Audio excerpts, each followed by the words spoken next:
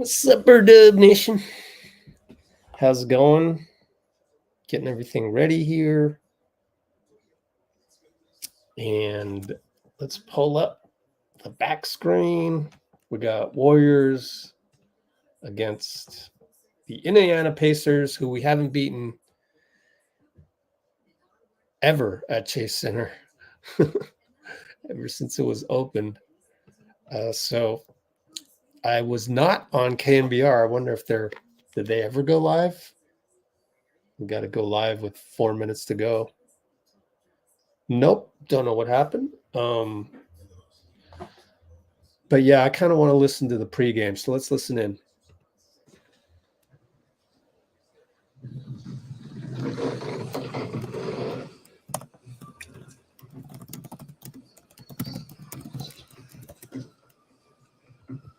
Hey, Steve. Dustin DePierre, Indy Star. I want to ask you about to start a couple of IU guys.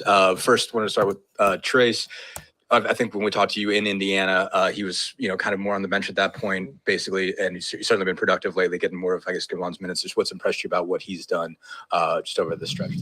Trace is just incredibly mature for a rookie. He's a little bit like the bigs who came into the league, way back when I played, lots of college experience, already grounded in the fundamentals of the game. So it's easy to throw stuff at him, sort of NBA stuff that he hasn't seen before and expect him to pick up on it because he's got this great fundamental base. But he's a great finisher, really good timing on his screens, very rarely picks up illegal screens. Lob threat. He and Chris Paul have really developed a great connection, and a rim protector, shot blocker. So we're thrilled with Trace. He's playing great. Also want to ask you about Will Sheehy, a guy that's been on your staff for a couple of years. Used to be was an IU guy as well. I mean, just what's been just his value? What do you feel like he's just brought to your staff over the last few years? Will's been fantastic. He's in a role right now where he's really connecting the analytics with the game film, and he works his tail off. He basically breaks down every single play of the game for us defensively, and he matches our tape with our coverage mistakes with the analytics. And it's an area where I think we've really improved the last few years since we brought Kenny Atkinson on board. Kenny's very involved on that front, on the analytics front. And Will is really helping us kind of figure out what matters and what doesn't analytically.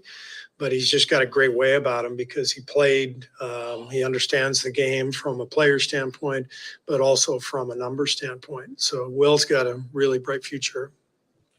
Steve, speaking of the analytics and video study, have you been able to sort of decipher what is the cause behind some of the defensive slippage over the past few weeks? That was, it was really high in last month, but the past few weeks it's dropped a little bit. It's not always clear, Monty. I mean, there are some games where we just appear sharper. Maybe we're just feeling better. Our old guys are a little sharper, a little quicker. But there are games for sure where teams break us down and they get some momentum and then shots start going in. And but I haven't been able to locate anything analytically that is dramatically different other than shots going in versus not going in. And sometimes that is the case. I watched the Memphis game from the other night, first 3 minutes of the second half. They missed 2 open corner threes. We go down and we make 2 threes.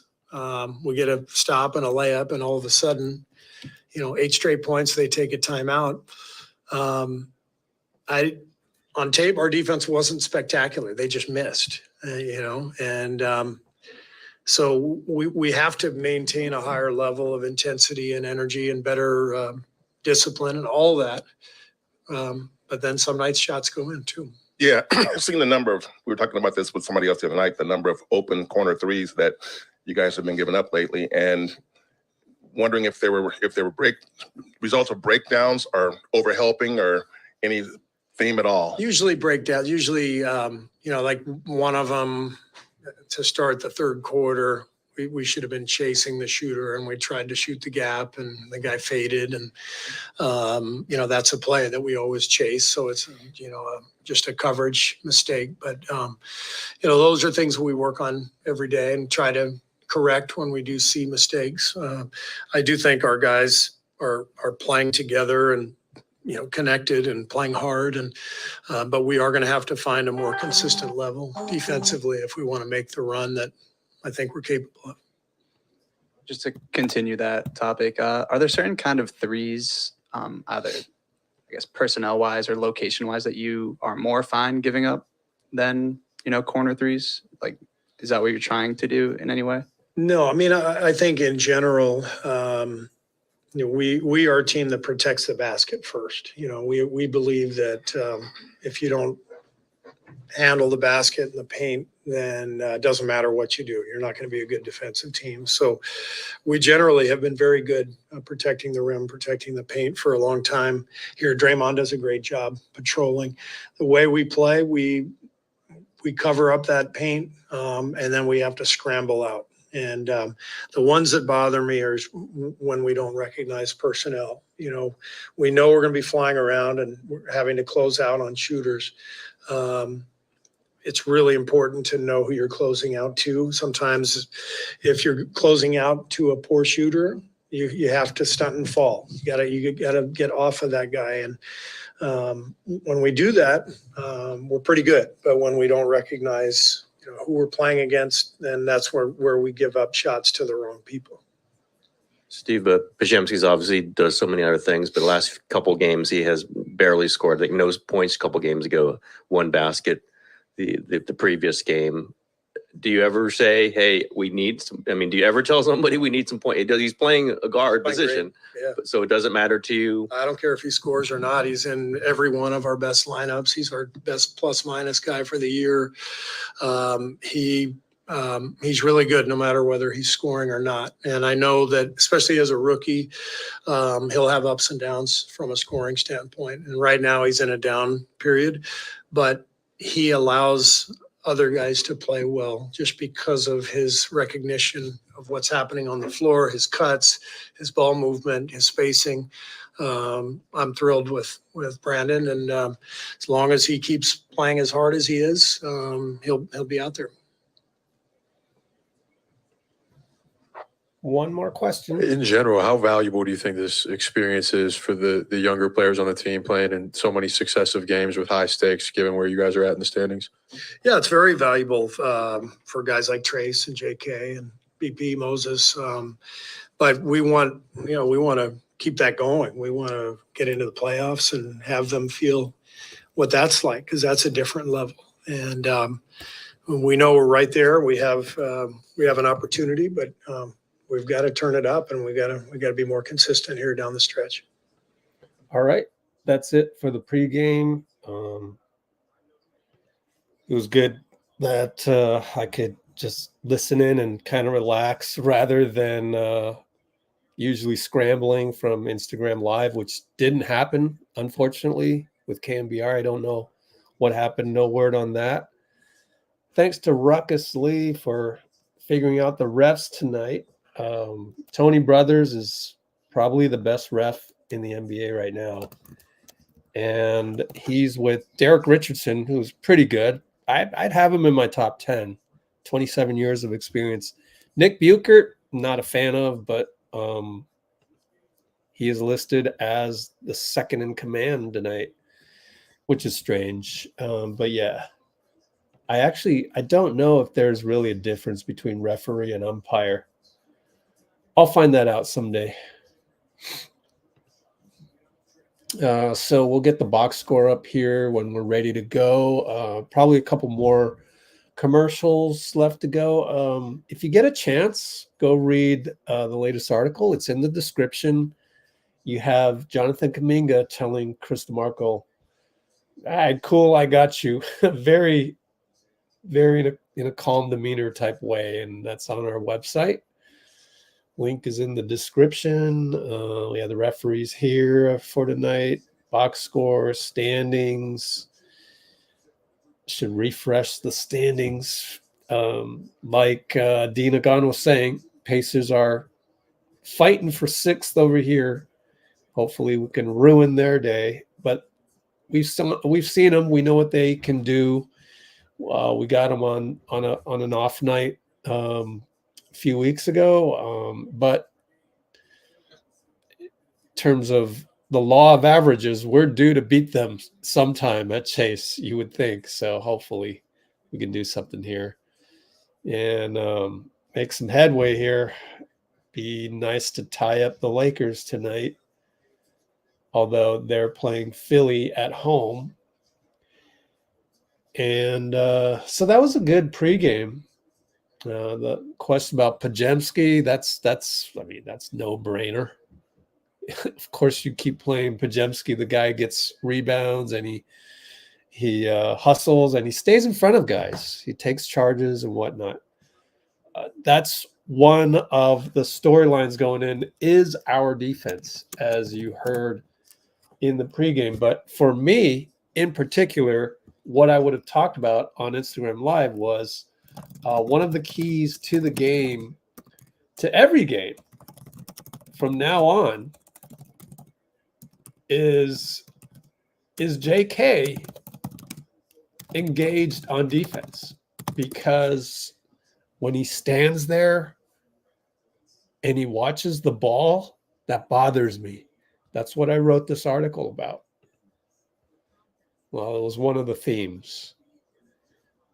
And it reminds me of when I was a sophomore in high school. And it's like preseason or something. We get to come in and practice with the juniors and seniors. It's intimidating because they're bigger people, they're more experienced, and there's this drill. There's this boxing out drill. Ball can't touch the ground. If it hits the floor, doesn't count. And you got a first team to box out and get rebounds 11 times. I think it was. I can't remember exactly. It's a defensive box out drill. And you will get elbowed in the face. You will get elbowed anywhere, etc. You can't foul. And maybe there was a session where it didn't matter. Maybe we were able to foul. I'm not sure. But you go through that. That's like the boot camp of boxing out. And what I've realized is that the kids coming into the NBA, they actually have never done that. Or at least it doesn't seem like it. Because when you see on the game film, Jonathan Kuminga is watching the ball hit the backboard, the rim, and bounce out, and he's watching and not going to the ball. That means he was never trained on that. I have no doubt he's never done that. Or he had never done that. Maybe they have done some of that. That'd be something I'd love to ask Steve Kerr. I mean, you don't want to injure anybody. You would like not to injure anybody, but so you got to be careful of that. And there is risk of injury when you're doing this all-out box out drill. But it really teaches you how to go get the ball. I mean, can I say it any simpler? And I just see a lot of guys they don't do that. They watch. Even Klay Thompson. The thing is Klay could get away with it, and nowadays it's a different NBA. The ball's going to pinball around a whole lot more. The volume of three-pointers, the arc of that ball hitting rims. I mean, it's just, there should be a mathematician should get together and just tell us how often the ball comes off the rim far nowadays. There's got to be way more long rebounds.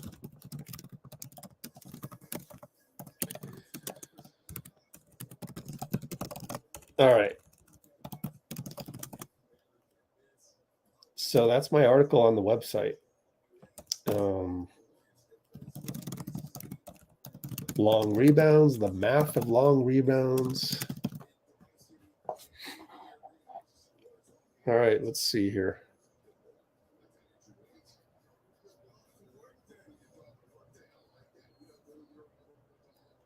Oh, wow, I'm on the wrong channel. Shit.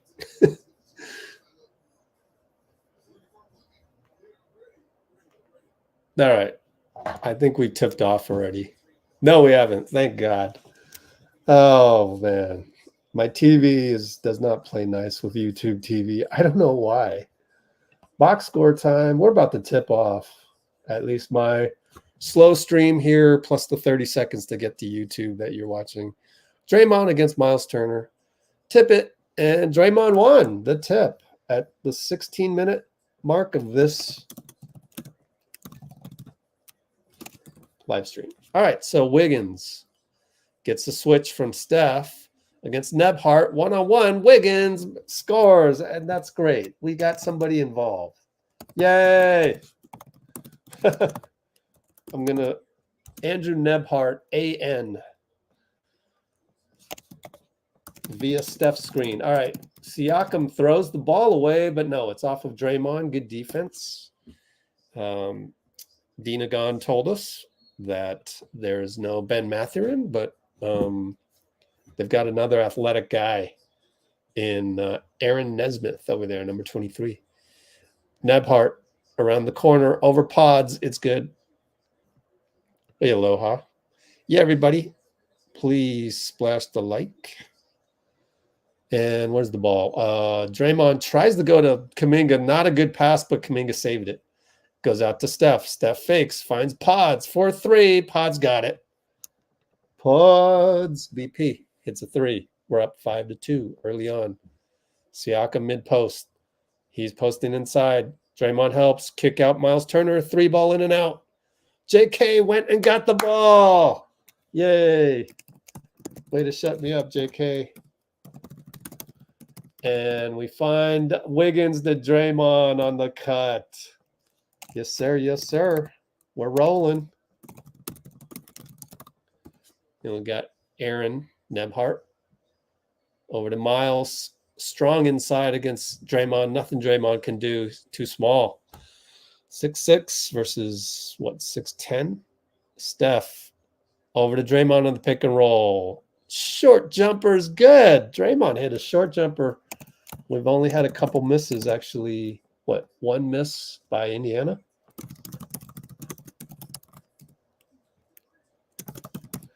And Tyrese Haliburton, push shot, no good. Draymond rebound. Touchdown pass, Steph. Beautiful. Goaltending. What a pass by Draymond. Took Tony Brothers a little bit to finally call that one. We still haven't missed officially. Thank you, Tony, for not screwing that up. Tony's developing a belly, though, so I don't know if he'll make it up and down the court. Myles Turner, push shot from the free throw line, in and out. Wiggins rebound. We look engaged. Wiggins, pod screen. He'll just keep the ball against Nebhart. One-on-one inside, but kick it out to Draymond. Stepped on the line. 3-ball brick. Shouldn't have looked at his feet because he ended up stepping on the line. Tyrese left side, faked out everybody and scores. Wow. That's an all-star move. JK will shoot a 3, 2-on-5. Bro, come on, man. Stop it with that.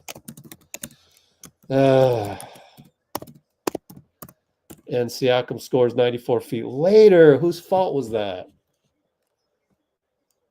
BP. Handoff Wiggs. BP, one-on-one Tyrese. Reverse layup, good. Not bad, BP, not bad. I'll get back to the play-by-play soon because I want to see how Siakam just waltzed by JK. Very bad defense by JK earlier. Nebhart got blocked, got it back, sends it up to Myles. One-on-one. Draymond blocks it, but Wiggins had the foul on the body.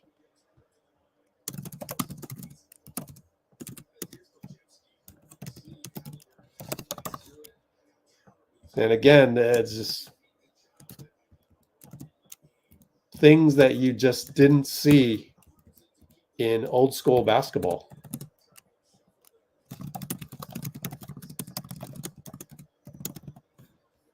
You didn't see guys go 94 feet unmolested like that. It bothers me so much as a former coach. Like, stop the ball. Stay in front of the ball, please. Melania and Augustine, good to have you. That's a new name that we haven't seen often, so that's good to have new people here. And free throw good, so we're up 13-9. JK will bring it up. Let's see what we run here. Draymond sets a pick for Steph. JK still over to Draymond up top. Steph says go the other way. Goes to JK. Pick and roll JK with Dre. One-on-one. No, nobody's there. So Draymond throws a lead pass to Steph into the stanchion. Not good. Not good at all. That had no chance.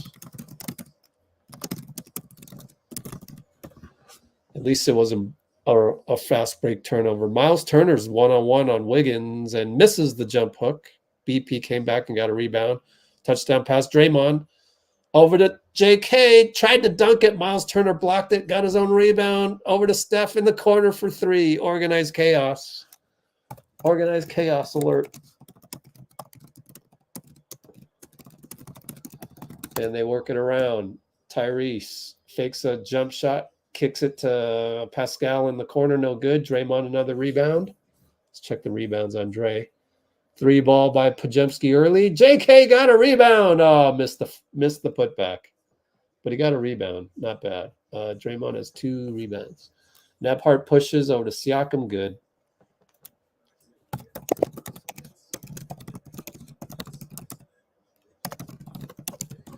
So we walk it up. JK, Siakam up top.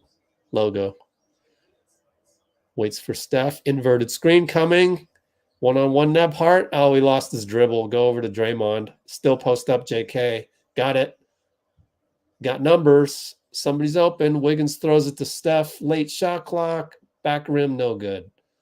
Yeah, not the best execution there. I mean, Wiggins probably made the wrong decision. And they get a 3 in the corner from Nesmith as they push it. That's their brand.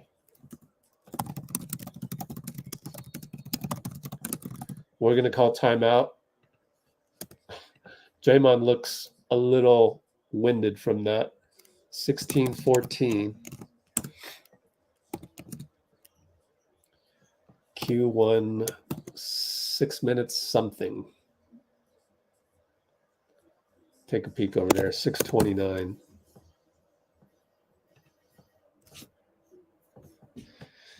Yeah, let's take a look at the last play. Let's see who was really open and whatnot. Wiggins talking to the ref, thinking he got fouled.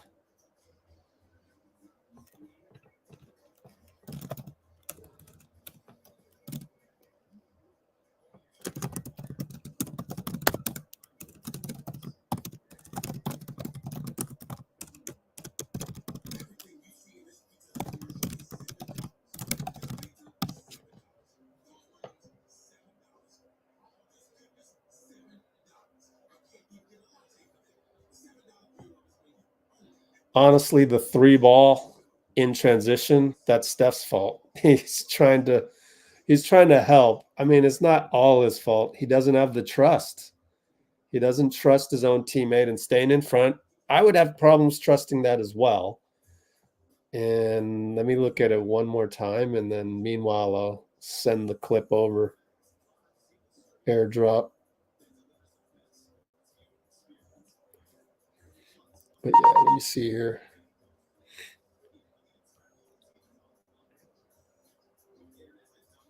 Yeah, I mean, that's Wiggins. Wiggins can stay in front. And I don't know why guys just, it must be hard to pick up recognition of who your teammate is, because Wiggins doesn't need any help on that.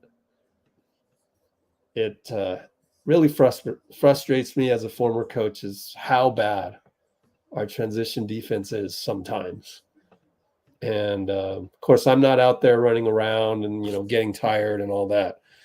Let's work this ball around and take a look. We're going to analyze the last play. Analyzing the last play. Let's see if I can get this before we come back from break. So JK is right here, and he dishes there. So Wiggins, look at this space. Golly, Wiggs. So much space in front. Just a really bad decision by Wiggs. You have a dunk. And then we run back, right? We run back, and here's where Steph makes a mistake. Wiggins has Siakam. You got to recognize he doesn't need the help. He doesn't. Get screened there. Draymond's there. You got to stay on you got to know. And then gotcha. I mean, it's just I don't know. It must be hard to execute out there. And we run a play, and it's another goaltending. Nice little cut by Steph. Steph around Clay. So Clay's come in.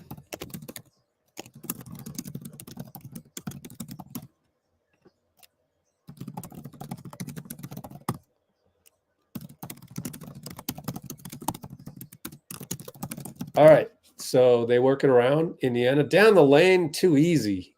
Nesmith scores. I mean, putback by Myles. We'll watch that one again. Right by Clay. Clay has no lateral movement. So what are you going to do? Just don't have it.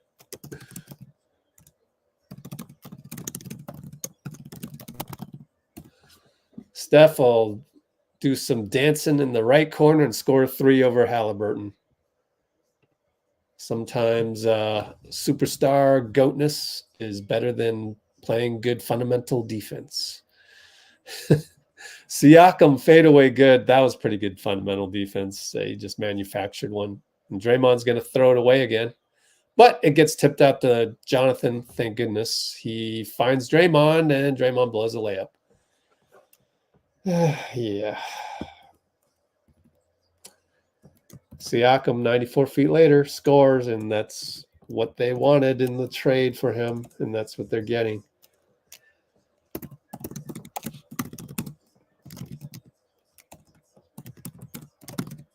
Another pass to Kuminga down low. Can't handle it, but Steph got the rebound. Kick it a couple times. Finds Steph against Pascal. Nebhart switches, and he shoots a 3 right over Nebhart. Fools him.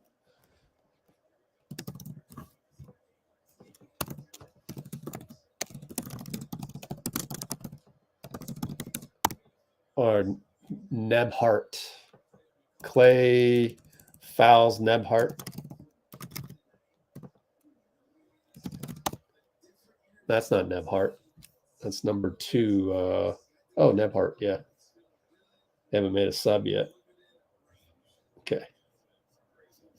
He played like freaking Damian Lillard against us last time here at Chase last year. So he's capable. Trace Jackson Davis comes in. Draymond out. Wiggins out. That means CP is in there.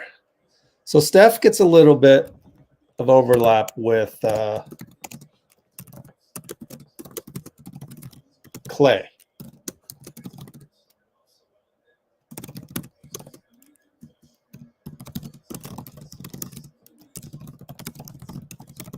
And Dre. So Steph gets a little, in that rotation, he'll get a little bit of overlap with Clay and Dre. GP2 also in the game. So BP had gone out. A little bit of pressure for Steph. Go over to GP. Go over to TJ up top. Now Clay on the left hash mark.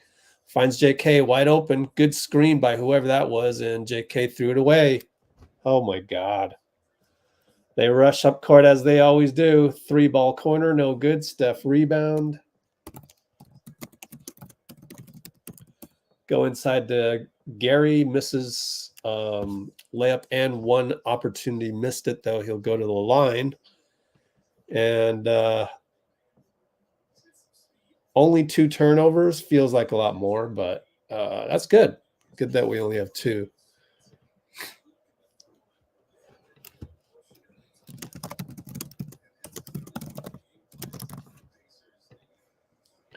Number 25 of the Pacers, Ben Shepherd, was the one who missed that one. Or 26. And then there's Jalen Smith, forward center, number 25. We remember these guys from last time. Obi Toppin. I thought he was going to be questionable, but it looks like he's playing. And, of course, TJ McConnell. Pretty solid second unit, in my opinion. Pretty solid. They're the new kid on the block. Oh, look at that play they run. But Trace erases a nice cut and a delivery. Wow, Trace. Find BP in the corner. It's a splash. CP assist on the swing, and Carlisle will call timeout. We got ourselves a 28-22 lead with 3:35. Way to go, BP, man. Way to go.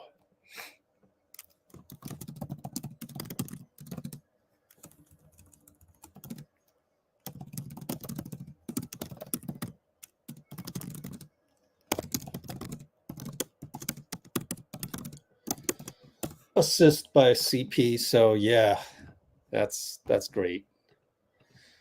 Let's clip Trace Jackson Davis on that one and just marvel at his athleticism, the way that he just bounces off the floor so quickly. It's a tad bit abnormal for his body type, is it not? Hold on, I want to see the previous play as well. Okay, that was Gary Payton free throws. So, hold on. My fault. Might not be able to get this before the break. But let me write this down.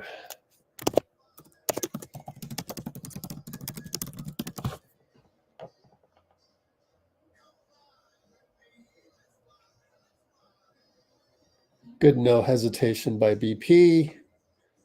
Clip that, send it over ASAP.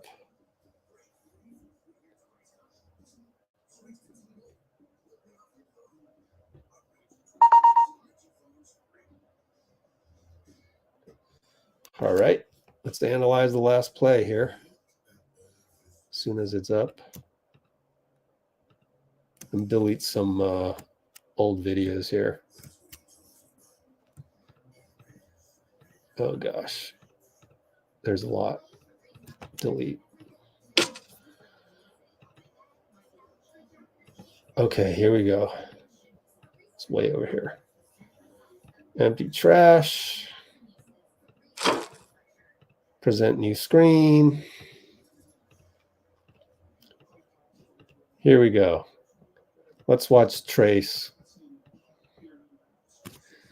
Okay, where's Trace? He's way over here, huh?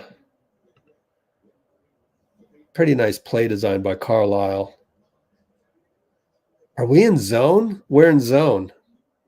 3-2 with GP up top. Yep, CBP's not really covering Tyrese. He's covering the area. So it goes over here. It goes over here, but it still works well against the zone. And Trace just reads it, and he has the extra bounce to cover extra ground because he's so bouncy. So we're in 3-2 zone. Interesting. Here's the box score. Oh, and they score right away. TJ McConnell. Oh, boy. I got to go look at that because we were close up on Clay per usual, and then we bounced right back. TV angle. Couldn't see how that developed. Thanks a lot, NBC. Holding on, what's his name again? Can't remember. Come on, I know his name. Ben Shepherd. Holding foul against Trace Jackson Davis.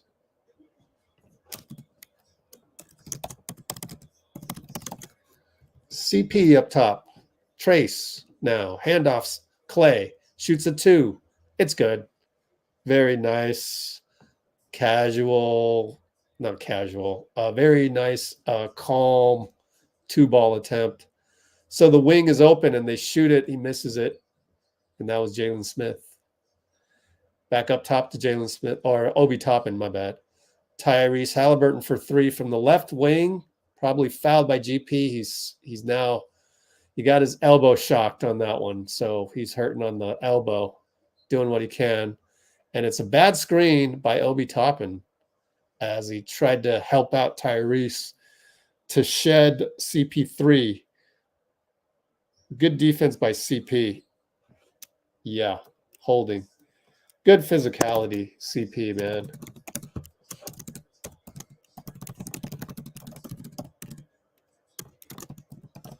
Against Obi. So Gary Payton comes out and he might need it. No, he's in there. My bad. I heard the buzzer, the sub. It's going to be Podziemski coming back out. And it's a weird rotation for him, understandably. But anyways, run a couple flares, then it's a pick and roll. Trace. Oh, I thought he had him. But anyway, swing to Andrew for 3. No good. McConnell brings it up. We're up by 6. Tyrese against Gary against the 3-2 zone, though. 3-ball, it's good. Oh, man, that's your all-star move. Inbound to CP, getting a little almost a gamble by TJ on the inbound. But anyways, handoff to Clay. Misses a tough layup. 5-on-4 the other way. Tyrese left side shoots a 3. Oh, shoot. It's good. Yeah, I would call timeout because that's 2 for him. But that's my own rule. Wiggins 2-pointer is good. All right. He broke the drought. And they go, I guess, pick and roll, basically. Right back to Jalen Smith. Bucket good, right over Clay. Pick and roll Wiggs with CP and Trace. It's Wiggs and McConnell. Lost the ball. Gary got it. Back to Trace. Trace lost it, got it back, put it back. It's just fast off his feet. Tyrese, with the threat of the 3, finds Shepherd in the corner for 3. So now we're down by 1. So maybe we should have took a timeout.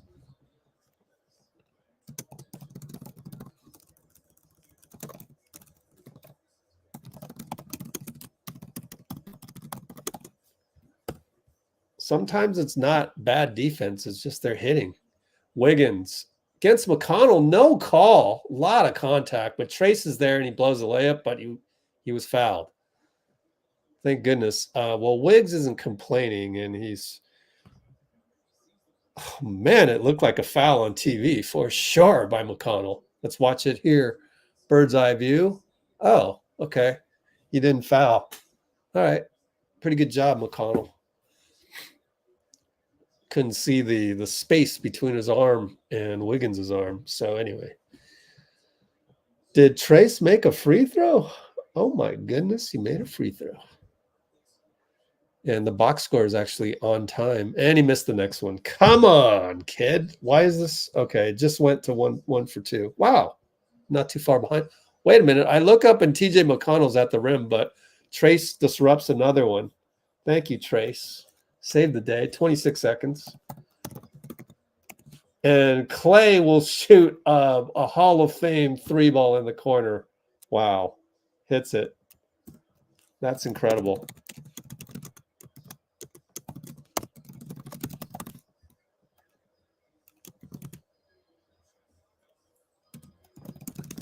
And TJ finds Jalen in the corner for 3. Wow. Catch and shoot. Tie ball game. CP having difficulty. 1 second left from beyond half court. No, off the board. No good. Tie ball game. 38 apiece.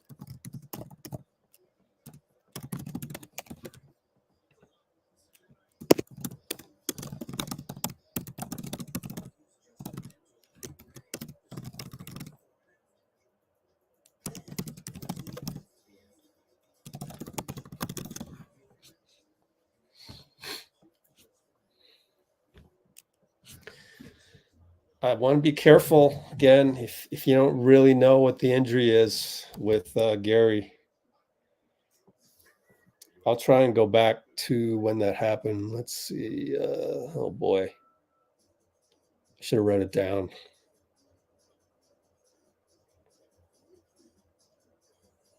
I want to say it was after the timeout, so that would be with 2:39 left.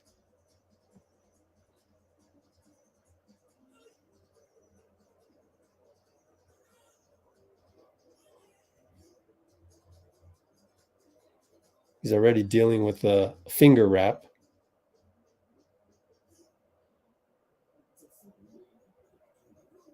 Yeah, it might be his shoulder. It might be his shoulder. Let me clip this. It was around that time. Yeah, 2:39. So let's review this.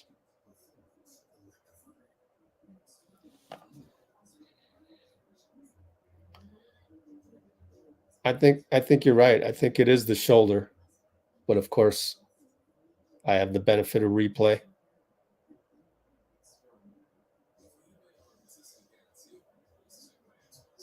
All right, and it happened on the Chris Paul getting fouled by Obi Toppin play.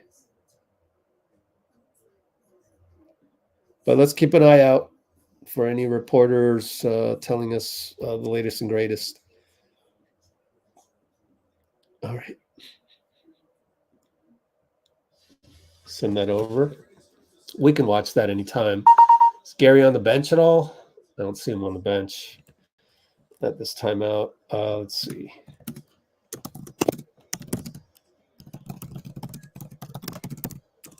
Injured right shoulder, possibly. That's what it looked like. And are we going to have time here? Are they going to stick with Danny Langford on one of the assistant trainers? So let's take a look at the injury to Gary because we have time. And he's going to help out here. And then right there, he'll start to feel some pain. Right there. So I don't know what that is. We'll get it one more time. Don't know. Strange. So anyway. And we're back to action on the small screen. 3 ball, no good. Trace with another rebound. Way to go, Trace. Clay gets the ball using a Trace pick. Into the lane. Step back, 2 ball, good. Hey, shot a 2 ball. Way to go, Clay.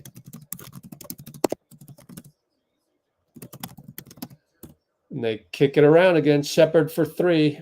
Man, good job by McConnell to find him.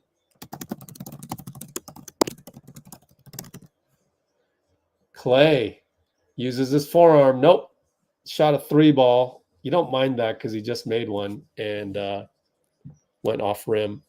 McConnell inside, but it's too short. Trace on the ball one more time. Gets another rebound. 4 rebounds. 1 block. I feel like he has 2 blocks. Trace to Draymond. Finds BP. Wide open. Hits it. He's 3 for 3. Way to go, BP. Yes, sir. I think he's 3 for 3, right? 3 for 4. My bad. Obi Toppin gets a flyby on Draymond. Splash. Wow. If he can hit that, that might be somebody you might want to look on the open market or something like that. Let's go look him up. Indiana. Clay. Again, inside. Step back. Beautiful. Way to go, Clay. Man, you can really carve a niche doing that all the time. All right, let me find my bearings here. McConnell attacks Chris Paul, missed it, point blank, got lucky. And Draymond another rebound over to Trace in the middle, which seems dangerous to have your center there. But he hands off, sort of shovel pass to Clay for 3. And they got to call timeout. Carlisle calls timeout. Clay with the mini shimmy.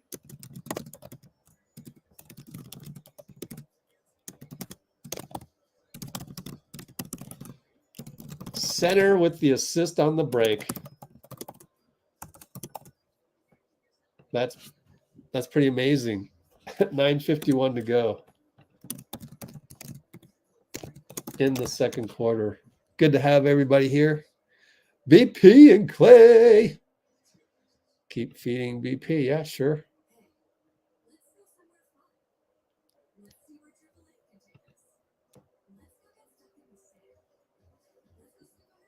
Don't know if it was a stinger or not. Let's go look for some news. Twitter. Oh, let's see. SpongeBob-ish. I forgot the name of this. What's the name of the character? And they credited the wrong person. There's an artist in, I think it's Japan or China that came up with that. You credited the wrong people. You credited where you found that one, but you didn't credit where they found it. I have a little pet peeve about that. Shay. Maybe we should do a search on Gary Payton. Payton.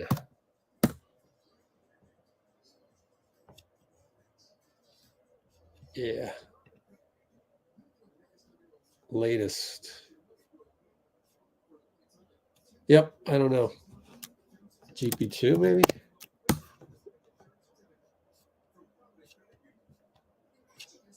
Yeah, nothing. Unless they want to tell us. Klay Thompson shimmy.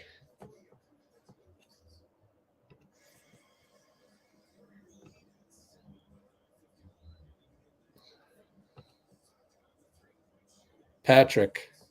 That's his name, Patrick. Exactly. Just us. Steph was looking at Clay.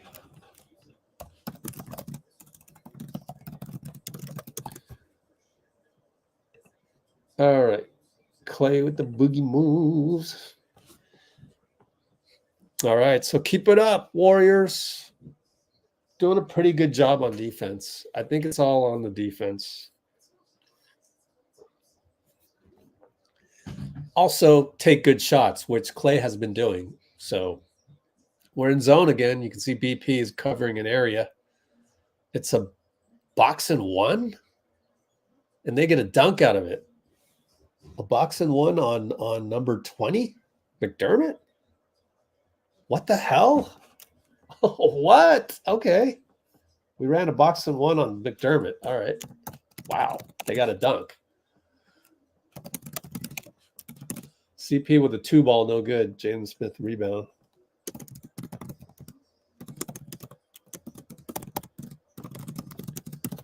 And it's a 2-ball by what? TJ McConnell? Yeah, kind of just left him. It was the reverse CP3, and CP3 gets him back. We're having a CP3 6-foot duel. Only guys 6 foot allowed to shoot right now. We're up by 5. TJ McConnell comes up against. We're back in zone. No, I mean we're back in man. My bad. We're back in man. TJ down the lane, switch to Trace. Risky pass inside. Trace steals it. Not a good pass. Chris over to Clay. Fakes a 3, shoots the 3. No good. BP rebound, and that's why he's in there, folks. What a rebound. Reload for Clay via Dre, and there's your value. Value of BP.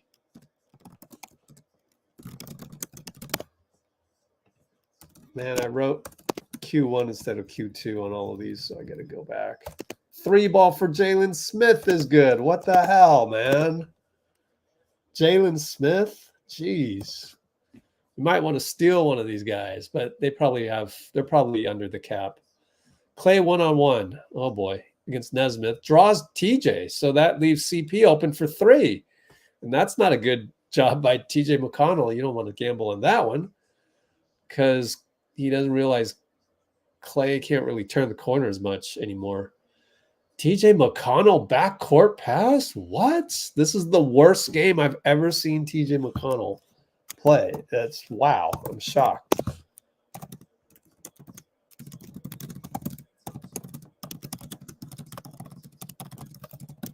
Is he rattled by CP3?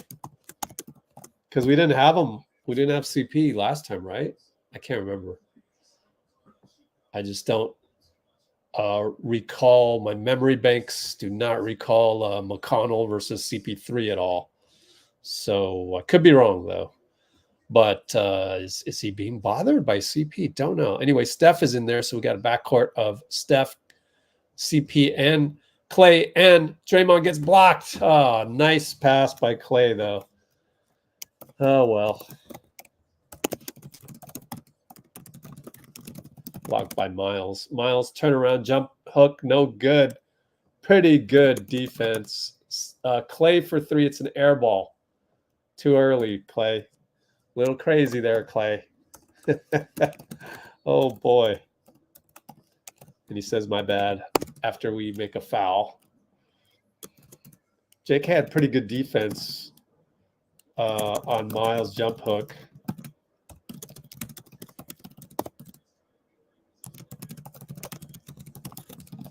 What happened? Did JK do a foul on that one? Oh, yeah. Because he's got the Myles Turner assignment, and that one is not an easy assignment. Now it's Siakam, and Siakam will draw a foul on the point of attack. That's where JK's not that good. Draymond talks to him. 2 in a row. Maybe that's what he's telling him.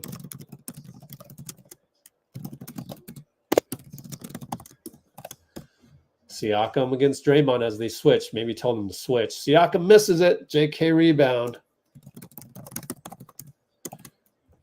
JK finds Draymond 94 feet later, blows another layup. Oh, my God. Oh, my goodness. That's ugly. But the touchdown pass to Siakam's no good. Good defense by CP to bother him because he's always physical.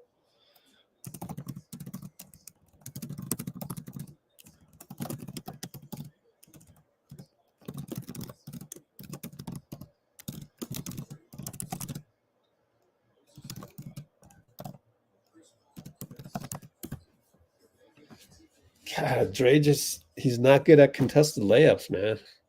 Moses Moody in the house. JK left side. Draymond with 13 minutes. All right, to Steph. They double him. Trace 1-on-1 inside. Beautiful move, man. Good footwork, kid. Great footwork.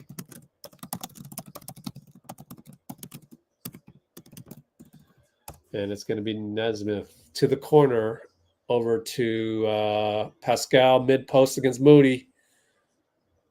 And he prevents it. Way to go, Moody. Point of attack defense, Moody. Way to go. JK pushes the ball, puts pressure on the lane, gets fouled. Yay! We have point of attack defense. Rejoice. I'm telling you, it's all about the defense, man. Up by 10 on a pretty damn good team. Wait. What's the call? Steve wants free throws. So does JK. I don't even know what happened. Don't recall. They change it. Derek Richardson comes to his senses. We hope to have these guys more as we keep going. Good job, Steve.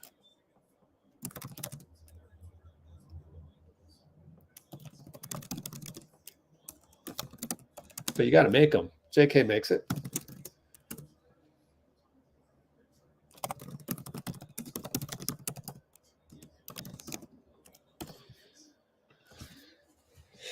And the next free throw. Yes, sir. JK made both. Yes.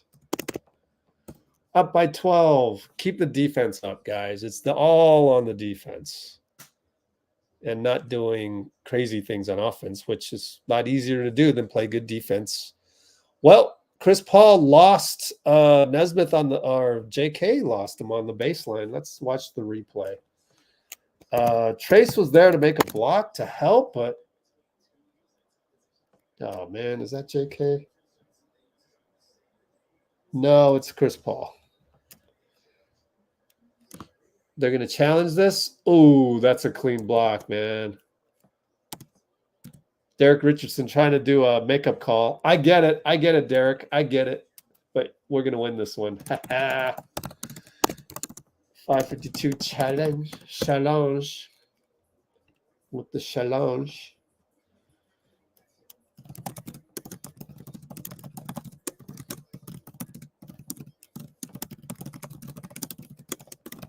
All right. And Kenny is talking to CP3 about it. You see that? Kenny Atkinson talks to CP3, maybe even arguing about it.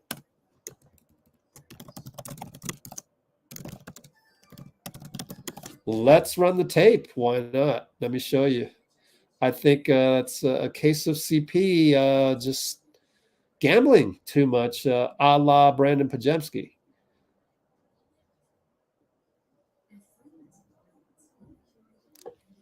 Let's watch the replay.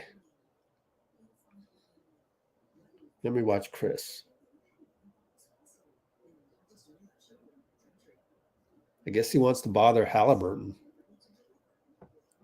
Don't know why he did that, but it's all good.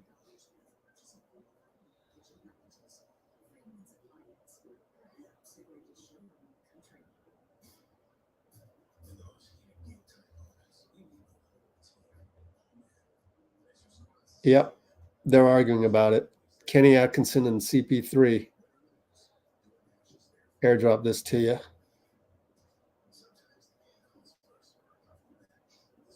Where else are you going to get this analysis, man? Where else? Let's get that one up. Come on, airdrop. Go faster. Waiting for the airdrop to drop. And then we'll analyze this. Just typed in the notes when it was waiting for that. All right. Let's look at this real quick at the 58 mark. All right. So here's Tyrese. Here's Chris's man. That's Nesmith. And here's Chris. He's helping out because it's Tyrese on Trace. But Trace does a pretty good job. Dumps it down. Look at Trace recover. Look at that.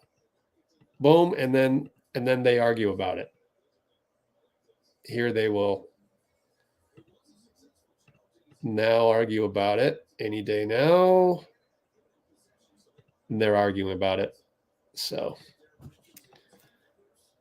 yay, we won the challenge. There you go. So it was a block shot, so they got the rebound. So it's officially to the Pacers. 3-ball Siakam. Well, you don't expect Siakam to hit that. So, JK, I'll let you off the hook on that one.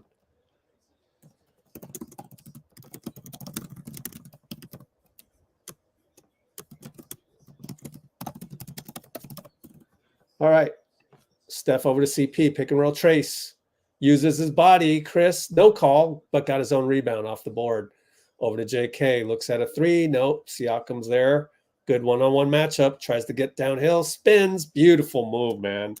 That's your offensive Kawhi Leonard lookalike. Wow. That's an unsung play for me. Siakam cornered, a lot of physicality, but they didn't call it. Nesmith offensive rebound. Aaron Nebhart hits a 3. Rolls around the rim and goes back down.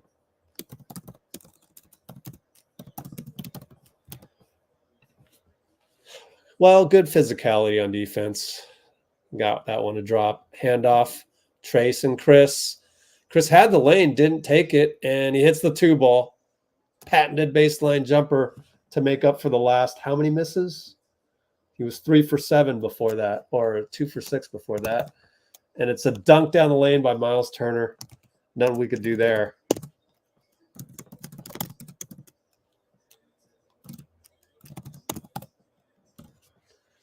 I'll have to replay that one. Don't know what happened. JK open 2-ball, missed it, made the last one, but Moody got a rebound.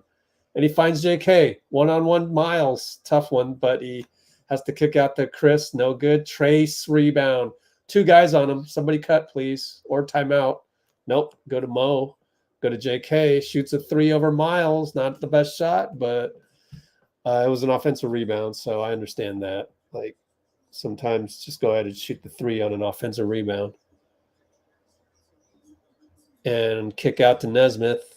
For 3, no good. Good closeout by Moody.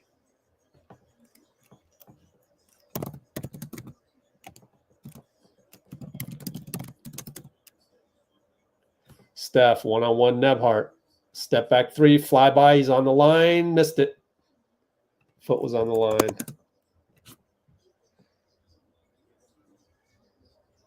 And they push it to Siakam. Inside post-up jump hook. Good. Steve's going to call timeout. What's up, Rex Basana? Thanks for encouraging likes. We are now up by 6. 58, 307. 307 to go. Siakam and CP3 are jawing at each other. Interesting. I wonder why. Let me watch the replay. Maybe something was going on. Oh, I think I know what happened, but I'm rewatching the whole thing.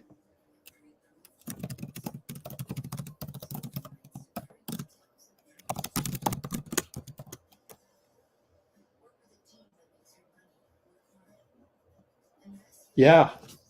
Siakam wanted to slap CP on the butt after that one, and CP wouldn't have it. Good for CP to do that. We're not taking that. What was CP and Kenny arguing about? Probably CP helping Trace on Hallie, which allowed Nesmith to be wide open on the baseline.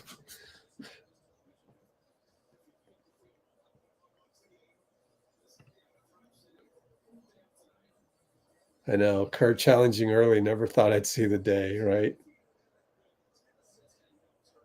It's not really Kerr, though. It's Jacob Rubin and whoever else has the iPad. Yay, Slater.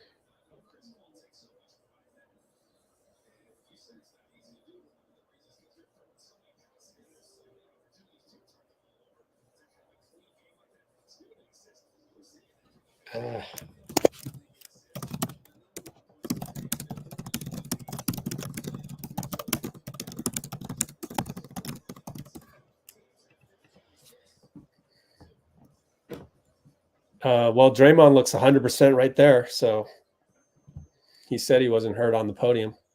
Podziemski in and out, but Wiggins, nope, can't come up with it. Siakam, they got 4-on-4. Over to Myles, we're back, 5-on-5. Haliburton left side, kicks it back to Myles, wide open 3. Good closeout Wiggs, but it's a splash, and we're only up by 3. Suddenly.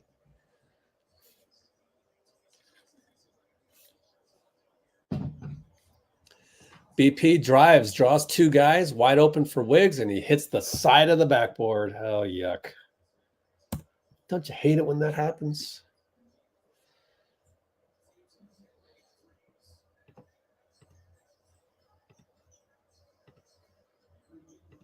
And they miss. BP gets another rebound.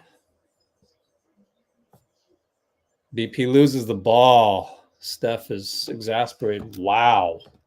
Can't be doing those turnovers. I maybe take a timeout. Look at that. We're walking up the court. Steph has to go one-on-one and scores. Guys, that's terrible basketball that he just saved you from.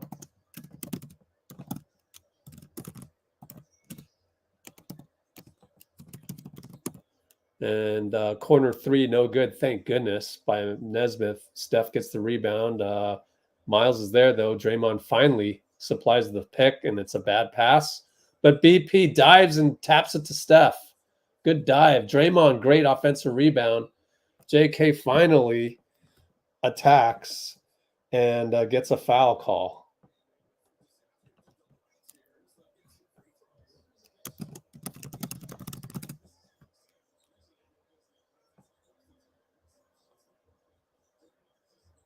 Good Lord, Brandon. That is just a bad turnover by Brandon.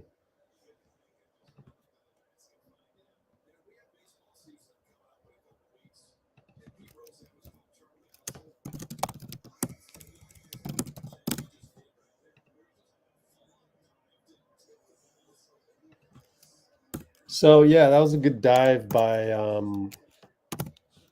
BP, as Fitz is telling us. Diving on the floor. All right, we're up by 4 after all of that.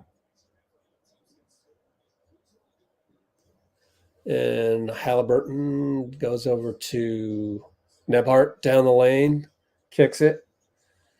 And the drive by Nesmith blocked by Draymond. Wow, Dre, great defense. Clay brings it up. Over to JK. Oh, he got fouled. Yes. Tyrese is saying, challenge this, all ball, all ball. But they've got to check their iPad.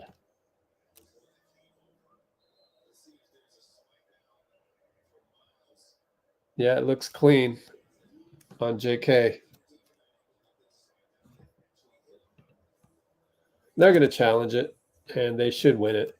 Sometimes JK just gets a little out of control, and I would say that is an example of it.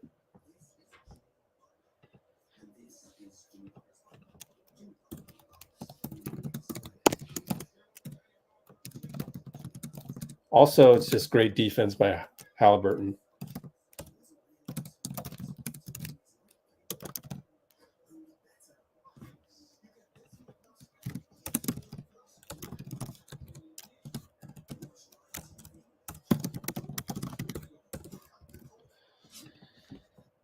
Okay, what else we got?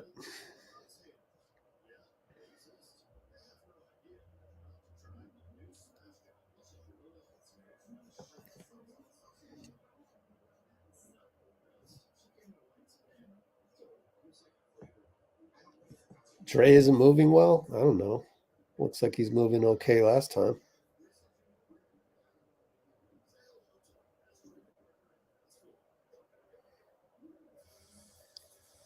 Okay, it wasn't a block by Draymond, but it was a good help.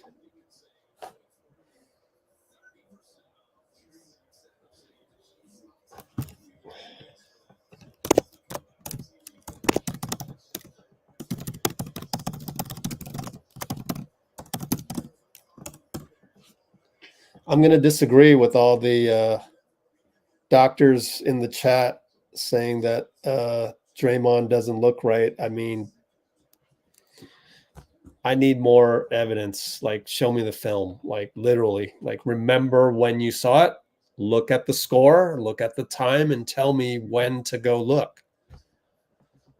And until we do that, I have to push back. And I have to be, not doing what every other social media app is going to do and just wildly speculate on stuff. And if you go, oh, you can see it, Rich. Well, timestamp it. Tell me when to look. I've got it on my laptop. I'll go back and look. Simple as that. If you don't provide the evidence to me, we'll do the same thing that we did with Gary Payton. So we looked at the tape. Anyways, Nebhart drives, finds Siakam in the corner. Good closeout, JK. JK gets a block. He gets it back, Siakam, and he kicks it out for 3. No good by Nesmith. Good job by JK, man. Really good defense.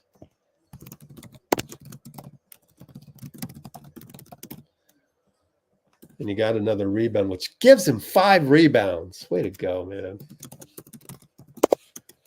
JK one-on-one up top. Steph kind of gets in the way with that pick. Got the ball back. Crazy wild shot at the buzzer of the shot clock. No good. They're going to get a 3 off in time, and Haliburton hits it.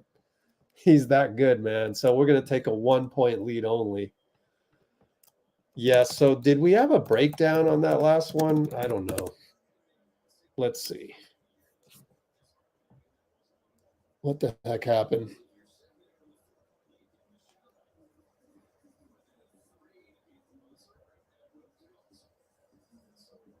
Haliburton is doing some amazing things already. Let's see here.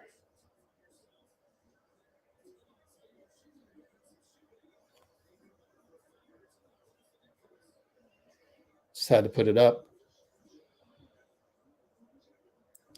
I'm going to, well, Brandon Podziemski, first of all. Just try to shoot it when I'm open, and tonight they're going in. Brandon, how much did you guys talk about transition defense coming to this one? The Pacers love to run and then attacking them on the other side. Yeah, there was everything on the scouting report. It wasn't much personnel because we've already played them. And the number 1 scoring team in the league, and they like to push the pace. Tyrese and TJ do a great job of, heading that and pushing the ball up the floor. So it was everything. Our favorite play was your full-on dive to save the turnover. They got the Warriors the extra possession. I mean, it's not easy to play 1,000 miles an hour every second you're out there. Yeah, just like I said, just trying to do whatever it takes to help my team win. You guys seen it throughout the year. Just whenever I'm out there, just trying to make a positive impact, and it looks different every night. And just trying to keep doing the little things help us win. We'll let you go. Nobody hits you in the mouth for the first half. I got the mouth gun. I'm good.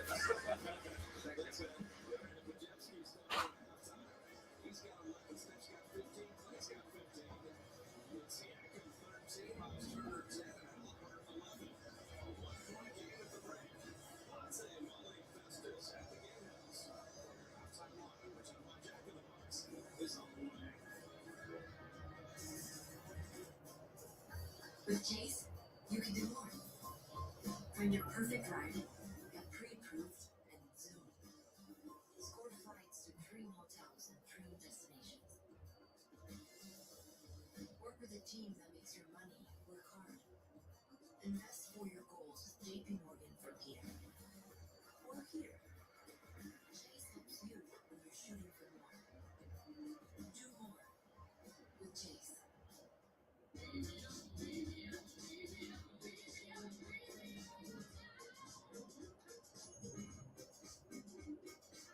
Luxury is where you are. Nothing has hair like that. That's Daz. So glad I remember who brings her off the surprise. But I feel like I took the next Oh, she's okay. All right. Hopefully we'll get JD John Dickinson, the legendary JD John Dickinson here soon. What's up, everybody? Yeah, so I airdropped the that last play. I have issues with JK again, but he's a youngster. What are you gonna do, man? You can't just sit there and just complain all day about these little nitpicky things that I happen to see all the time. But yeah, let's go analyzing the last play. Let's see. So we're at the 114 mark. Analyzing the last play. Here.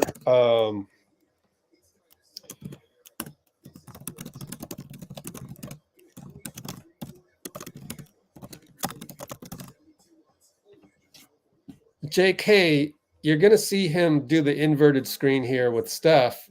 The whole idea is to get the ball to Steph. And what does he do? He takes a between the legs dribble. Like, kid, there's no time for that. Can you just get the ball to Steph? If you don't have the lane, don't be doing fancy stuff when we got 6 on the shot clock and 11 on the main clock. of course, I am being very nitpicky here. This is one of those things where it's like you don't even mention it in the timeout. You just mention it the day after and you go, hey, here's a little thing you could improve. But yeah, right here is when you got to time this to get it to Steph around here, right? But he's going to go between the legs. I mean, like, get Steph the ball in the right time frame. That is delivered too late. And so now there's 4.3. Siakam's recovered because he didn't time the pass correctly. And, you know, I mean, I could be wrong a little bit, and I'm really, really nitpicking. But I think when the whole idea is to try to get Steph the ball, either with the inverted screen, either you're going to get a lane, like you've got to shoot that gap right now. He's not timing that well enough either. He could have shot that gap right now as we speak. He doesn't. He times it late. He should have gone right there. That Myles isn't even looking. He should have gone right now, but he just a little bit late, which you just need more reps. He's only third-year player, so doesn't do it. By then, Aaron Nebhardt's back. You got to do the unneeded between the legs thing, which then causes a delay to get to Steph. And so that's my little nitpick rant on that one. But we got Dickinson. What's going on, Rich? That was the worst play call that the Warriors have had all season right before the half. Kuminga ISO, when he's 1 for 8, then he pounds it out on the perimeter for the whole clock, ditches it to Steph. I went on a little mini rant in my seat. I thought that was the worst play the Warriors have run all year at the end of a half. One thing if Kuminga was rolling and cooking, like, do it. But then he just ditched it to Steph. Steph almost made a miraculous play. Couldn't.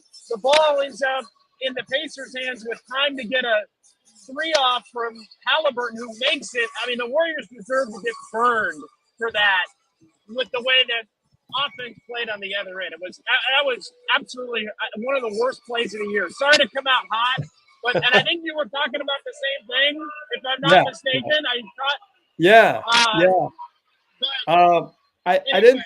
I didn't think it was as much a bad play call as it was Kuminga's very poor execution of it.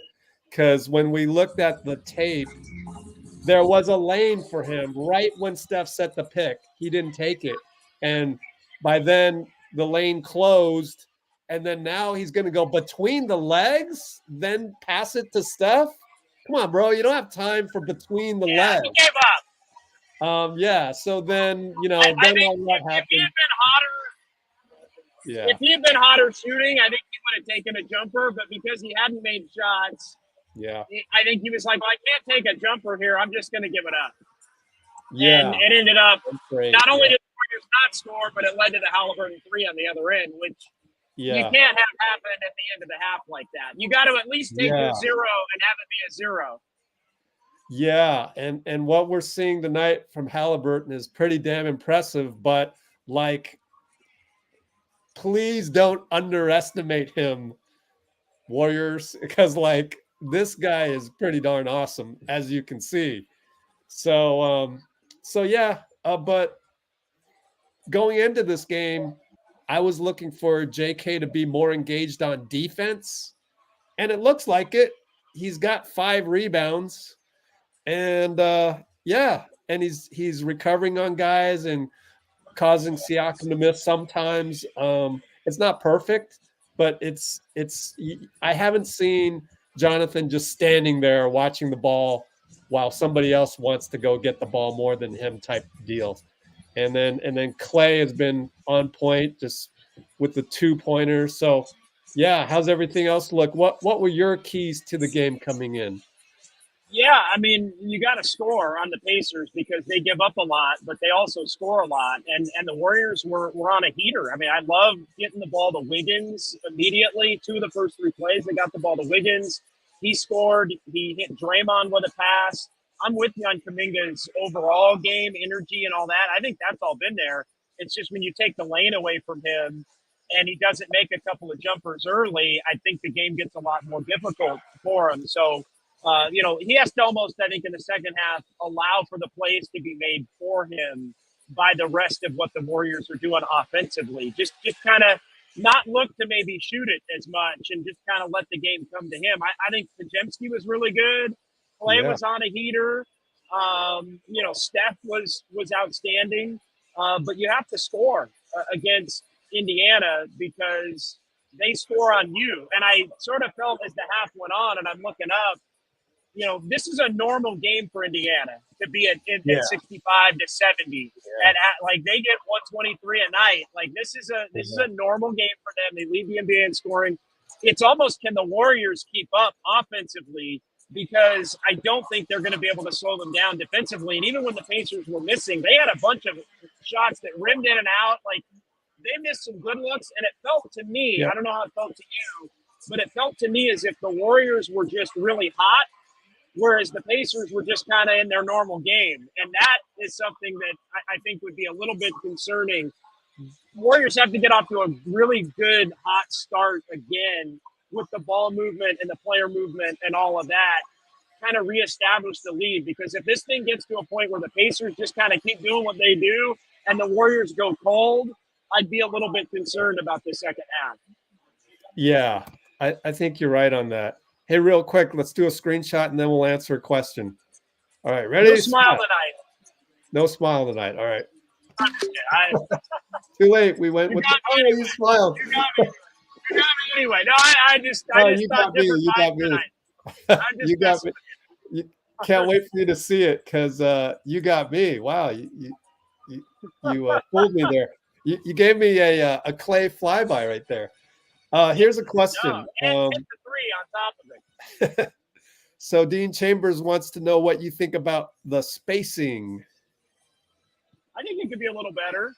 I think it's been congested. I'll say this though. I think when you look at one area where I do think that the Pacers have been pretty good defensively, it's Turner and Siakam, both out there using their length to muck things up. And so I think they have the ability to make it look like your spacing's bad sometimes. And so I think that's, it could be better, but I think the Pacers have, they're one of those teams that have, the 4 and the 5 guys that have the extra length. And then here's another question for you. Any word on GP2? He kind of looked like he strained possibly a shoulder. Yeah, nothing on him at this point. I'm actually checking right now as we speak, as far as if I send in a quick message here, see if I can get a note in real time. That'd be awesome.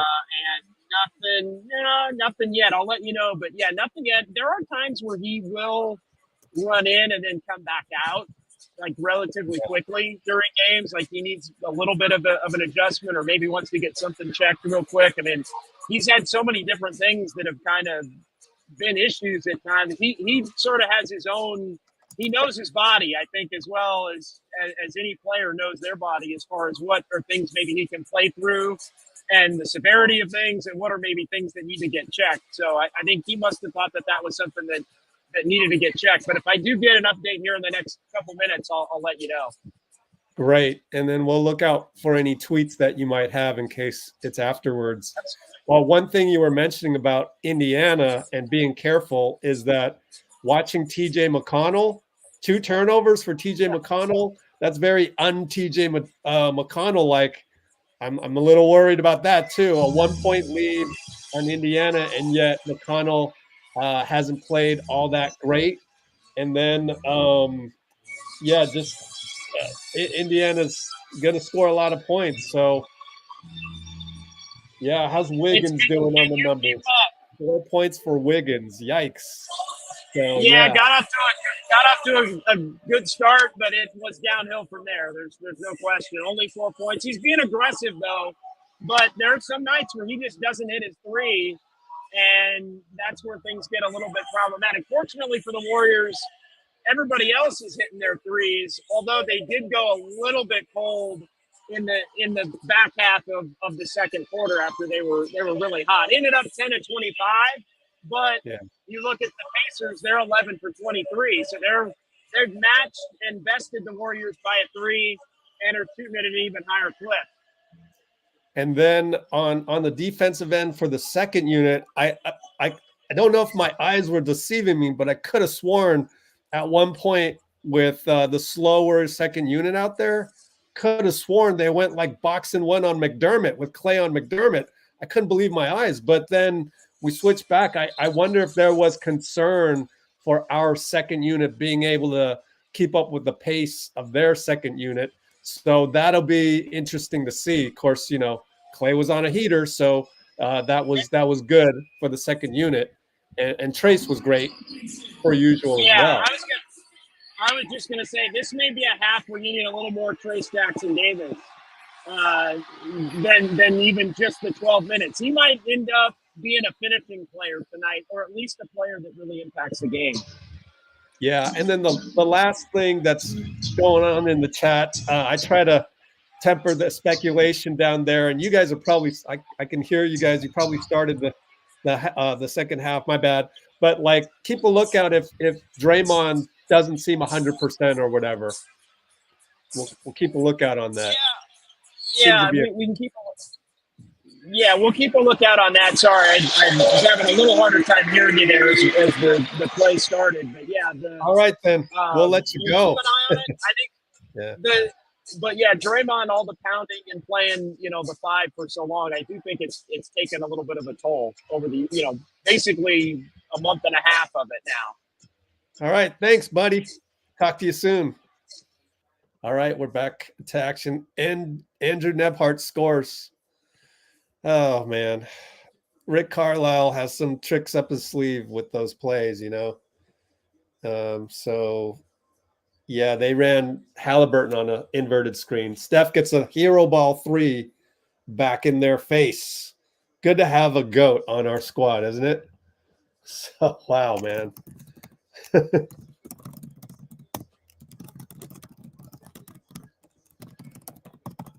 All right, Hallie against BP to Myles. Myles, they did the split cut on him, but goes to Nebhart, finds Hallie wide open. Oh, gosh. Missed it.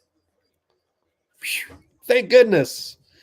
BP over to Draymond, up top, over to JK. He's going to settle for 3. What are you doing? Why would you do that? Come on, kid.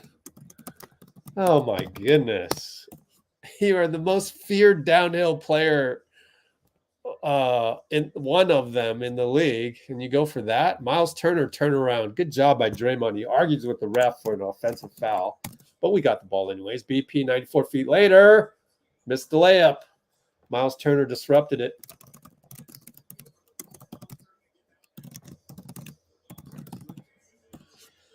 And they're going to ISO Siakam Steph, but Wiggins stays on that side. And Siakam threw the ball right to JK. So easy steal, although give JK credit for being there.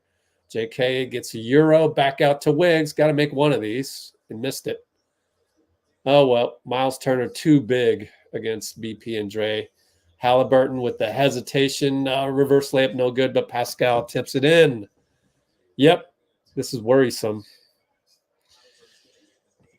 JK walks it up. We're at 16 on the clock. Draymond at the logo. BP with the pick for JK. Pops out. Fakes a 3. Goes by Hallie. Finds JK baseline. Dunk blocked by Myles. Oh, man. Great defense by Myles. Great defense by Draymond. But Siakam's there again to clean it up. And Wiggins is a little slow to... He's exasperated on that.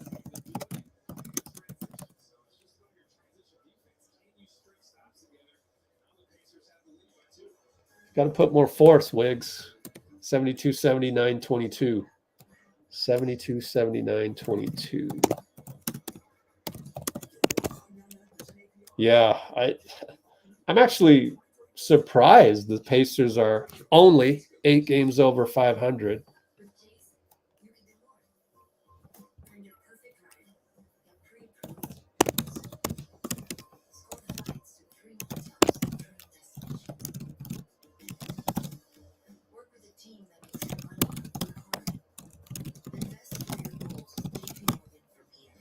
And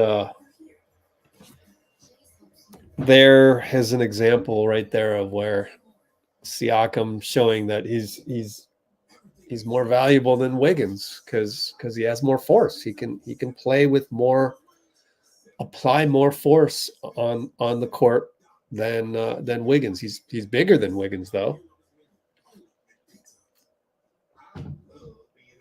But that is a problem. So they might need to go to Trace sooner than later. Yeah, might have to agree with you.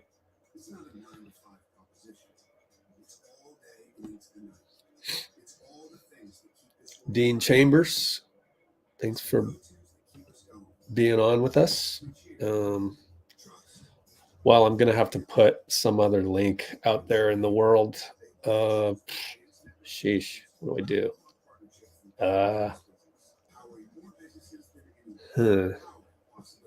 That moment has passed. Even though it was a funny screenshot that I took.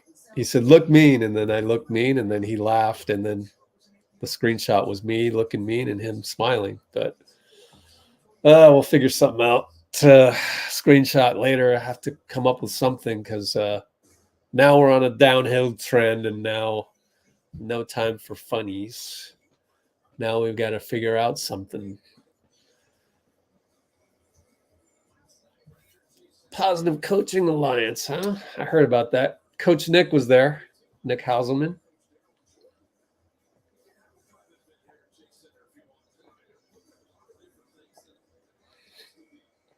Gary Payton chatting it up with Lester and Jerome, and I was trying to see if he had a wrap on his shoulder. I don't think he did, so that's good news, but we'll have to just see how it goes. They gave away those Los Warriors flags today, free giveaway. All right, well, Draymond is still in there, so is JK. We're not giving up on these 5 yet with 9:22 to go. And we'll go to BP to set the table here. Over to Wiggs. Pick and roll Draymond. Double pick with Steph in there. Kick out to Steph. 1-on-1 Siakam. Bye-bye Siakam. Myles Turner disrupts another one. Oh, man. They come down, but we get back on defense. Siakam inside. Back to Hallie. Finds Myles Turner wide open. BP has to foul him. Oh, boy. Tough.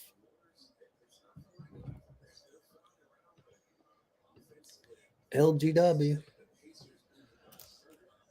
So, yeah, that's what's his name? Myles Turner once again. How many blocks? Turner has 4 blocks already. Jesus.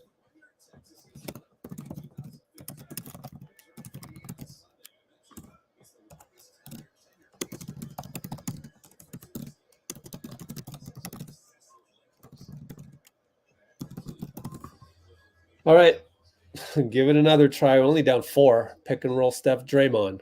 Back to Draymond. Down the lane, doubled. Wiggins is there. Rises, misses another one. Tap, tap, tap. Got it. Got the putback. So we went with the, they push it up, of course, before I can say anything. Siakam, no good. Barely, but it's a late whistle on Draymond and probably fouled him. But Draymond's going to say that it's a late whistle, but I don't know. I have to watch the replay. Siakam attacked. Yeah, I fouled the hell out of him. Hopefully we get that call.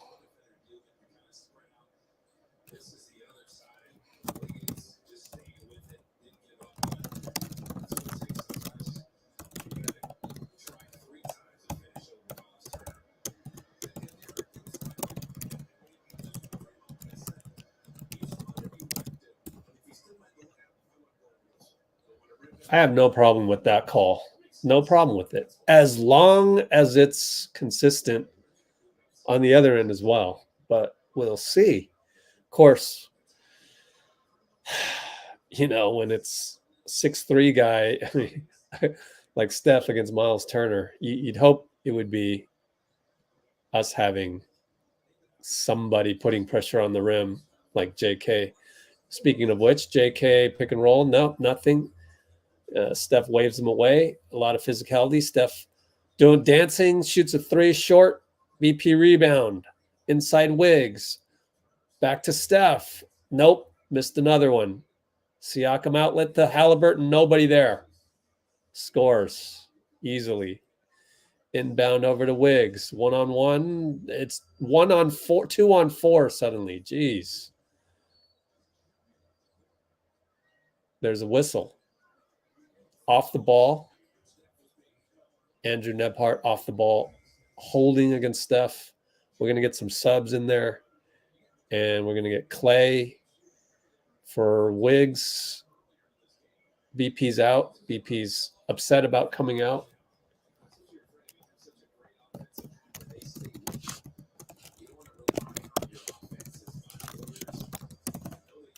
We got Gary in there and Clay.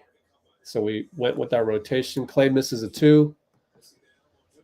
Down by 5. Gary against Haliburton. 0-on-0. Draymond doubled him, but gets back on Myles. Myles misses a layup. Good defense, Dre. JK pushes it to Clay. Clay back out to Steph. Oh, blocked by Myles again. And it's a backcourt violation because I didn't even see how the ball caromed out there. Oh. So, yeah, GP got the rebound. It looked like Steph got fouled. Wow. 3 ball by Turner. Nope. And Draymond gets free. Dunk attempt fouled. He's mad that it's a late call. I don't know, guys. Draymond looks pretty healthy to me, but maybe he'll say something on the podcast. Yeah, clear foul. Clear foul by Nesmith. Got to hit these. It's playoff style. Down by 5. You're tired. You're down by 5. Playoff atmosphere. You got to make them. And he hit the first one. Way to make that one.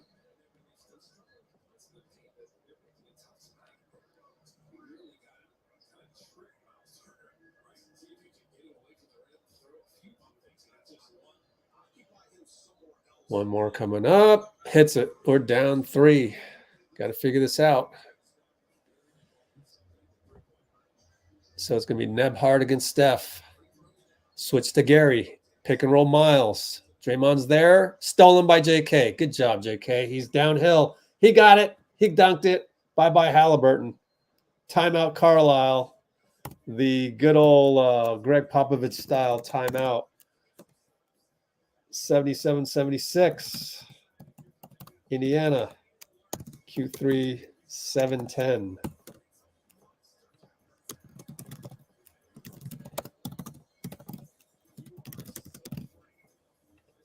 Amazing how JK just flies right by Hallie. That's just beautiful. He's just got handle. And Draymond talked about that on the podcast, how JK with his height, he has handle, and you just saw it there. And pretty good handle. It's starting to rain here in the Bay. Crazy. This weather, man.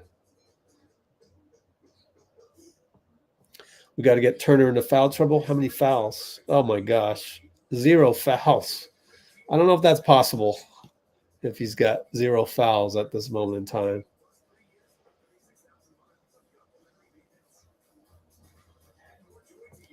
Yeah, let's check Twitter for any news since we don't have anything else to talk about yet. So it looks like Gary's fine. That's good to know. The legend C. Gray in the building. Who's that? Chelsea Gray. Oh, okay. Okay.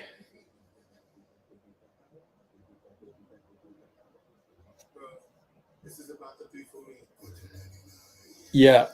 Check out this tweet by JD. What have I talked about many a time the last couple live streams is that I think we've got to get longer in the off season. I mean, we're just too small. And I do mean wings. I don't mean it's a gamble to spend, $12 million or more on a 6'9", 6'10" guy like Nick Claxton that doesn't necessarily, do it all. You want somebody that can guard 1 through 4. And that's a wing. And to me, Andrew Wiggins should be the guy, but he is unreliable. And so we'll see what happens. But yeah,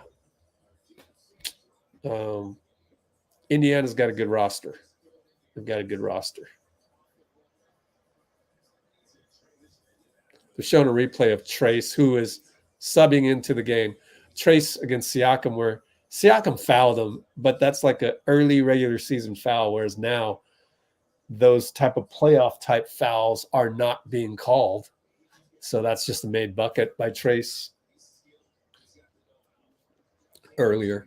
So we got J.K. on Siakam over to Jalen Smith, handoff to Hallie. Back to Nesmith for 3. Jeez. Over Clay, and Clay looks exasperated again. Don't show that, man.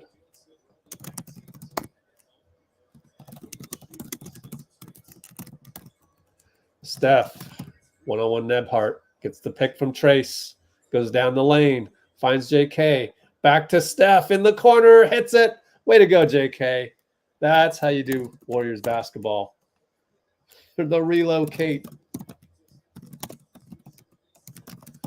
And they lob it into Siakam, and he scores over Clay. Well, that sucks. We're down by 3. JK downhill, bye-bye. Oh, he blew a dunk. Oh, my goodness. Oh, my goodness. Wow. Oh, no. Mark it down. Possible turning point. Hallie with 10 on the clock. One-on-one Gary. Gets the pick. Says fade away on Trace. No good. JK rebound. Good rebound. He's getting downhill again. Look out for Haliburton. Gets it to Steph. Blocked by Haliburton. Gets it back. Doubled over to JK. Trace is in his way. Finds Gary. Gary gets it knocked away, and he's rusty again. Oh, Gary. Man. Trace has to go all the way back on Jalen Smith. It's a 3 going inside out. Jeez, man.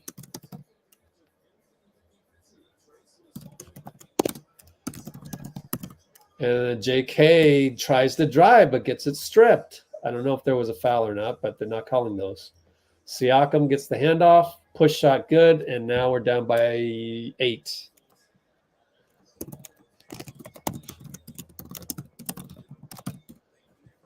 I think you need to call timeout if we don't score here. Steph pick and roll Trace. Throws it away. Oh, my God. And it's a 1-on-0. Nebhart scores. We're down by 10 just like that. And we're just not as good as Indiana. We're just not. I don't know what to do. They've got our number, and it's not looking good at all.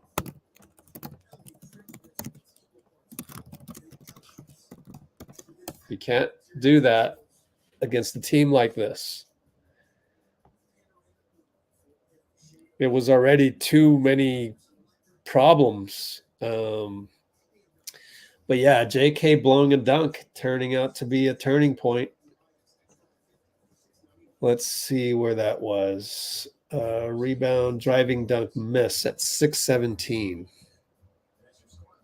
And what was the score? 82-79. Oh my goodness. Well, instead of 82.79, it's a 7-0 run. Oh my goodness.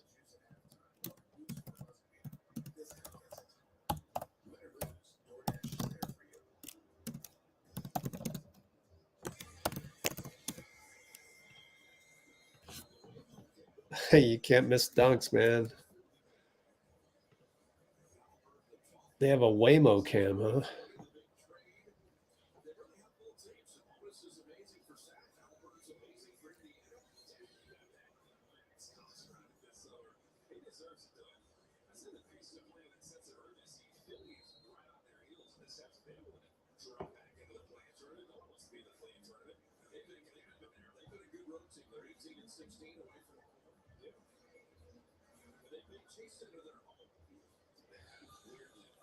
All right, CP3 in the game, Moses in the game. That's our rotation. Steph in there. CP against Nebhart, a lot of physicality by Nebhart. Nope, Steph went out. We went with the rotation. Clay around the curl. Trace rolls, but he goes opposite to Mo in the corner. One-on-one Siakam. Drives. Stuck. He's stuck. Inbound to BP. Back out to Moses. We need this badly. Missed it. BP rebound as Siakam fell. BP with the hard box out. And Moses misses twice. 2 misses in a row.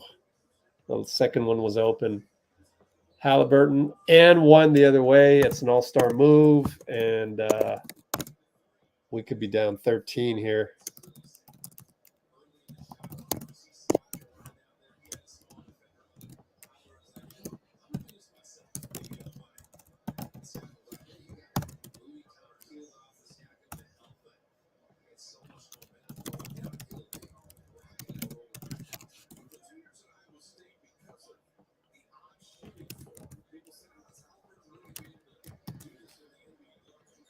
And he misses. So BP rebound. Got to score, guys. Over to Trace up top. Siakam. He's holding him, but he waves off his hands. Over to Clay, hash mark. BP comes over, but doesn't set the pick. Back to BP. 5 on the clock now. Now we got to create something out of nothing. Finds Moses. Good cut by Moses. Saves the day. That cut by Moses. Now we need stops. Down 10. Moses. Nope. Switch. Jalen over to TJ. Inside Siakam one-on-one BP. Moses is there to help. BP knocks it out. Moses gets a steal. Great defense by BP, man. Moses for 3. Short. Trace had the right jump but couldn't come up with it. And it's another touchdown pass. Dunk by Nesmith the other way. Jeez, man.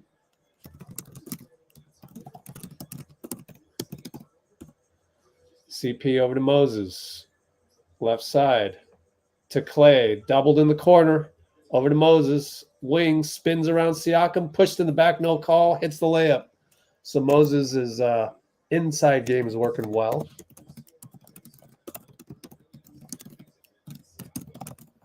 Need a stop, guys. Scoring every single time down. McConnell, Clay. Moses gets turned around, so it's a semi-sky hook by Haliburton. It's good, and that is demoralizing. Down 12 still. We have no answers. In the fourth quarter, we might need to get Gary out there. Clay is going to get called for a charge. I don't know about that, though.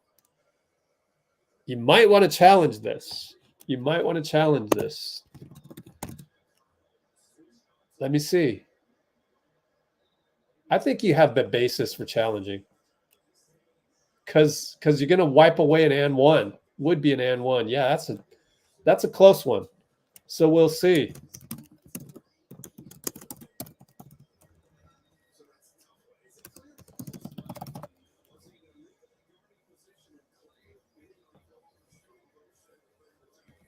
Yeah, I'm looking at the replay again. The slow motion doesn't help Clay. It doesn't help Clay. Because when you slow it up like that, it looks like he's set. So I don't really know. 95, 83, 229. 95, 83, 229 challenge. It's a good challenge, though. You got to try. You got nothing going for you. And if you win the challenge, you might get an and one. So we got Arbel with the Slater report. Went to the locker room. There's her evidence. So thank you, Arbel, for basically sharing that information. Slater says Dray went to the locker room.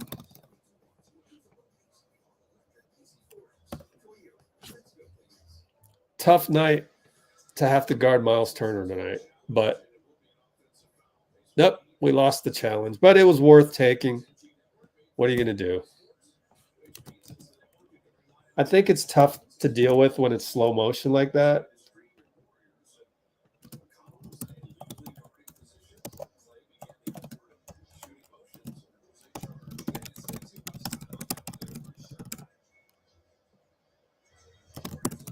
We're in zone again. 2-1-2. Wow. A 2-1-2 zone. That is interesting. Obi Toppin fakes out Dray, who's in there, by the way. But so Draymond is in the game. Crazy.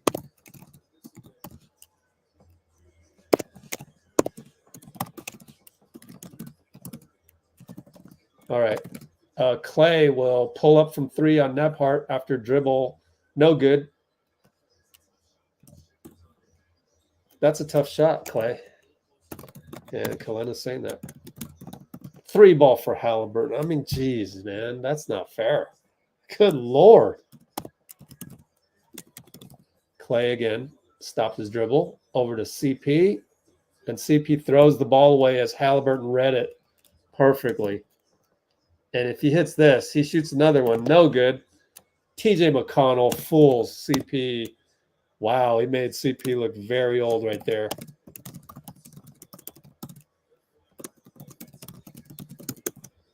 Down by 17. CP. Jumper good. I'd forgotten how good the Pacers are. They really do have pace, don't they? Haliburton misses a hook shot, and it goes to BP. BP, Draymond wide open under the hoop, and BP couldn't find him. Turnover. Another one. Jesus.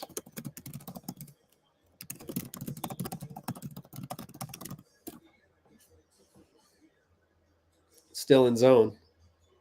Or is it box and 1? Wide open for TJ. No good. CP rebound, but we're not going to do 2 for 1. 18 on the clock. 8-second differential. 1-on-1 CP, TJ. Here comes Trace. And CP meets with Jalen, kicks it to BP. BP attacks, kick out CP for 3. In and out. In, back in. Needed that one badly. Down 12. Full court press BP on Hallie. 6, 5, still half court. Fouls Hallie with 3 seconds left. Had 1 to give.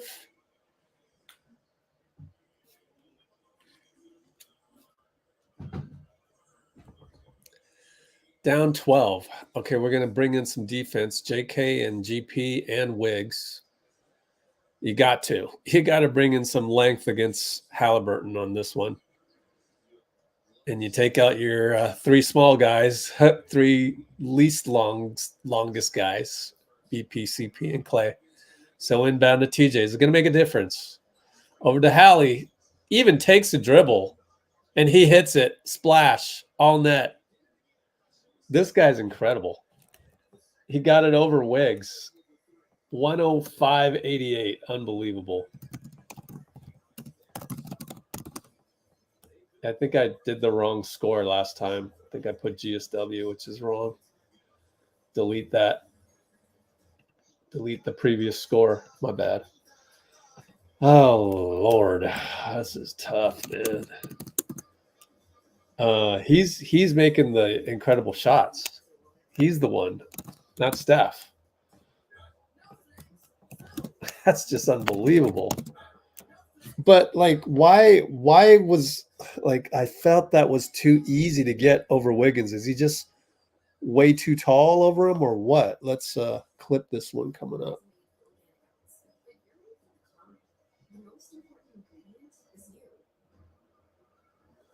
Nope, nothing Wiggs could do about it. Absolutely nothing. It'd be like, you know,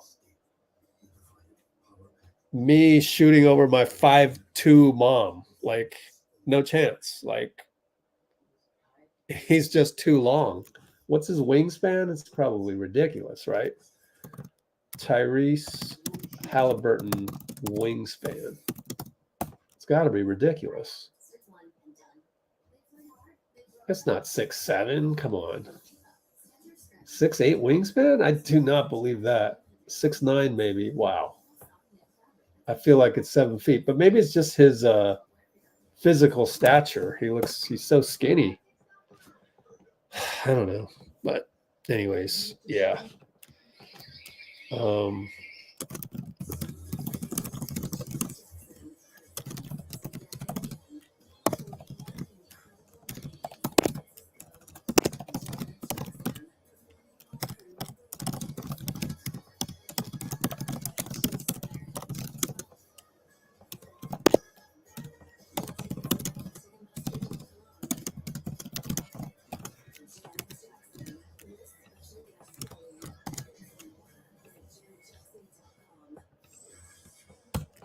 Wow. Indiana plays very like a Western Conference team. Very, very much like a Western Conference team. I'm shocked they should be better than 39 and 31, but I don't know what happened. You never know. Maybe there were injuries or whatnot. Oh, boy.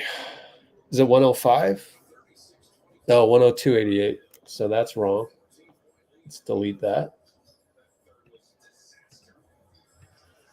Steph over to Draymond. Draymond, good. Good play. ATO, basically.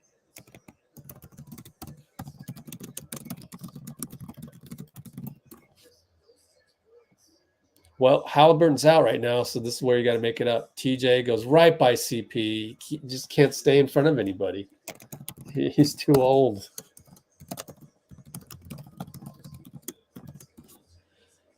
Trace and Clay split cut, hand off to Steph, and he can't hold on to it with the physicality from Nesmith. Oh my God. TJ McConnell's going to score an and one the other way. Jeez, man. What the hell happened? What the hell? I mean, Steph just couldn't catch it.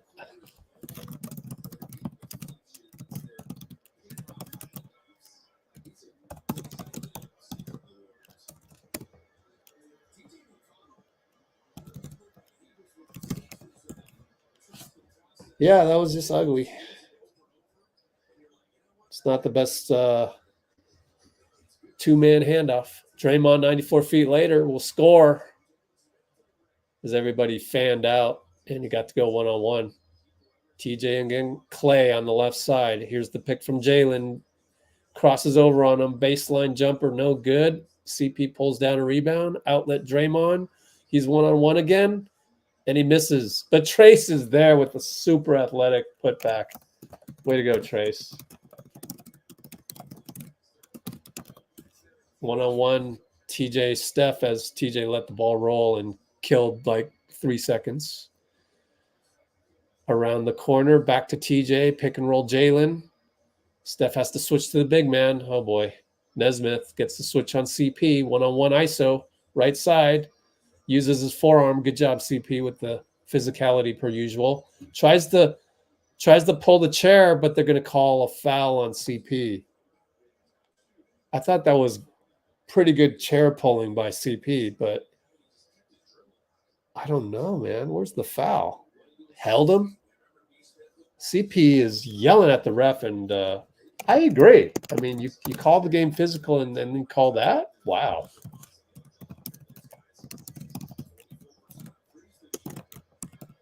Three ball by Top and no good. Steph rebound.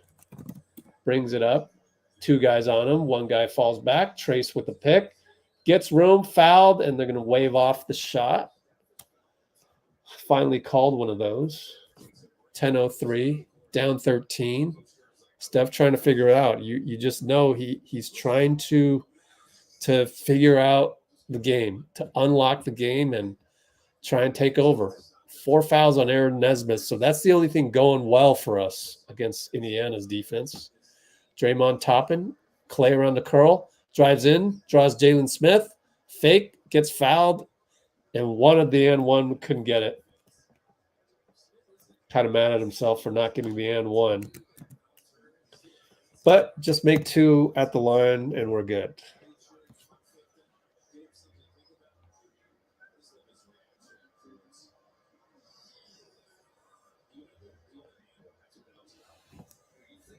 All right, Clay at the line. Made it down 12 now. That score's been wrong. My bad. In fact, I deleted that on YouTube. Forgot to delete it on StreamYard. My bad. I guess they put the 3 up before I realized it. So my bad. I've done that before. But if you really want to know the score, you just peek over here. Clay makes both. We're down by 11. 9:57 to go. They show JK on the bench for no reason. TJ against Clay. Clay backs up. We're in zone. And they throw it away. TJ, another bad turnover. Carlisle calls timeout. And TJ is yelling at what is it? Shepard? Shepard was in the wrong spot. So Carlisle with the timeout because they weren't executing the play correctly. And trust me, TJ McConnell is. I bet he got the turnover, and yet it's probably on Shepard. McConnell's going to get third one, and Shepard has no turnover. So that's where the scorekeeper, they don't understand basketball well enough to get the right call on that one. So we lucked out. We lucked out. But credit us going into zone suddenly there. So they knew that the Warriors went to zone. Shepard didn't read it.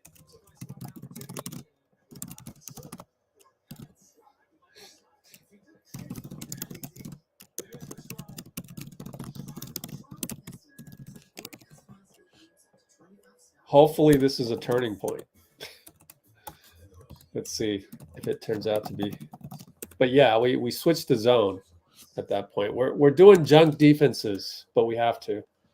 No choice, because what?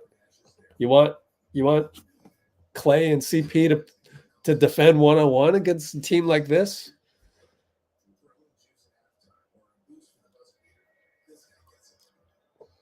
Steph started the 4th. Yep.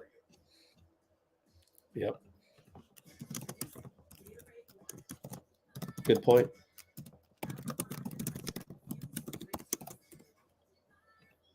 What else?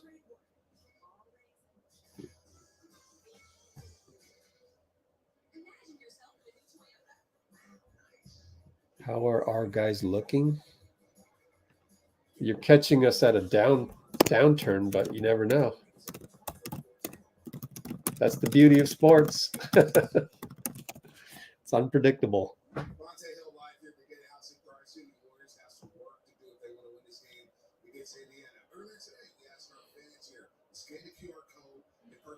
Let's go Warriors.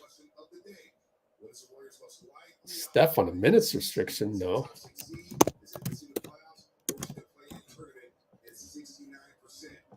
Stop insinuating stuff.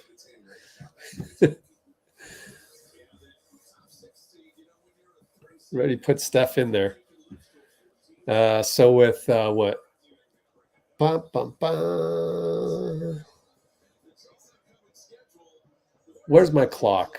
9:47, and Steph has played 25 minutes, so 35. CP. Oh, Steph was open there, but decided to go to Clay. Shanked the 3.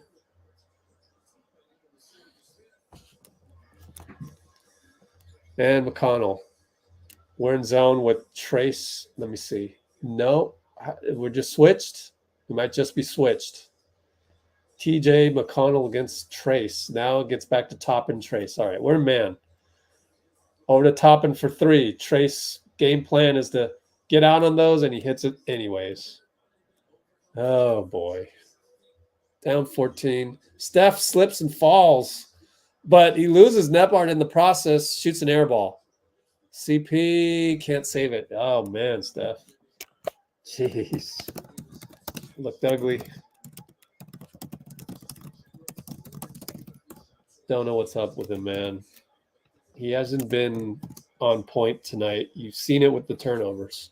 McConnell gets free, but CP taps the short rimmer over to Clay, attacks, fakes. Everybody's back. Draymond's slow to get there, gets it back to Clay.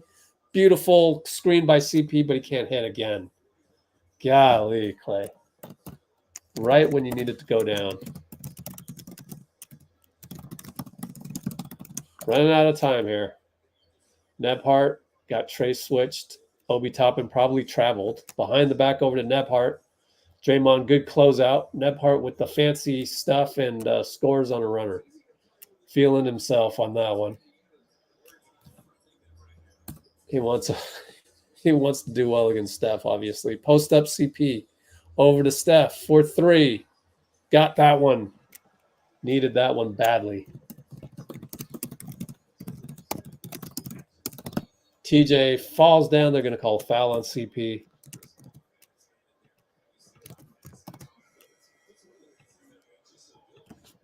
CP's physicality is great. Oh, Steph is telling, what's his name?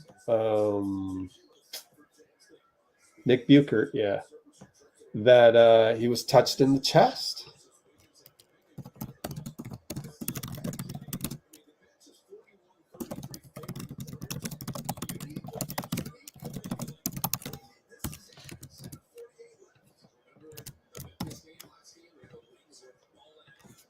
Yep, so you got Wiggs and JK back in the game.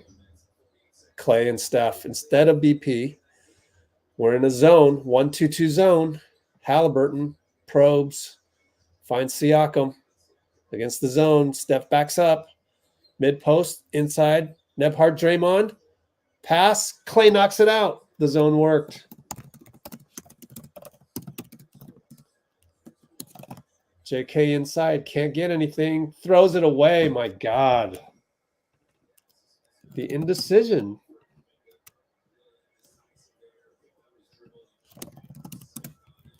We're going to have to go through the growth process.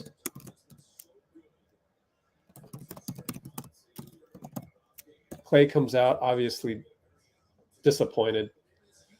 But you missed the 2 threes. Those were the ones we needed. That would be a 7-point game. 1-2-2 zone again. Tyrese Wiggins over to Siakam. BP's on him. Fadeaway 2 ball. No good. Need this. Couldn't get the rebound. Jalen resets to Nebhart inside with a little elbow on BP. No good. Steph rebound. Brings it up. Met by 2 guys over to BP. Now we got 3-on-2. And JK, bad pass. JK, just what are you doing?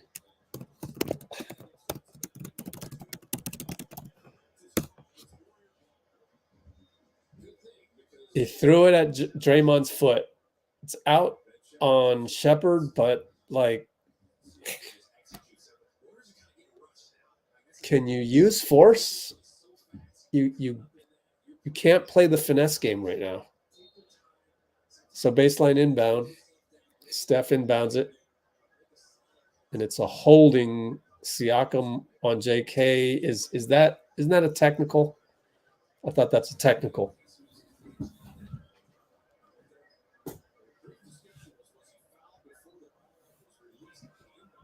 That makes no sense. I mean, it's in the rule book. They're discussing it right now. BP wants a review.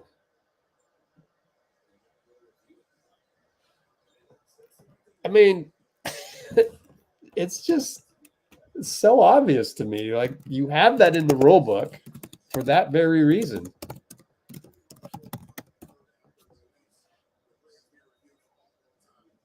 Yep. It's definitely before it was inbounded. Why don't they just get these things right? Now we're going to waste some time. I don't know. Maybe the timeout will help us instead of Indiana. I don't know. Down by 13. Need this one. We need every point we can get.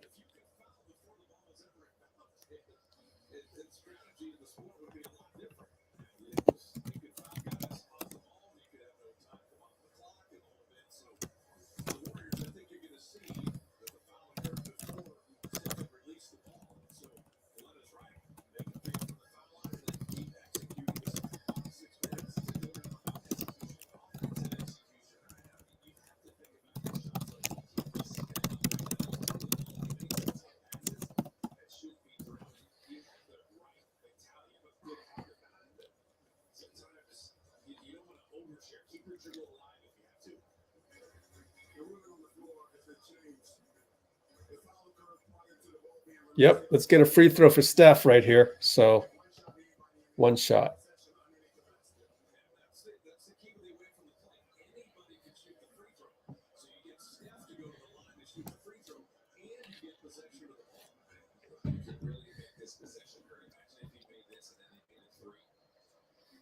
Hits the free throw. I don't know. Steph got to ditch that colorway, I think. I'm blaming the colorway. Those are some ugly colorways, man. I don't know. Got to come up with something. There's got to be a reason for all this.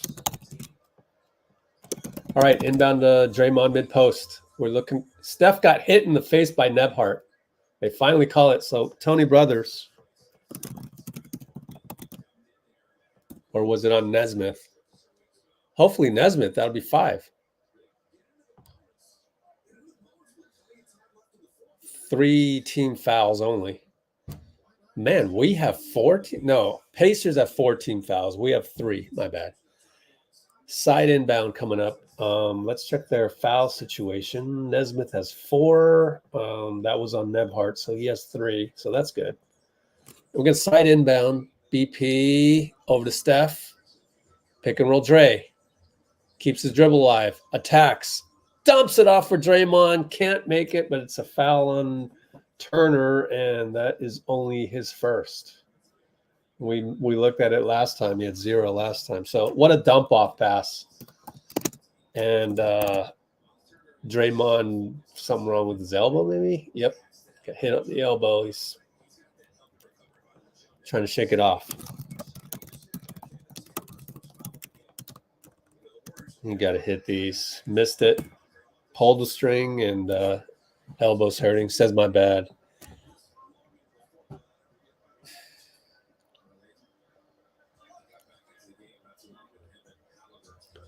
And he hits one. I think Nesmith only has 4. Yep, it's 4. All right. And that's Haliburton against Steph. Cross court. What a nice deflection by BP out of bounds. Way to go, BP.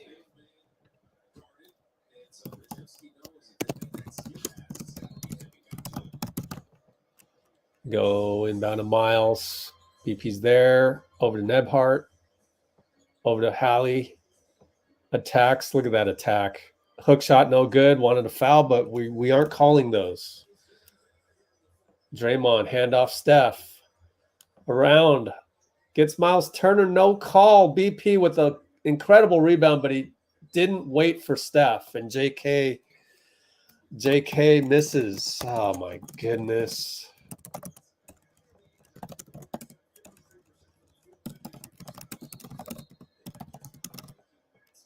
That's a foul on Draymond, and Draymond will take the opportunity to yell at Derek Richardson, but you just a split second, BP, you had Steph wide open in the corner, and you got to know that. I'm sure they'll drill it on the film study, but if you could just get that right in a game, we'd be down by 8 right now. I'm just saying. I will clip that for you guys and pause that stream and not have a backup. Nebhart inside to Myles. Good pass. Finishes over the smaller Draymond. And Steph will bring it up on BP. Gets it back. BP does. Met by two guys. Wiggins back to BP up top. 7 on the clock. He's going to have to do something here. 4. One-on-one. Haliburton. Euro step. Finishes. Amazing finish. What a finish. Hallie wide open. We forgot that we were in zone on that one. They get a free look at a 3-ball. Missed it. Draymond nearly turned it over on the outlet to Steph. High pick and roll BP. Now Steph gets Turner. Fake. 3-ball blocked by Hallie again. Jeez. Yeah, you're underestimating him.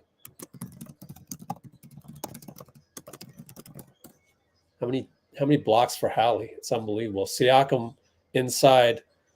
Nebhart works around. It's like they're toying with us. Myles Turner looks at a 3, has all day, misses. Wiggins rebound, outlet, put pressure. JK. Now he doesn't know when to go. He's too worried about his dribble. Now he goes and finally does it. See, he's so good that he can miss the first opportunity of the window and then get the second one.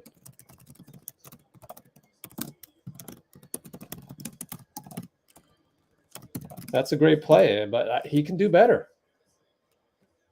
Inside to Siakam. Layup good.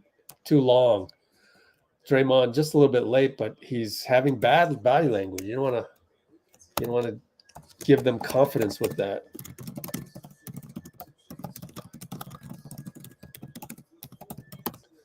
And Draymond inside, upstairs to JK, and it's blocked by Myles. What an incredible block. JK is mad, but dude, that was an incredible block. I think if it wasn't a foul.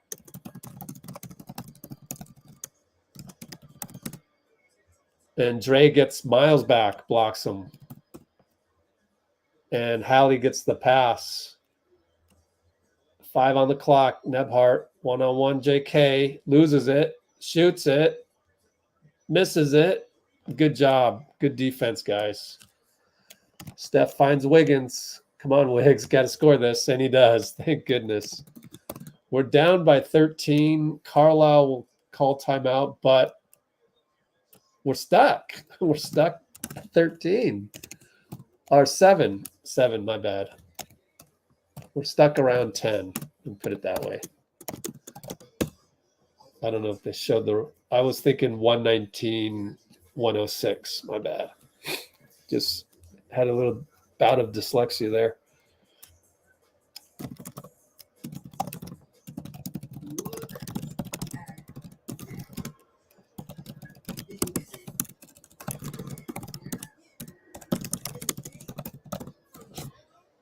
Okay, so I was going to record this part, huh?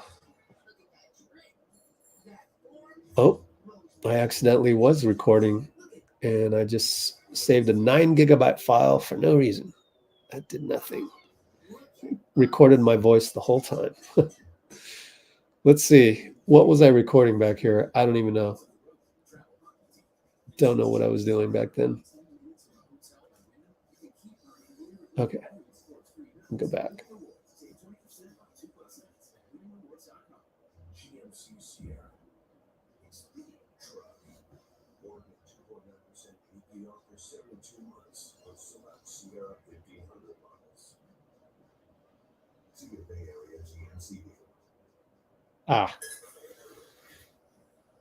Yep.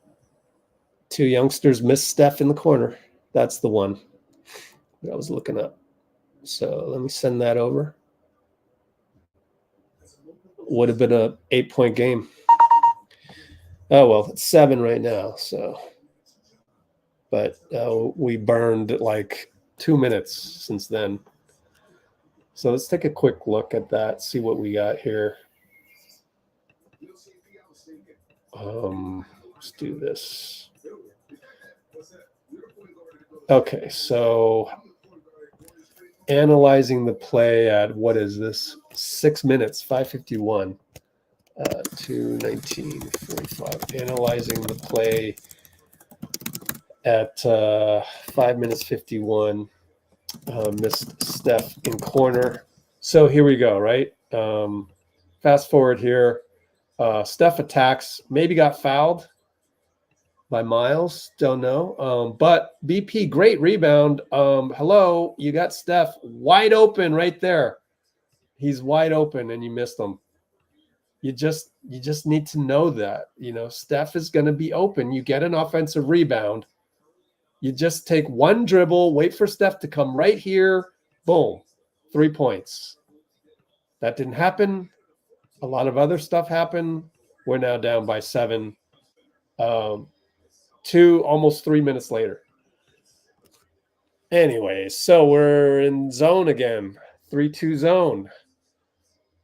Open 3 for Nesmith. Missed it. Trace rebound.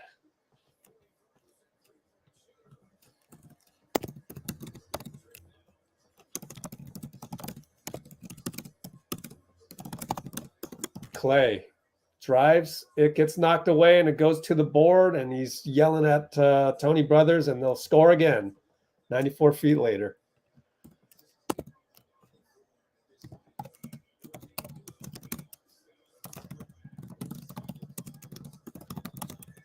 Now JK is going to go one-on-one, and it's a crazy shot. It's an absolute crazy shot.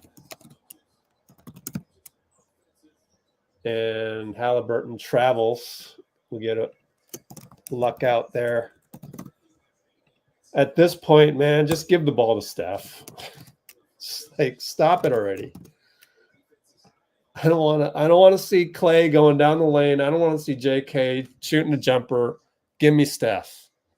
Because you can't trust anybody else. CP in the post looking for Clay. 10 on the clock. Nesmith all over him. Hand off JK. 6. Fake. Jump. No good again. Splatters on the floor. Kenny Atkinson over there to pick him up. He needs more moves than that. But he's young. Hallie, open, no good. Tried to fool JK and then that.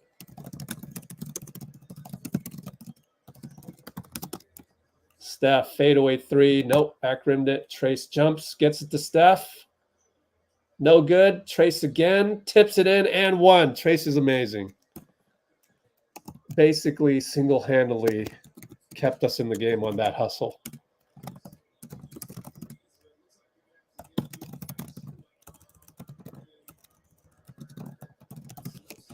Against the Pacers, you're going to have to play Trace a lot. And if Steve were to go back, he's going to regret not playing him way more. But you learn the hard way, and you only get to play him 2 times. Trace, no good. He just can't hit those free throws. 1 for 3 tonight. His percentage goes down, even at a paltry 57%. So they're going to burn some clock. Siakam 1-on-1 on that side of the zone. CP will angrily hack Siakam. So that is a problem.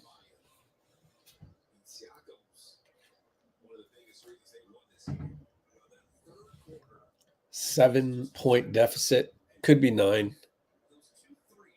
We're going to need some theatrics. Whoops, Siakam pulled the string. Short, way short on that. And again, as the NBA continues to have teams like this, I just, whatever happens this year, we could win the finals this year. I'd still want longer, more athletic people on the squad. That's the problem. So we're down 8.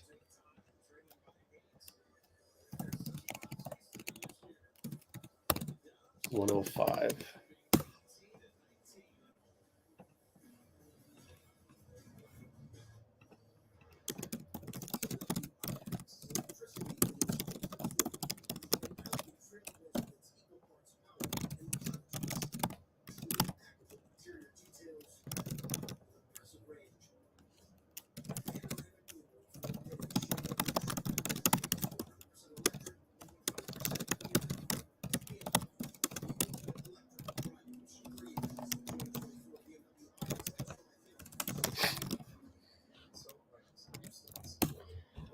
Yeah, I would like to dispel the whole, oh, we suck at home, oh, this is that. Dude, I mean, the bottom line is this team isn't built for this type of regular season, which gets me back to you're going to need length next year.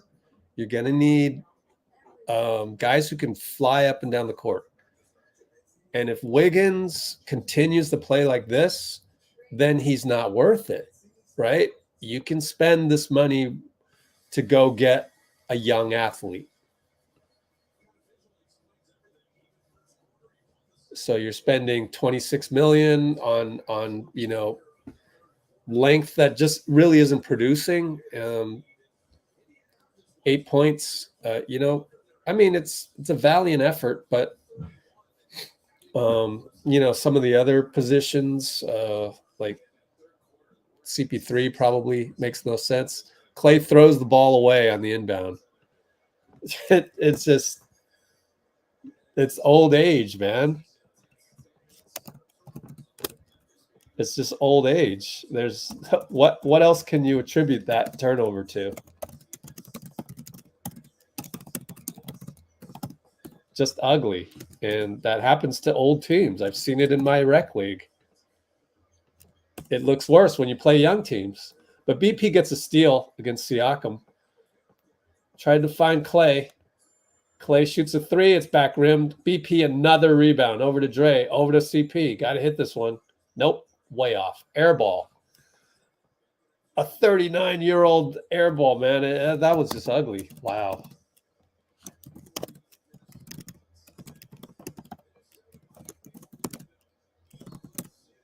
Foul by CP. Down 8 with 22 seconds left.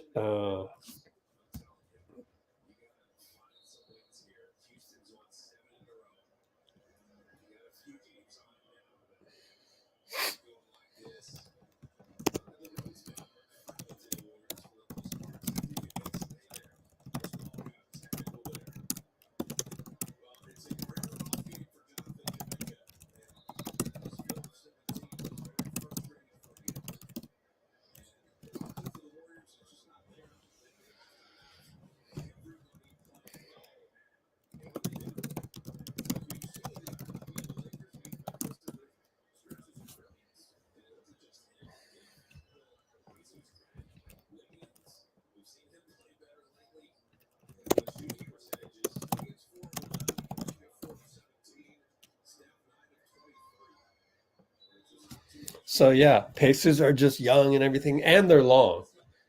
And Tyrese he's an all NBA player. I mean, let's face it. He's an all NBA player.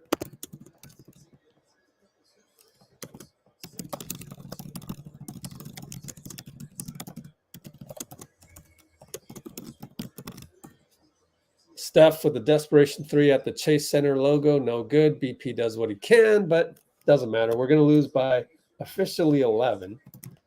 122-111 final.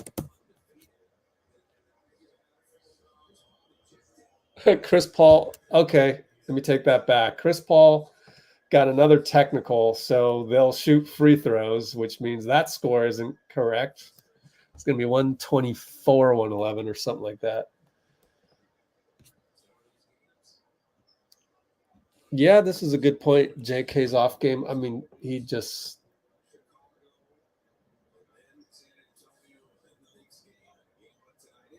Steve is discussing with Carlisle. Let me guess. Just let the technical go. Let's end the game type of deal. That's what's going on here.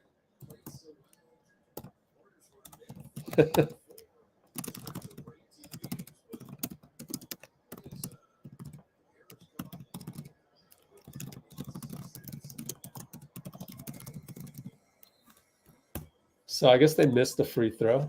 Or no, it was one shot technical. So 123-111 final.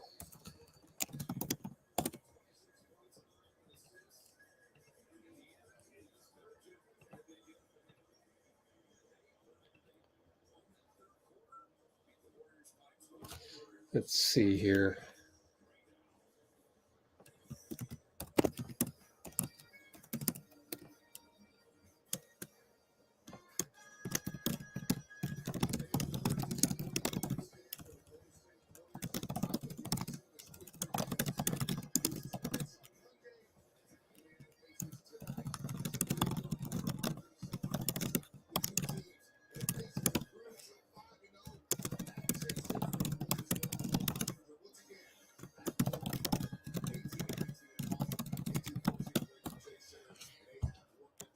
yeah, so just our roster is not built for this regular season. It's just not. And you're seeing a confluence of things that are happening. The confluence of things happening is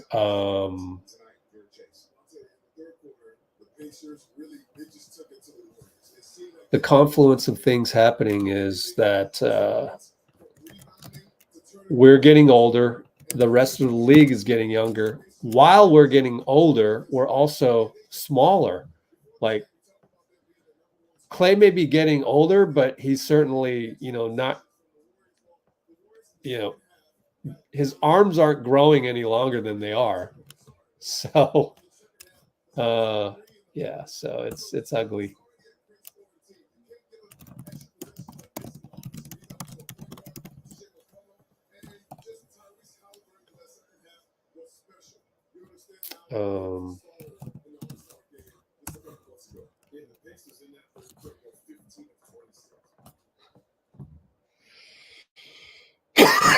Let's look for the post-game link. See if there is one, unless Dean put it in the comments already. Haven't looked. Let's see.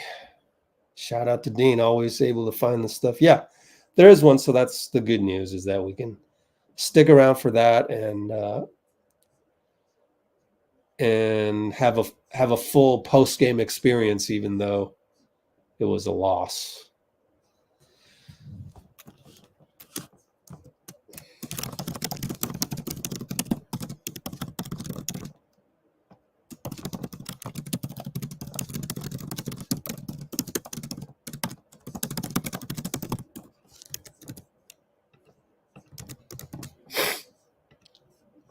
So yeah, I just think that we're not built for the regular season. So that's something that you learn the hard way, and it's a confluence of things. It's not only are you getting older, but the other teams are getting younger and longer. And when you have that, you have like you have us as a decelerating object, and you have the rest of the NBA as an accelerating object. Therefore, the difference between that seems a lot greater. And it is a lot greater. So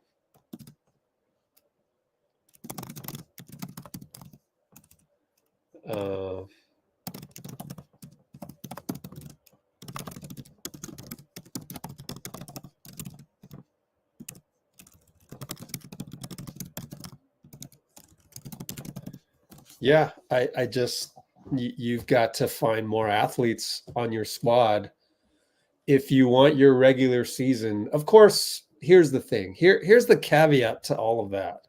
Remember what I said? Draymond has been out for like 30 games. The caveat is Draymond was not 100% or a DNP for 30 games where the Warriors went 12-18. Therefore, is the true standings of the Warriors. Let's update this. 36 and 33. Are we truly 24 and 15?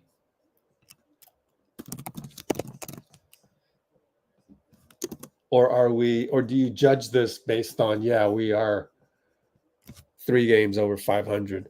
I think the thing to balance that with is that Draymond is getting older.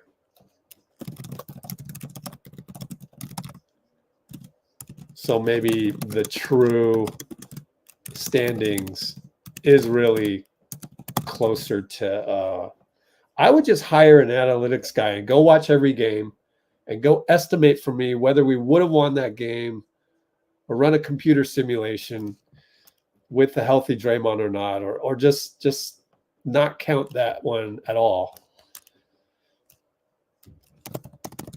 So are we really 24-15, or are we really 36-33? What is our true team? It's hard to ask that after a loss because you're probably more inclined to vote for the negative feeling one because you're feeling bad right now, and what you want to do is you want to thumb type your bad feelings away. Don't do that. That's why I don't know that, running the poll right now would be very helpful because I think everybody would pick the no, we're actually 36-33. Let's make some moves, Mike, in the summertime and all of that, right? So I don't know, but honestly, it's a tough call, what to do. So glad it's not my job. I mean, sure, it'd be great to be paid whatever Mike Dunleavy gets paid to make these tough decisions, but I don't know. I'd rather just be here doing what I do, and this is my job. This is my contribution to the Warriors ecosphere.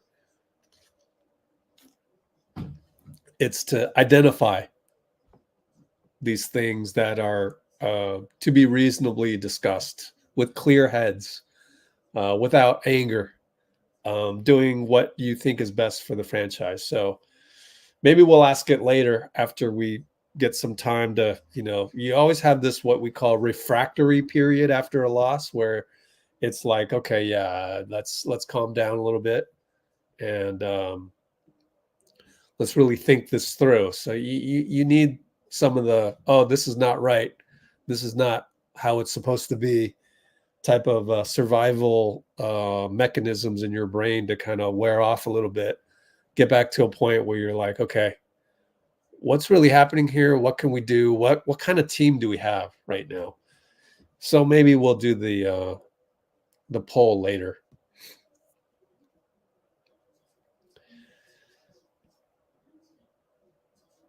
Oh, thanks, man. Appreciate you, man. Yeah, and Samantha's saying injuries might be an issue coming up as we go year by year. So I think you got to make some moves, do what we can. Hey, we have someone named Carnage as part of the Carnage. No, just kidding. Oh, man. So let me do some Twitter marketing right now to get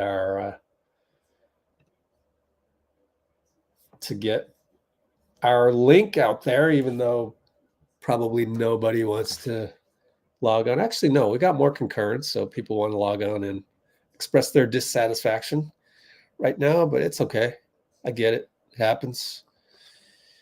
And let's face it, it is an issue for the Warriors. Whatever happens, we could go on a run and somehow, by some miracle, go to the Western Conference Finals and lose in 6 games. And by that miracle, we would still need to go away. So is this team good enough for the regular season of 2024-25? That is worrisome. So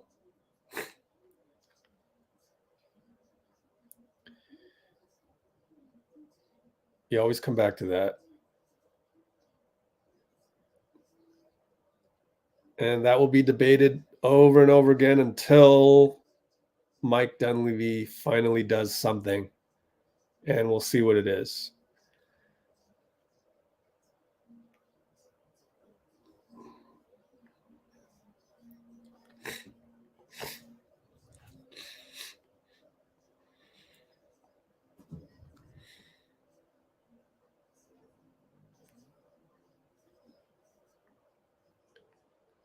So Dubs are, let's see.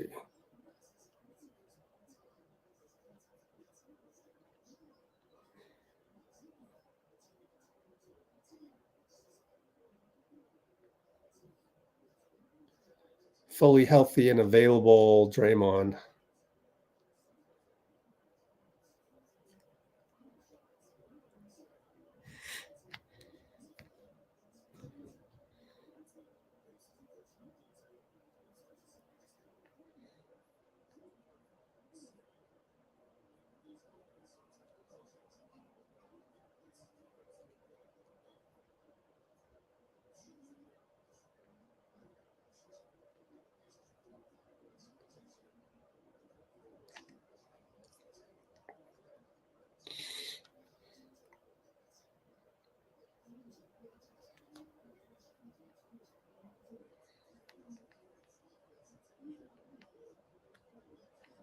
All right.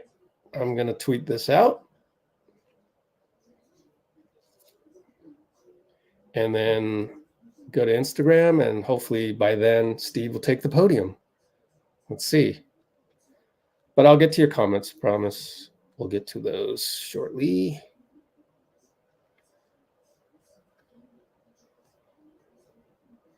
Got to do this. I keep the lights on here by, making sure.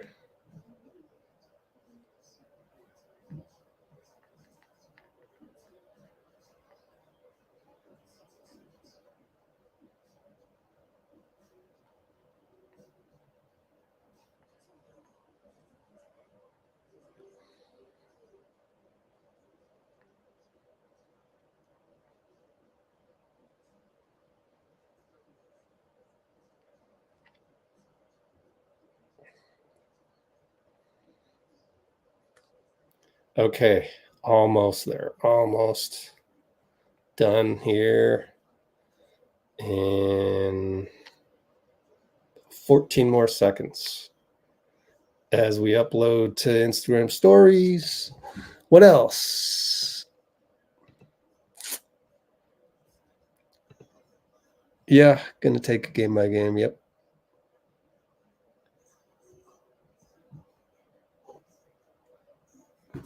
Well, the whole luxury tax thing, the way I look at that, oops, as I lose my connection with Instagram there. Add to highlights. I got to put that in the live highlights. But okay, so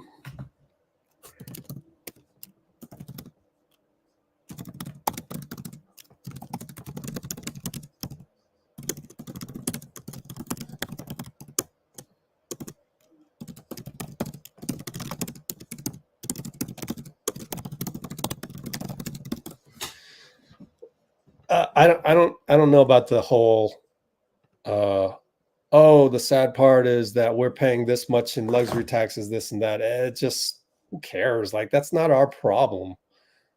I think that's Joe's problem. So, but yeah, I mean, we're going to deal with it as far as the salary cap is concerned right here. Sure, of course that's an issue. But I mean, we got that cash cow named Chase Center. All right, here is Steve Kerr. We're going to go to Steve right away. Here we go.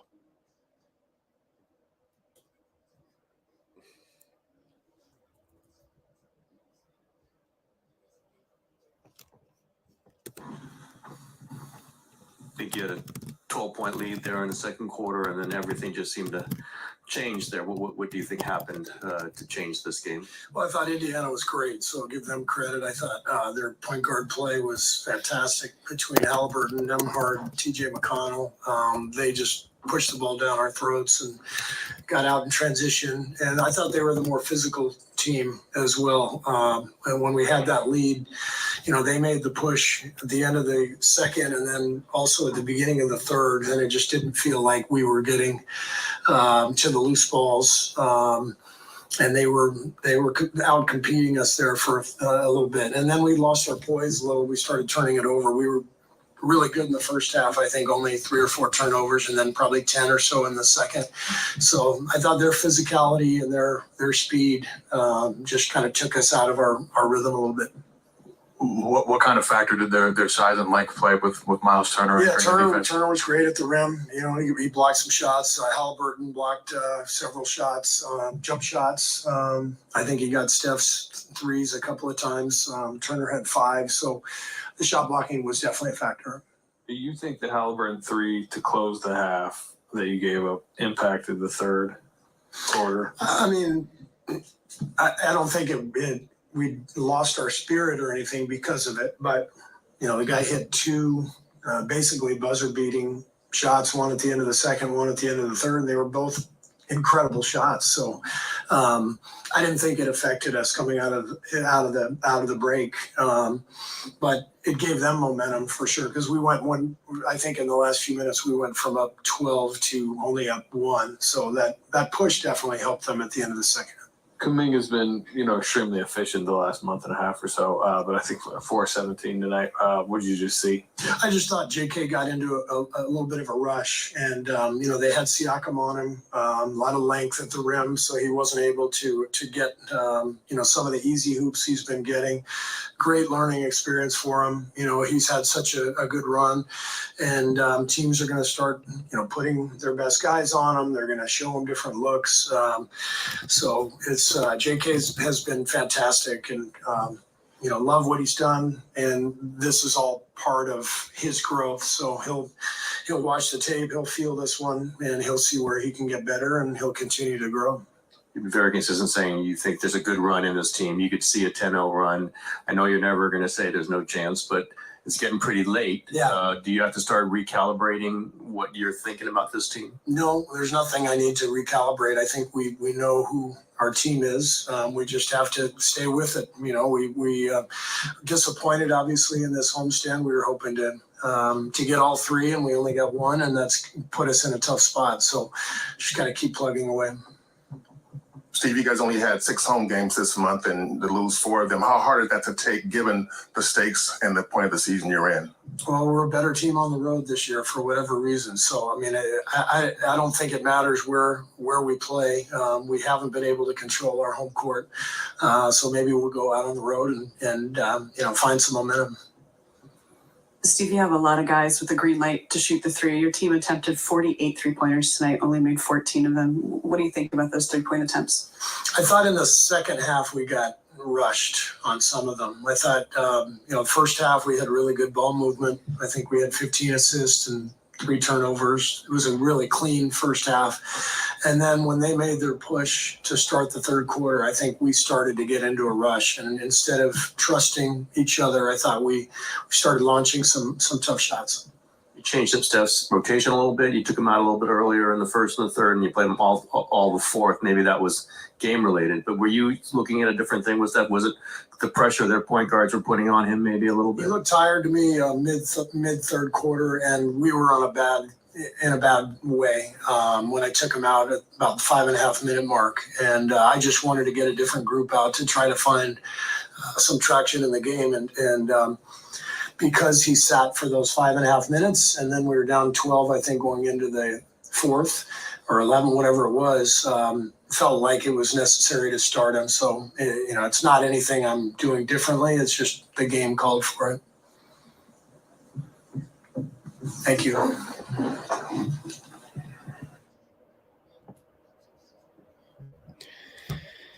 Well, I'm trying to look at the play-by-play, trying to find out exactly stuff that went wrong, and it's tough because obviously here it went from 12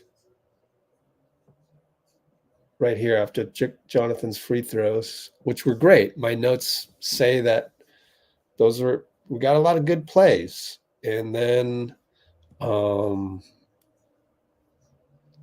remember the challenge on the call with Trace, with 5:57 to go in the second quarter. It was counted as a block, and then they gave the offensive rebound to the team. And then 8 seconds later, Siakam hits a 3.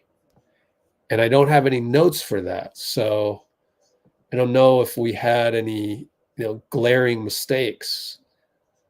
So I don't know what to make of this, because Kuminga right here, this was a Kawhi Leonard like move right here. And then Nebhart makes a 3. I don't see anything there in my notes. So I know that at the 2-minute mark, that's when BP made a terrible turnover. And then they were just standing there. Him and JK were just standing there. And yet we got out of it. And Steph went 1-on-1 and scored with this reverse layup. But by then, we're only up by 3. So something happened before then. So it's hard to really figure out. Being up 12 at the challenge, which is right here, 5:52 mark, second quarter.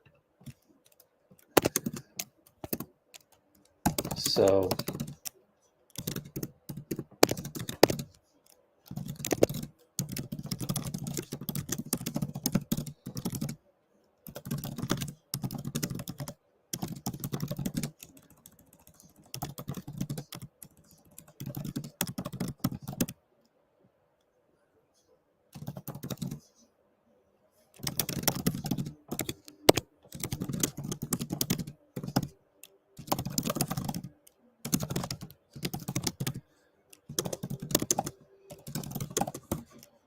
So there you go on that one. But what are we doing here? Are you guys going nuts?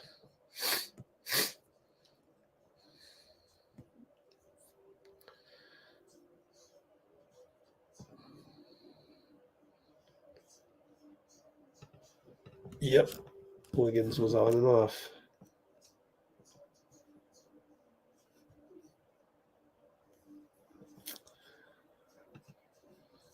How much is Siakam worth?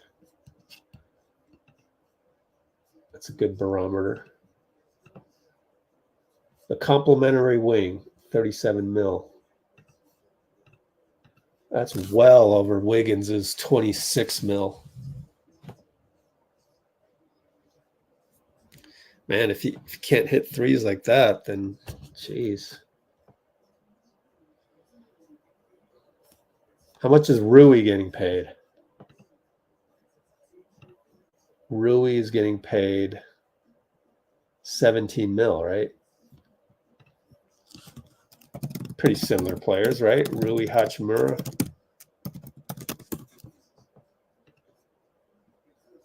%. Wow. Career 36.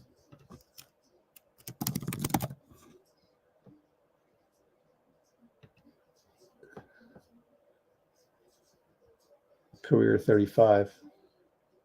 Much better percentages. So, yep. I'm going to do a restroom break, but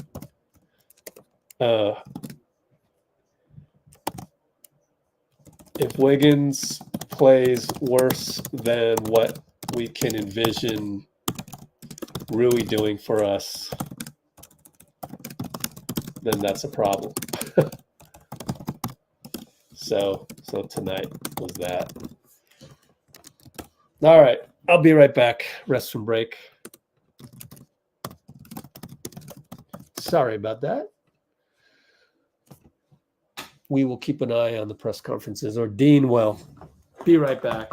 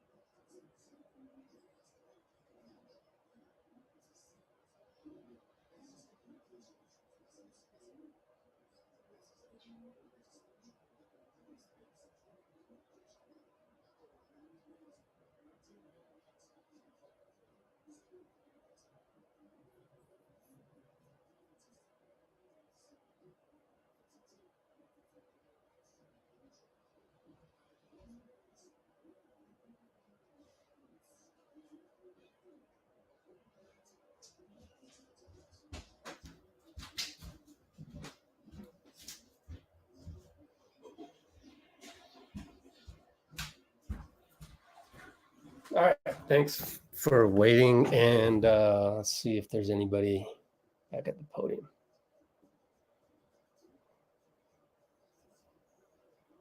Nope. Yeah, so that's kind of my barometer now. From now on, the Rui Hachimura benchmark. I don't know. I just pulled that one out like out of nowhere. On Wiggins. You envision Rui Hachimura. Did he play better than Rui would have? No, not tonight. Okay. Bad game. He's got to play better than whatever, if we envision Rui Hachimura in a spot. Like, he's getting paid $10 million more than Rui, so that's not good. So what did we lose Uday to something here? What happened?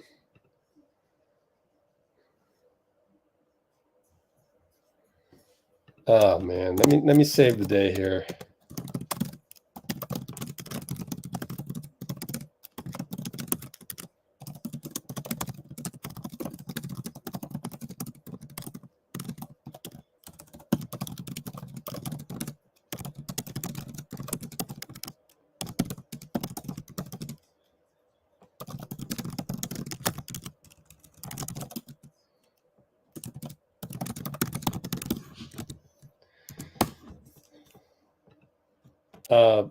That's what makes this team difficult to judge.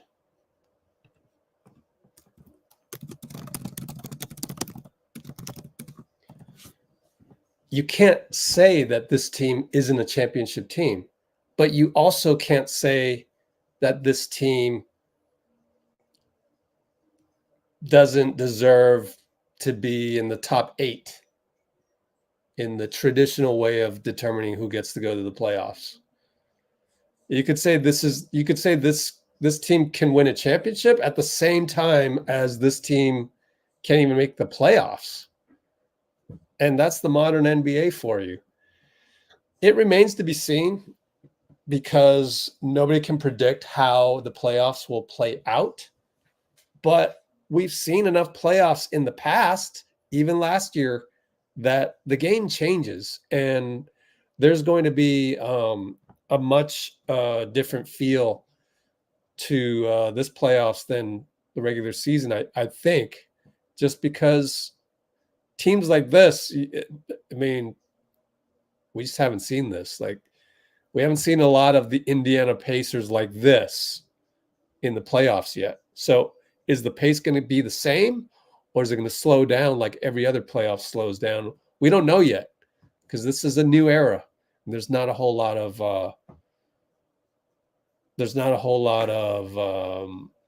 reps. There's not a whole lot of evidence to go on.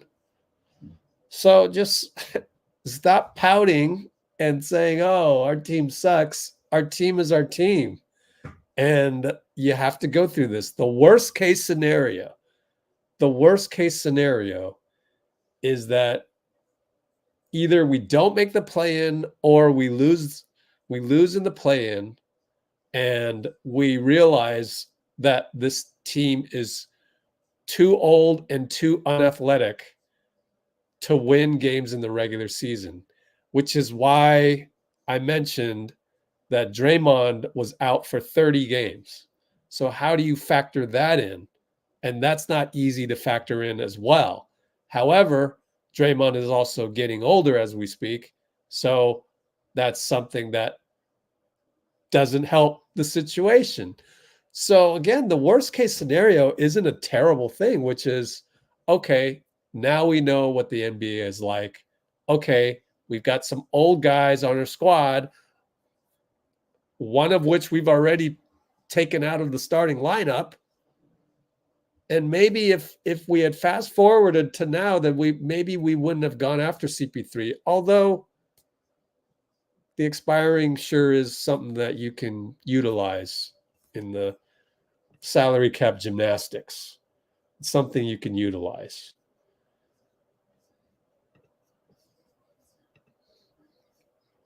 Let's just say Rui Hachimura is worth he's playing probably at a $20 million pace, $20 million value. He's 17. So Andrew Wiggins right now is playing at a $20 million value, but we're paying him 24, 25, 26. And he's underperforming, unfortunately. But, you know, the game changer more is JK. So if you had to make a list of guys to blame, JK didn't have a good game, man. He's just crashing in there. Well, guess what? You know, you're crashing into Myles Turner. You're crashing into even Tyrese Haliburton, little mini plastic man, you know?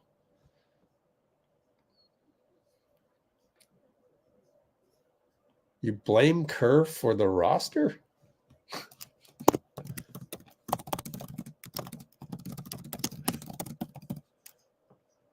Are you consumed by the frustration?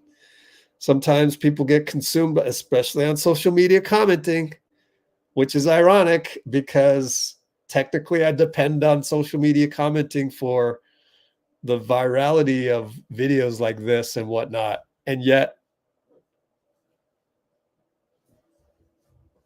I don't like social media commenting, which is why people need to keep you in check, man, because you're going off the rails. You're so frustrated by it and you're addicted to that. The reason why you're addicted to it is because throughout your life, as we've all been taught, everybody here has been taught this, at least every male, I'll put it that way, is I can speak on that. 99% of guys go through this, you know, treat life as a competitive environment, whether it's at work, wherever. And you get into this state. You're like, oh, I'm frustrated. Oh, I know this. I know this feeling, this being frustrated. Things aren't going your way. It's not Warriors lost tonight. It's things aren't going the way you wanted. Things aren't going the way that you thought you were entitled to. And that is the classic, speaking as a male. That's just how we are. We have egos. Our egos are a little bit bigger. And so you feel entitled and then you know something's wrong. Now you want to blame somebody. So you get addicted to that. I'm here to try and teach you otherwise, to get away from that. You don't want to be stuck in Anakin Skywalker world. You don't want that. Trust me. It's not good to be bitter. Go ask, first time I ever heard that was from Sylvester Stallone on his Instagram a couple years ago or whatever it was. But I heard it recently. If that old man is telling you not to be bitter, that means he went through some shit and now he finally learned it. So read the road signs, and I'm telling you, bitterness is not the way to go. I've got plenty of people I could be bitter at. And I'm getting there. I'm not 100% not bitter at them, but I am like 96% there. And so, you know, people will do stuff, things won't go your way, and you want to fix those things. That's how we're built. But we've evolved way past that, man. We don't need to fight for land. There's, you know, no need to draw boundaries here and there. And the fight for survival is not a physical one as much anymore. Of course, you know, places like Ukraine and Gaza Strip, it is. But luckily for us here on YouTube, I guess I'll ask you just to get out of the way. Chris Paul at the podium. So we'll go to Chris Paul instead of me just going off a bit on there.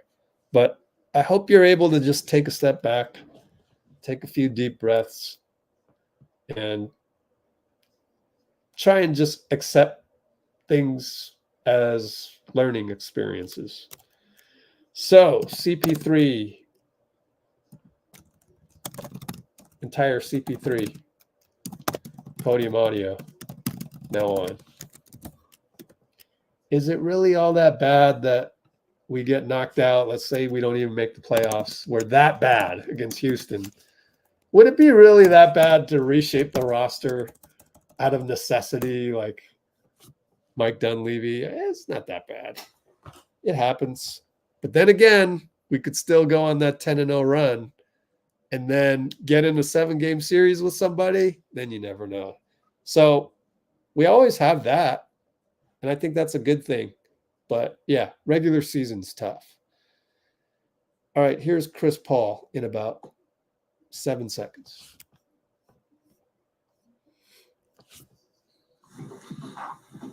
I guess I'll ask you just to get out of the way. The technicals and the one at the end, what led to that? Did it seem like they were looking for a technical? What happened there? Oh, man. Oh, Tony. He's talking to me. I talk back. I called him a TikToker. And I got a tech. That was the last one? No, the first one. I just said TikToker. Gave me a tech. Was there? Second one, I just said that's too much power. You know what I mean? He gave me another tech. TikToker meaning? He could judge, the jury, and all that. What do you think led to the loss today? Just you gotta tip your hat off to them. They played hard. They out-scrapped us. They made shots. We had a lead going into halftime, and they just came out, and we never sort of responded. Jonathan Kuminga has had long stretches of really efficient games. How did you see him work through some frustration of a 4-17 night? Didn't know he was 4 for 17. It's the league, man. It's 82 games. You know, it's as much as we all want to be great every night. It's hard. It's hard, especially when you playing as well as he is. He's starting to be on people's scouting reports. You know what I mean? But if he's struggling or whatnot, it's up to other guys to lift him up. That's why we're a team. Little struggles at home here this season. You're about to embark on pretty much like a 2-week road trip besides that one quick home game back here. But just how important is this road stretch over the next 2 weeks? It's really important for us. You know, for the rest of the season, we play every other day or back-to-back. You know, so ain't nobody gonna feel sorry for us. You know, we gotta play. We gotta get our rest, and you know, with the depth of our team, we gonna have to lean on each other. The question was, you know, coming in this season, you were a new guy. They had a lot established. Do you feel at this point there's been so much change even within the season? But do you feel like you have a real feel for your role, for your place on this team, and where this team is and how you fit into it? Somewhat, but I mean, we still figuring it out. It's been such an up and down season. You know, we'll have a great game where we got everything going and defending and making shots, and then we'll have a game like tonight. So I think all of us just trying to find some type of consistency, trying to figure this thing out. The other night, Steph said that figuring out that consistency is now way more important than seeding. It's like 6, 7, 8, 9, 10. Doesn't matter. We have to figure it out. Do you kind of agree that at this point it's just about finding a level of consistency that could carry you forward if you guys do make the play? Yeah, playing a number of years, sometimes you can have a great year, have a high seed, but just know that you're not sort of playing right, you know, going into the playoffs. I think for us, we got to figure out how to play right. We got to compete, and we got to win. You know, we every game now we basically fighting for a chance at the playoffs. And just following up on that, you know, in your experience, is 12, 13 games, is that enough time to figure it out to where you guys want to? Yeah, you don't have a choice. You know what I mean? So everything been a little bit different about this year, you know, but we got a chance. So that's what you want. Cool. All right, appreciate it.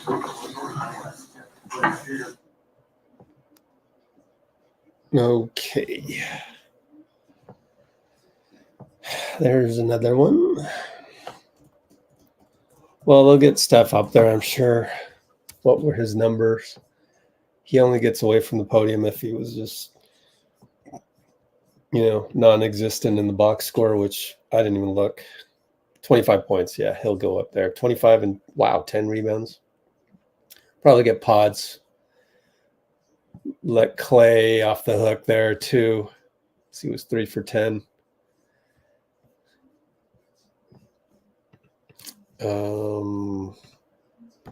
So that was a 4-minute one, and Steve was 4.5.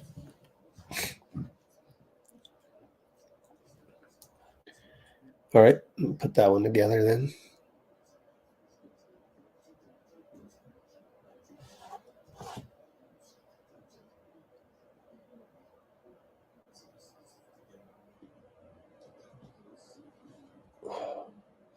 Oh, so what did Chris mean by the your TikToker?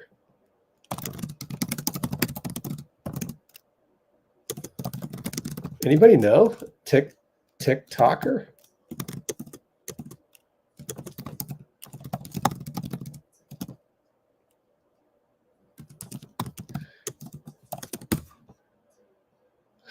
What does that mean? Oh, man. Tony Brothers is on TikTok? What? What does that mean, man?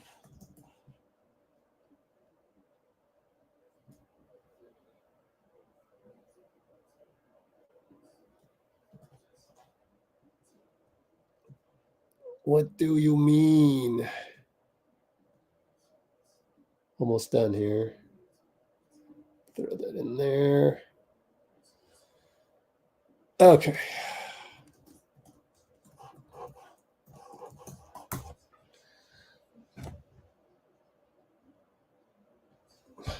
What did he mean? All right, food tube. What else is going on?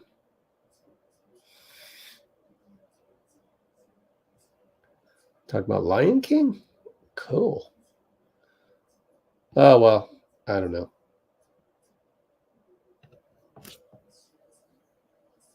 Tim Tucker.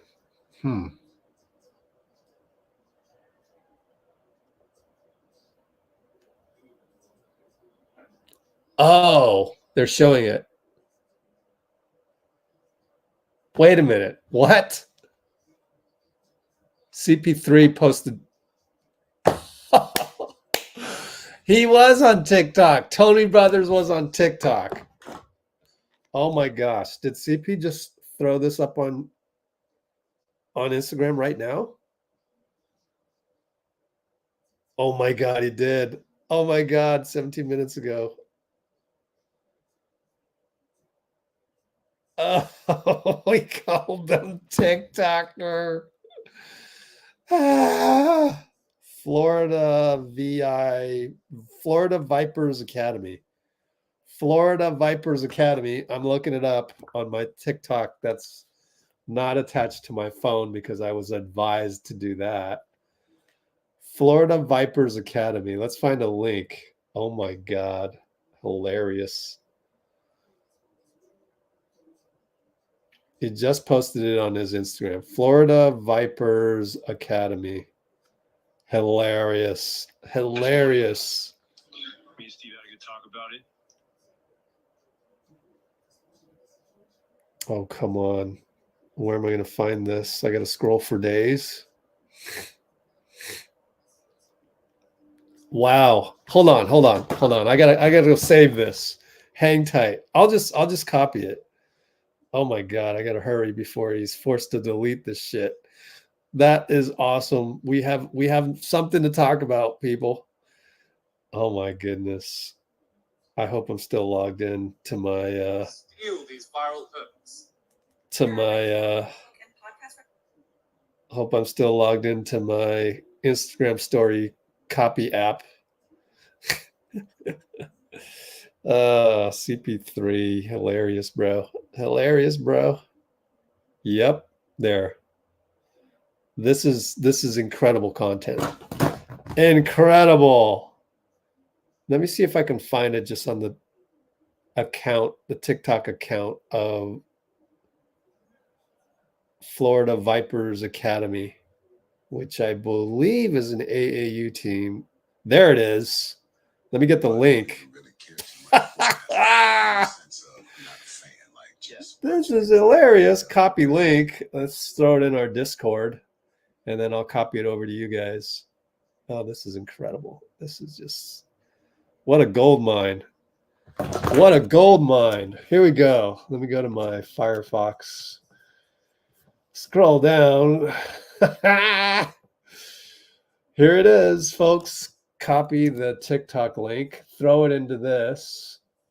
You're going to love this. This is what CP just posted.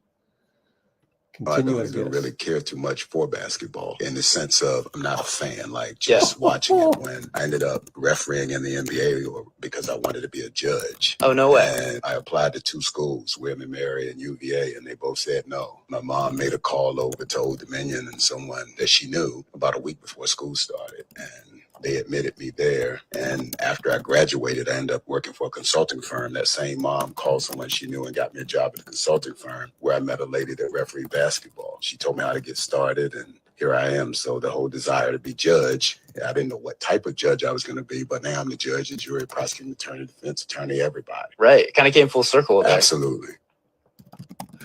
And he goes, he's judge, jury, and prosecutor.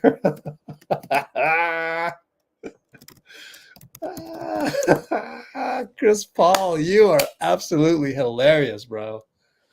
Oh my goodness, guys, go look at Chris Paul's. Let me put the link in the description or in the chat. Here's the link. Oh shoot, I put the wrong one. Undo. How do I undo this? Here, I got to refresh. Here's the. It's yeah. Here it is. Boom, boom, boom. Oh, that is hilarious, man. Hilarious. Wow. Wow, dude. Wow. Wow. You think Chris Paul will get fined? Yeah. Let's do a poll. We forgot to do unsung plays, but anyways, will CP3 get fined for this? And also, by the way, Instagram.com CP3. Just click on the stories here. It's the same thing. I don't know if I can play it here. No, I don't want to log in, but yeah, go look at his stories. For posting the Tony Brothers TikTok. Oh God. Oh my goodness. Wow. Oh gosh. Oh man. I don't know. Is that finable? Literally, I put that poll up because I don't know. I don't know. Is that a finable thing? That might be disrespecting a referee, right? I don't know. Dang. That is absolutely hilarious. We have not had entertainment like this in a long time. Oh, man. Oh, there it is. Now it's getting all over it. Yeah. You spelled TikToker wrong.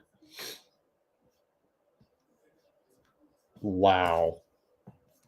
Well, I got to get this video up, man. Shoot. How do I copy that over? Let me see. Can I just copy that? Let me see. Download video. Oh, shit. Really? I can just download that? Let's re-watch this. I can just download this. Download video. Do you want to download? Sure, why not? Is it going to work? Oh my God, I think it worked. Download that MP4. Holy smokes. Yeah. Airdrop that over to my iMovie over here. Holy smokes. Holy smokes. I really hope they don't demonetize that, man, because that is just golden. This is some golden content, man. Wow. Tack that on at the end. Wow. Incredible. You couldn't make this up. This is a movie. And you, Oh my God. I don't even really. Tony Brothers versus, oh man. CP3 is making so many enemies with refs. Jeez, man. Woo.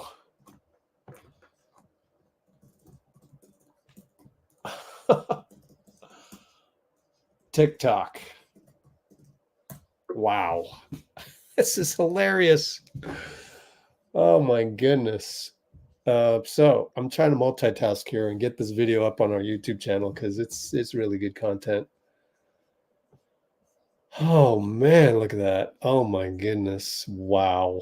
Well, it's all over now. All over social media. I called him a TikToker. Oh, I called him a TikToker. Wow.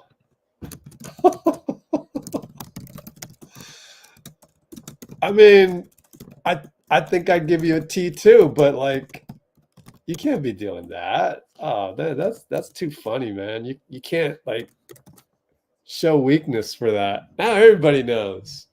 Everybody's gonna call him a TikToker. Oh, especially the last part of the video where he says, judge, jury, and prosecutor. Oh Judge, man.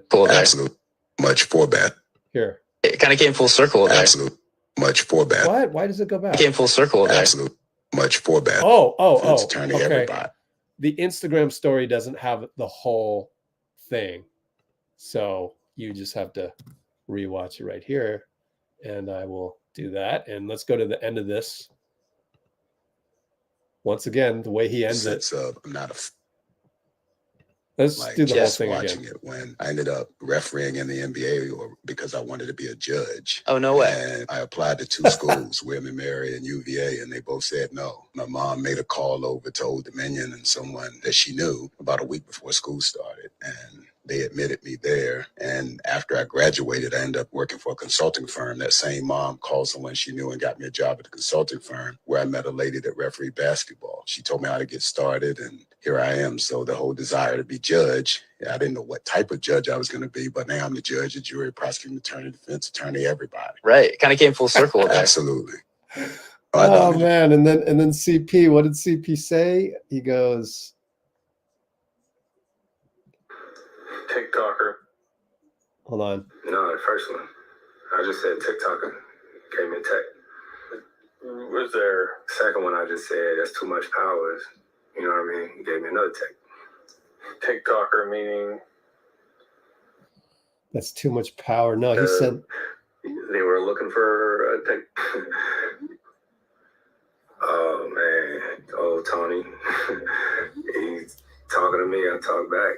I called him a TikToker. I got a tech. That was the last one. No, the first one. I just said TikToker. Gave me a tech. TikToker. The second one I just said that's too much powers. You know what I mean? He gave me another tech. TikToker meaning he could judge the jury and all that. He's the judge, the jury, and all that. Wow. Oh my goodness. Oh my goodness. CP3. Wow. Who knew it? I didn't think CP3 had this social media savvy, but apparently he does. And he is just, oh my God, what's the word? He is like basically crucifying Tony Brothers. Wow. Jeez. It is nuts because it's so hilarious that it is an absolute emasculation of Tony Brothers. And I like Tony Brothers, but he should not have given him a technical. Oh, you should have just laughed at it. So I think everybody's all uptight. You know, you got to laugh at it sometimes and go, that's a good one. That's a good one. Can't give a guy a tech for that. Oh man, come on, man. Come on, man. That's weak, Tony Brothers. You got to laugh at that, man. Oh, man. Now you're going to be the most embarrassed referee in the NBA next. Oh, my goodness. Can you imagine the courtside hecklers? Oh, my goodness. Oh, my goodness. Tony Brothers is doomed. Oh, gosh. We might want to tune in the next Tony Brothers game. We might want to do a live stream for that. Oh my goodness.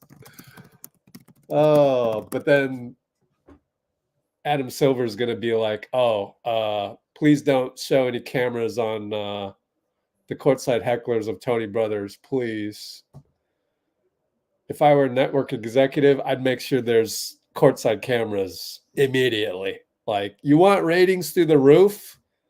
Go film, go mic up the courtside, the whole court. Just bring one of those NFL Films mics.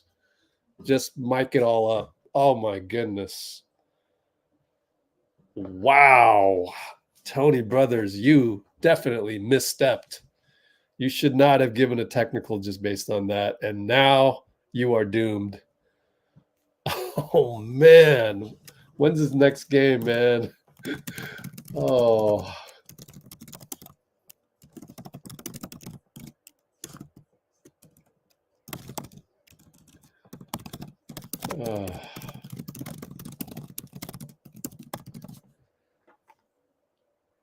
All right, I gotta wait for the upload to happen. Oh my goodness. I wish we had Dean Chambers on here. That'd be so good to have him right now. Oh my goodness. Because I'm trying to multitask right now and it's crazy. And I don't know who else is coming to the podium. Anybody there? Did I accidentally mute? Nope, I did not. In fact, let's go live. Oh, BP. Cool. Let's go to BP. And meanwhile, I can like multitask. There we go. Ready for BP? Thank you, BP. Saving my butt here.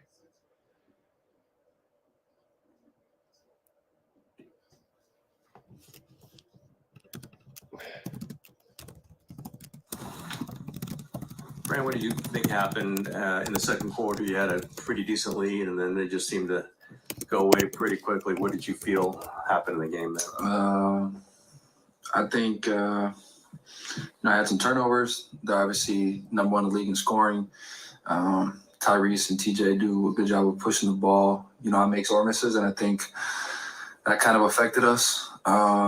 Just even off makes, they were kind of scoring back at us, and then obviously we don't play as fast as them, so it kind of makes you like have to make shots, and if you don't, and they are pushing it back at you, it becomes tough, and that's how you get like the 8-0, 10-0 runs. Steve had mentioned that he felt you guys got out competed for a little bit of a stretch there. Did you feel that as well, and where did that come from? Yeah, I think so. I feel like we kind of caved in a little bit. Things obviously didn't go our way necessarily, like from a shooting standpoint collectively.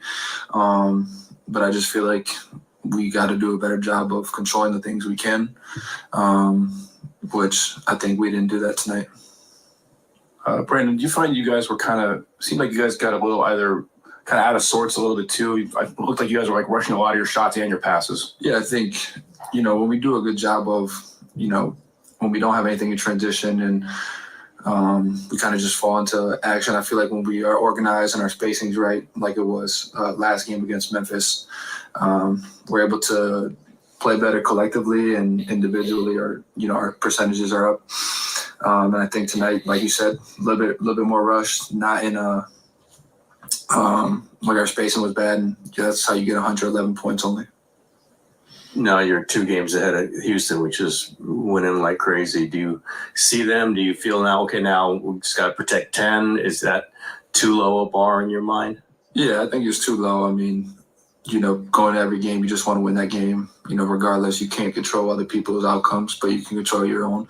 And I think, we're still chasing that 7-8 trying to get to 6. I mean, I think we got 14 games left, 13. So we're just going to try to win as many as we can. And, wherever the chips fall, they fall, and we'll play whoever. You had 13 points tonight. Obviously, the ball was going in. Previous few games, you hadn't scored much. I asked Kerr before the game, because I don't want Brandon to change anything. He's doing just fine. In your mind, are you thinking you can score a little bit more? Or was tonight more of what you feel like you should be doing, can be doing? Do I think I can? Yes. But I think what's being asked of me is just, kind of shoot when you're open, late shot clock, make a play. Tonight I was open. They left me open, and I shot the ball. But, I may get 8 shots tonight, and I may get 0 next game.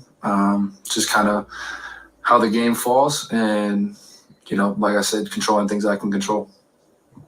Haliburton hits a 3 to close the second and third in like 3-second possessions. How killer are those 6 points? It definitely hurts going in halftime and start the fourth quarter. He's a good player. Good players make tough shots, but, those, like you said, they're kind of demoralizing. And coming in, he's in a big shooting slump, and now he goes 4 for 8 against us.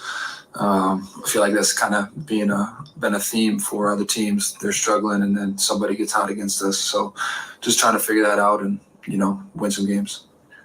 Speaking of winning some games, though, you guys have gone 1 and 2 in each of your last 2 homestands. I mean, how frustrating is that when you know what you guys need to do and you're not able to execute?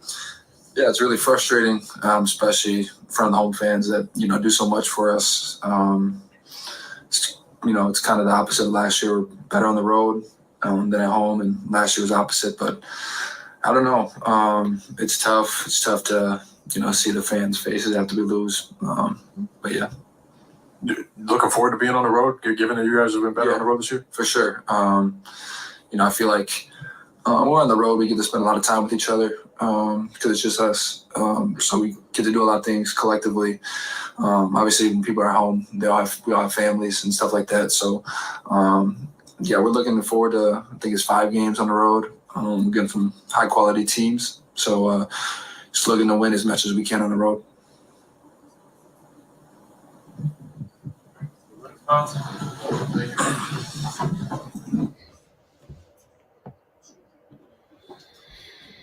Okay.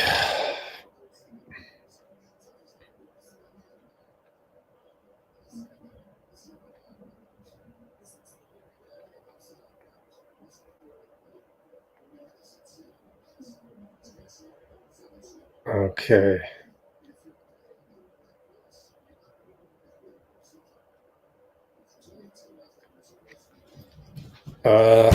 I hear the cable company talking about if we play like this, and it's matchups, and we just don't match up well against Indiana. Really don't. We don't match up well against a lot of young teams that are pretty talented and athletic. The other one being OKC. So I don't think it's a just because we lost this game, we're going to lose all the other games just the way we played. It's matchups, and there's dynamics in the game, and each game is different. So,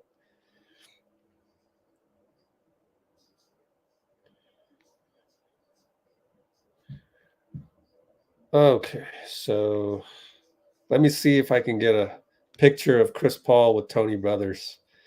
But I know where to find these things, man. Let's see. Chris Paul. We're not going to get anything, are we? Let's see. Well, at least it's Friday, meaning tomorrow's Saturday. And at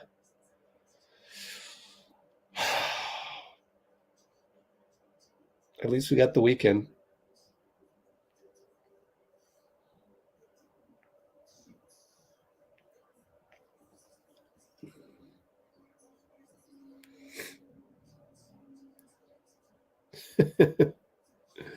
There's plenty of pictures of him with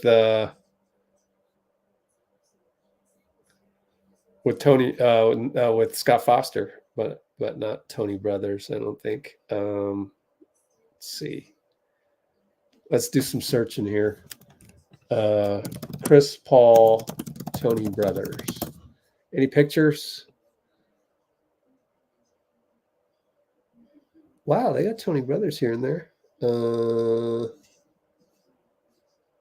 Nope.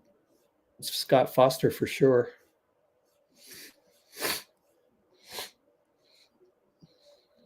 Ah, well. Let's go back on that. Let me find something. Got to make my thumbnail, you know. Here we go.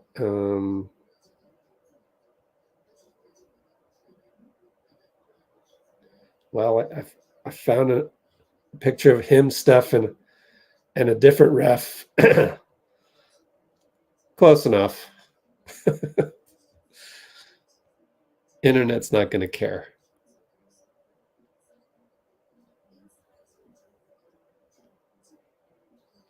All right, what do we got in the comments? We'll leave Tony Brothers up there. 13 games left, is that right? 13? Yep, 13 games left.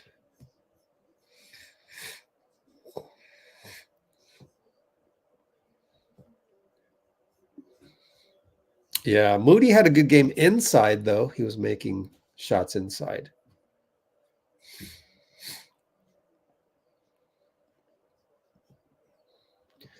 Moody wasn't going to change the game tonight. I mean, he hits those threes. We're still down by, 7 or whatever it was. He's a complementary player. He's not a game changer.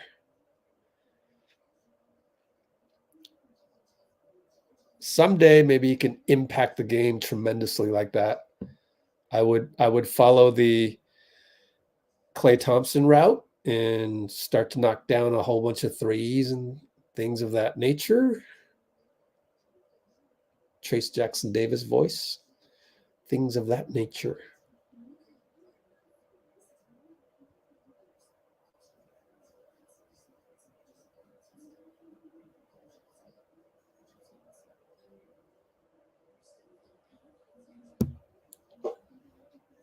Judge, jury, and all of that. Judge, jury, and all of that. Yo, I need a picture of. Oh, I don't need a picture of that. I need a picture of freaking Tony Brothers. My bad. My bad. Oh man, you're getting an intro on how crazy it is for me to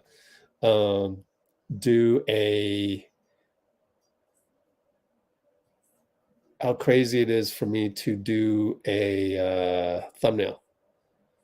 Dude, this is tough.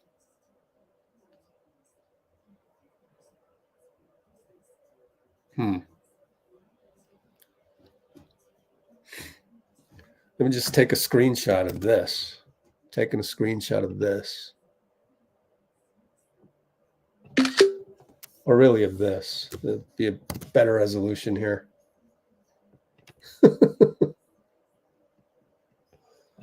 Oh, this is so exciting.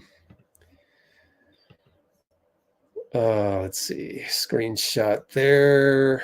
10:34 p.m. I need one more, guys. There it is.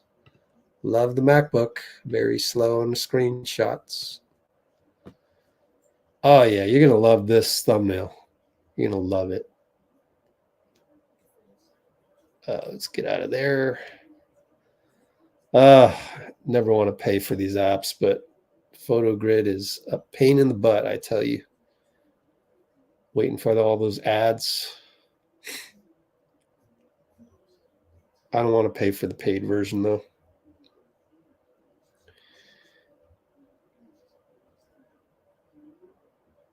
Oh, this is absolutely hilarious.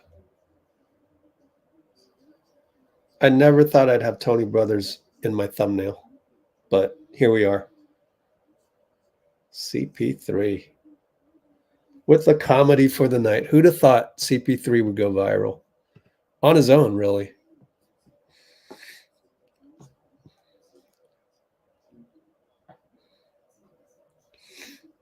Yeah. It's hard to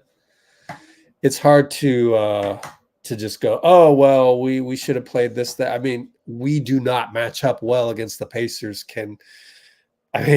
7-game series, it might evolve, but just one game, you guys got to understand that there's a difference.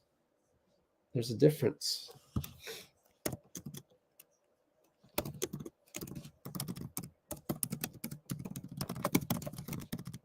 There's a difference between playing one regular season game versus a playoff series. And a play-in is more like a regular season game, unfortunately, which worries me. Because I don't even think Leicester would eventually find a way to crack the lineup. It's just this. I don't know how to describe it. It's just not how things are done in basketball. You don't suddenly give Leicester minutes. Like you don't. Steph is at the podium. Ready for Steph? Let's go for Steph here, because I got nothing else to say.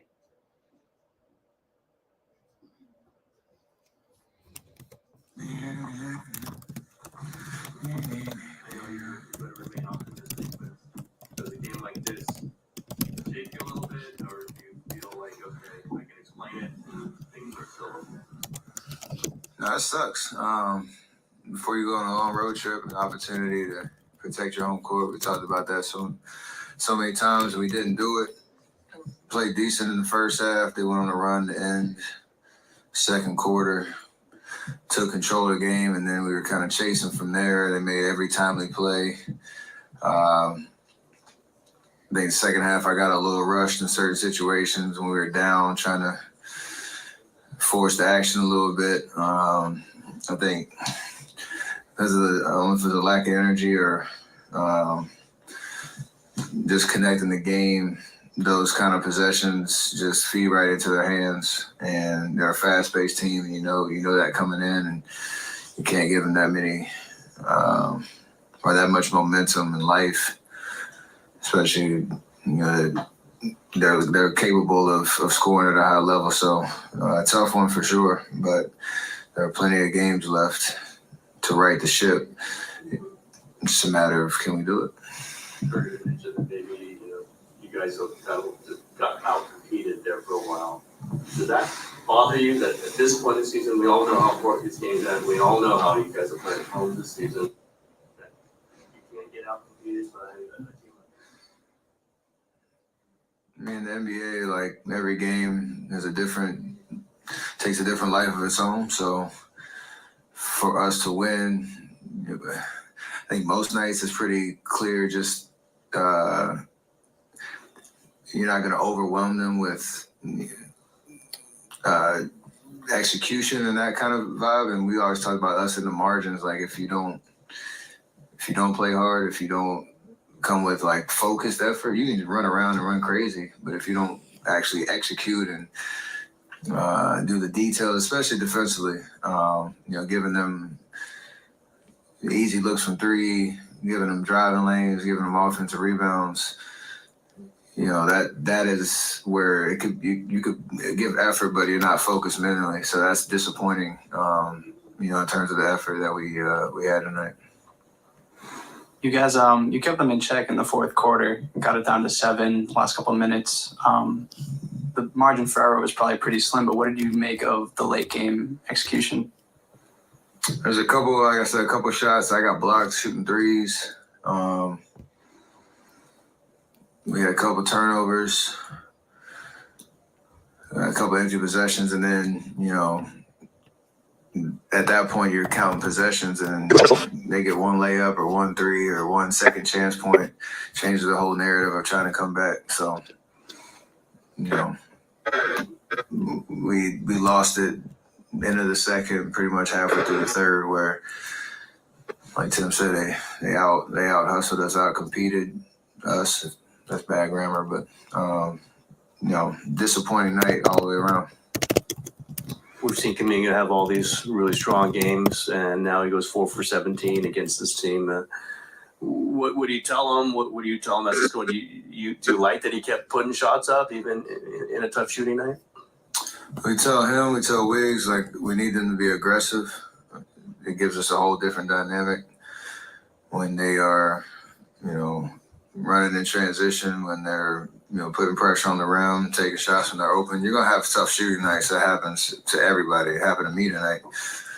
So you don't really necessarily focus in on that. It's just the same way I diagnose my game, like shot selection and a couple possessions that you could probably get a better one feeds right into their hands. So good learning lessons, how well we all played, and he especially last game to this game. Now you have to respond. That's the job. What do you feel like the collective inconsistency has been rooted in this season? Once again, I wish I knew, because then we could be able to get ahead of it. But every game is a little something different, so it's not a great position to be in, especially when every game matters and every game counts. And so there needs to be a sense of urgency in how we finish, this last stretch of games. I wish I knew, though. Steph, you mentioned this already a little bit, but how was Indiana able to come back down 12? I mean, you guys looked like you had control of the game when you were up 60-48. And as you mentioned, they took control of the game, towards that middle of that second quarter, probably capped off by that Haliburton 3 right before halftime. Honestly, I was trying to think, like that 4 or 5 minute stretch. I can't recall how they scored, or like what the patterns were. I'll have to go later watch the film to see. It was just a total momentum shift, and you could see like the life came out of us a little bit. And then that dagger 3, Big Mo, as my college coach used to call it, going into in the halftime. There's a carryover effect to that too. So like they had all the confidence in the world going into the locker room. We were reeling a little bit and we didn't respond in the second half. So we got outscored by 15 in the third quarter, so that probably didn't help. And a quick follow-up: Can you guys also say that when you look at the homestands, the last 2 homestands, you guys went 1 and 2. I mean, even just getting that one extra win could have kind of made a big difference for you guys if you go 2 and 1 in those homestands. For sure, that's the math of it, but I mean, that's gonna sting because you missed huge opportunities to build true momentum and kind of settle yourself in the standings a little bit. It just presents more issues of how we need to bounce back, whether we're going to be playing for something in a couple of weeks or not, because nothing's guaranteed, and I think we have enough pride to bounce back, and I think we want it bad enough, and gotta go show it. Steph, a couple questions for you. You've been through this, what Kuminga's going through. How difficult is it when the other team kind of recognizes you as one of the top scorers and now they seem to take you away? Like it feels like they had a plan for what to do with Kuminga. Do you feel like that's where he is in his career? It's a natural evolution of, as you climb the ladder in the league and become a guy that's not just on the scout report now, but probably the second person they talk about when they're going through personnel, and you have more film on you, more your tendencies, so they're going to game plan. And that's the challenge of continuing to be efficient and effective night after night. He's more than capable. We've seen plenty of young guys. JP had to go through it a couple of years ago. You got to embrace the challenge of it, and the IQ of seeing what they're doing, how they're adjusting, and having counters for it, and not second guessing yourself. He's more than capable of it. He might have nights like tonight, and that's fine because that's the growth and the learning experience. But he's shown enough over the course of this last 2/3 of the season that he's that dude, and nothing really shake him. I think coming game after game in terms of him being ready to play. Do you think it impacts you, or how does it impact you that there isn't a consistent place to go when you're not, or they're taking you off the ball, you're not going? Is it any different than if you had like somebody next to you who's an automatic 30, or that it could be this guy that night. Does that impact you at all, that it's kind of based on how you guys are playing and who's got it going? That's the challenge of this team, because we've had inconsistencies on that front, and I'm never going to shy away from my responsibility when it comes to playing well every night. I didn't play well tonight. Didn't play a smart enough basketball game that could counter some of that pressure and try to make it easy on guys around me. But our challenge for this team is to understand how we play offense and how we create shots. Everybody be aggressive and ready. You don't know. It's hard because you don't know if you're going to get in the starting lineup. You don't know if you're going to get 8 shots or 15 shots or 20, every once in a while. But being ready, being aggressive, not playing on your heels, for us, that's when we're at our best. We haven't always done it, so that's why we have been inconsistent. That's why our record is what it is. But the top end of how we play and when it's clicking, it's still a potent offense. You just gotta be there's got to be a solid chemistry between everybody, and when it's not, it looks like it did tonight. Steph, the way they amped up their physicality, and that's third quarter, and that maybe kind of getting in your guys' heads a little bit, and it seemed like there was a domino effect with the turnovers and the missed shots there. Yeah, I guess they controlled the momentum going into halftime and coming out in the second half. Sometimes you feel like you lost. It's weird, like you lost the game because you beat yourself, or did they hustle out, execute you, and it was more of that tonight. So still feels the same in terms of the outcome and how we feel leaving the building. But they played a great game in that stretch that really changed the entire momentum, and we never responded. Steph, I'm curious, even beyond tonight, as you know, scoring around the league is down in the second half of the season. The officiating is a big part of that. You have 1 free throw tonight.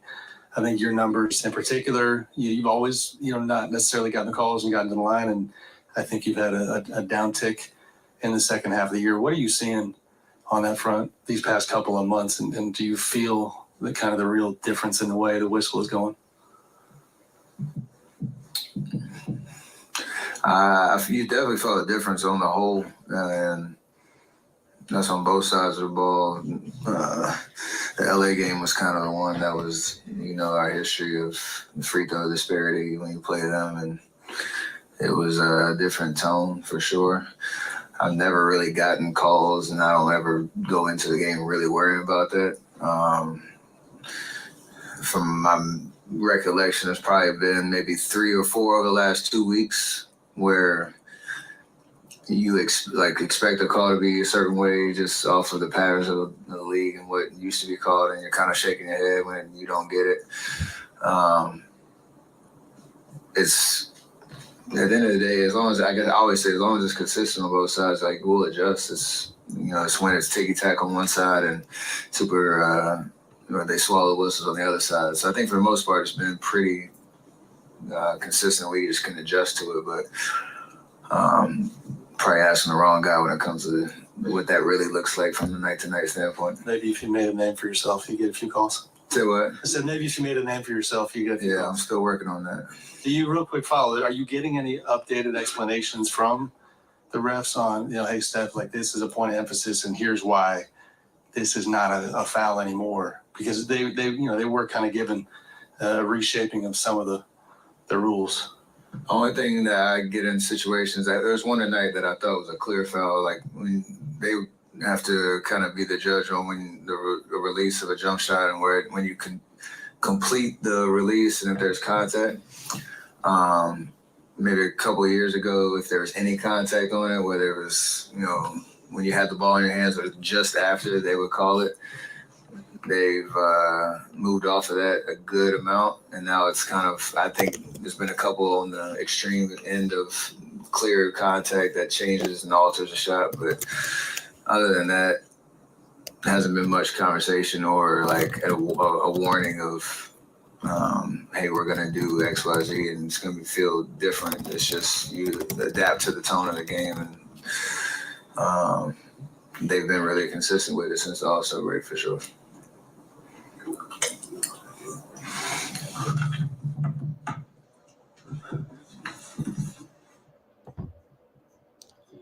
Yeah, look, here's my thing is that based on what I saw tonight, I just feel like in a regular season game, not a 7-game series, we face Indiana, 7-game series. I'm going to say we win 4-3, but it's going to 6 or 7.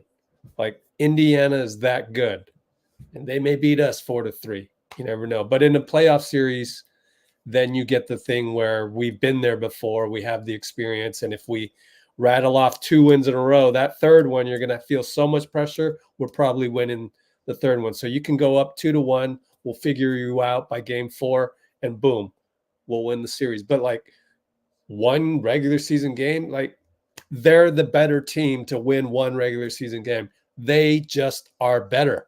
Like we don't have the necessary pieces. Like we have to resort to zone with our second unit. So I'm right back to what I said right after the buzzer, is that the worst case scenario is that we don't even make the playoffs. We don't even make the play-in. Fine. We're changing the roster because we're going to get beat consistently against teams like that. OKC would have beat us tonight. Like we're just not good enough in terms of athleticism, defense, and adjusting to the adjustment, which we're relying on JK. And he's not quite there yet. He'll be there. We're just not good enough. And so I disagree with all those reporters. Oh, you're inconsistent. Oh, this. No, we happen to hit Indiana on this night. We just so happen to hit Indiana on this night. And we can't beat them in a 1-game regular season thing like this. There's a difference in basketball, which makes basketball more interesting. Now, I could sit here and complain about that. But no, it's interesting. It makes the game a lot more interesting. This game over here, March Madness, can you not agree? Totally different. Can you imagine if all of these games were a 7-game series? Do you really think Kentucky would lose a 7-game series to whoever it is, Oakland University? Maybe. I don't know. Maybe college has changed so much. I mean, the rules are different, 7 fouls and you're shooting a 1-and-1 or whatever it is. I don't even know if they changed that, but like FIBA is different. So you go to the Olympics, different dynamic and all of that. So we're just not built to win these regular season games. You took a gamble with Chris Paul. You thought you would be a better team to beat the Lakers with Chris Paul instead of Jordan Poole. That might be right. You might have been right. But the problem is you've got to go through this 82-game regular season. You've got to survive suspensions from Draymond and all of this mentality stuff that we've gone through with Clay and Wiggs and Draymond. You got to go through all that. It's a long season. So the roster was constructed to beat the Lakers, to not lose game 6. And that's the thing, is that it's not applicable across the board. It just isn't. And that's okay. I can accept that. And it's not Kerr's fault. It's not Dunleavy's fault, because he was doing what he's paid to do, is make us better. Okay, CP instead of Jordan Poole, maybe a little Dario. Ooh, we got Dario. That team would probably take the Lakers to 7. We might even beat the Lakers last year. But the problem is that the NBA changed so quickly. Indiana came out of nowhere. Actually, they didn't come out of nowhere. They made good moves. And they're so young and fast and long. And we're not. We actually got less lengthy with CP instead of Jordan Poole, believe it or not. And like, everybody's so frustrated about inconsistency, this, that. No, we just can't beat certain teams in the regular season. And it is what it is. Like, so that's why losing tonight the way we did wasn't as frustrating to me as the New York game, let's say, where turning the ball over at wrong times. Certain things also we're just not built for. We're not built for staying in front of Jalen Brunson. Unfortunately, we can't. Our point of attack defense is horrific, but I have hope that Moody can improve, JK can improve on that. And I actually hope that with all of Wiggins's whatever problems, that you can take this salary and do something. You can go out and find somebody out there.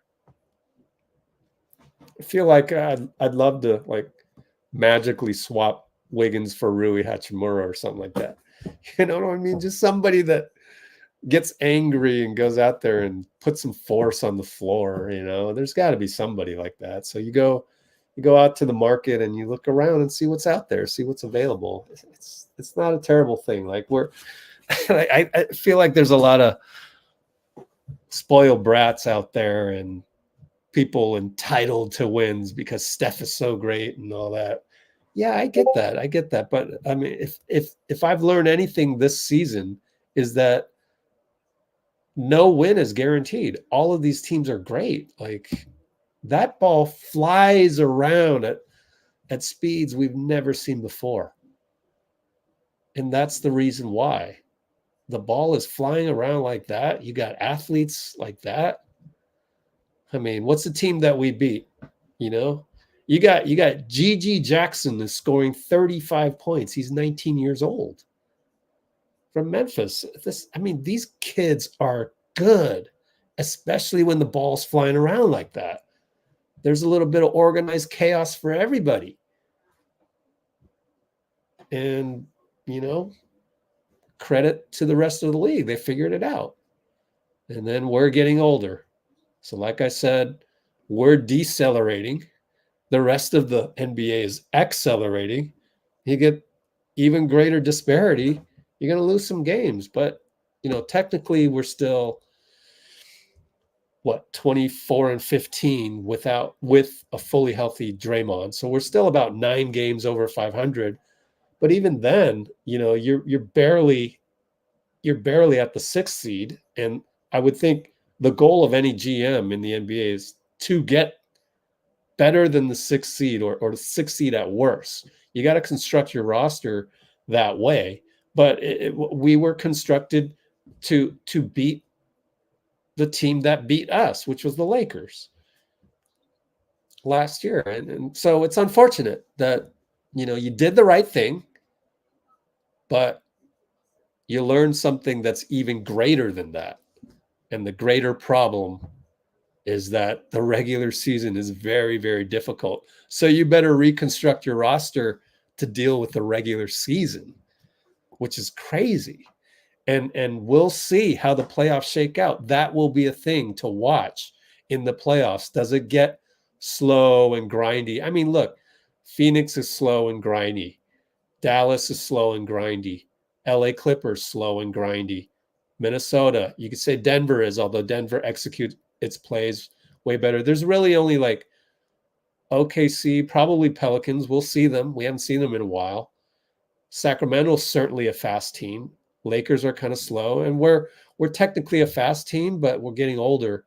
You know, we got, you know, second best shooter of all time is coming off the bench, you know, and he can't stay in front of anybody. CP3 can't stay in front of anybody. We have to play zone with the second unit. It's tough. The zone actually worked against Indiana, but, you know, we would figure something out. We would muck up the game, slow it down, maybe even go slower. Maybe, I don't know what you would do in a 7-game series against the Pacers. Why bother? You know, we wouldn't meet them unless it's the finals. So why bother with that? They've got their own problems. You know, so they beat us regular season game. I'm just not worked up about it. It's just the inconsistency I'm seeing is the lack of length and athleticism. Unless you're going to infuse some, you know, Brandon Podziemski mojo into JK, like that's why they're separate players. if we had both of those guys and one guy, we would have the next Kawhi Leonard, who's younger than Kawhi Leonard. You know, you have, if you mixed Brandon Podziemski with JK, which is kind of what we need right now, but they're two separate people. And John Dickinson was on here at the last game saying that, you know, guys like Gary Payton, you put him in for the defense, but then you lose the offense. Like, you're looking for the guys that have both. The two-way players that Steve Kerr always talks about is we need two-way players. So we got to go out and find more two-way players.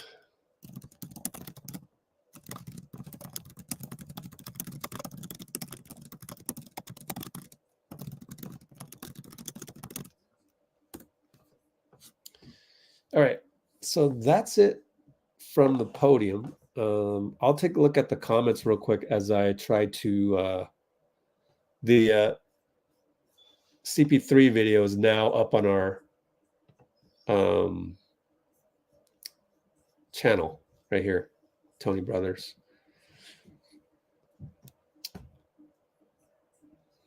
Wish it had more views out the gate, but oh well.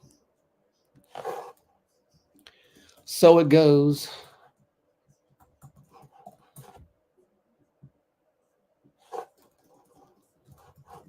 What will happen tomorrow for me, at least, with the post game running smoothly as it did tonight, I'll get a chance to really, you know, catch up on some things, and I've still got to do the whole global analysis of just what my workflow is every single day. Because I'm telling you, I can make some improvements. I've just got to figure out what I'm doing wrong. I don't have any, like, it's like JK trying to improve, but not having any game film. I've got to really sit down and really think about how I do things. What do I do? You know, do I use threads? Do I use TikTok? This and that. So it's going to take a while to kind of figure that out.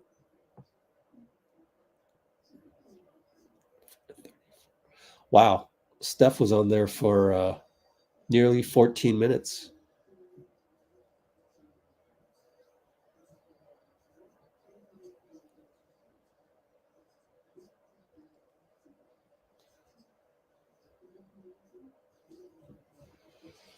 Let's see.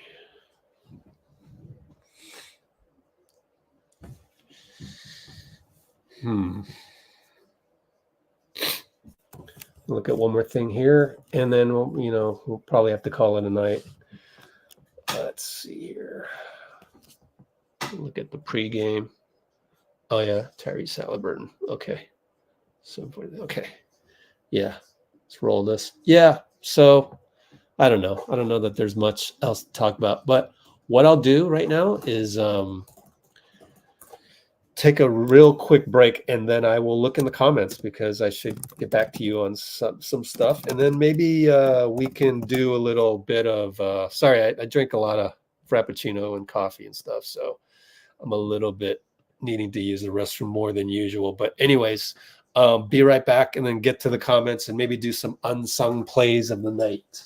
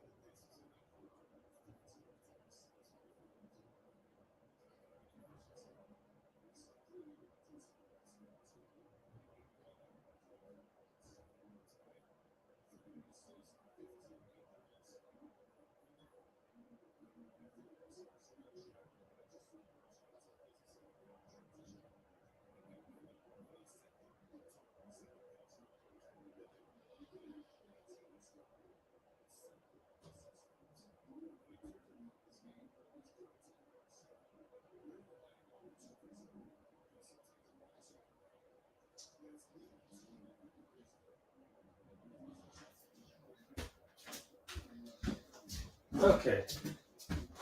Thanks for your patience. Let's go look at some comments.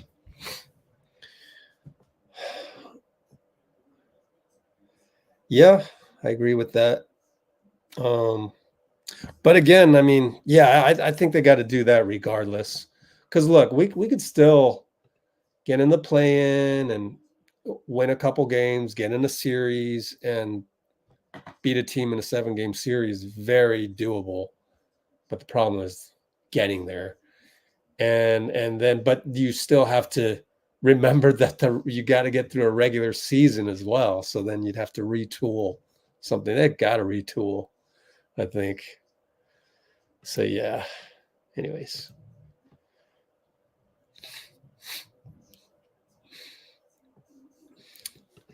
Well, maybe next year, but I mean,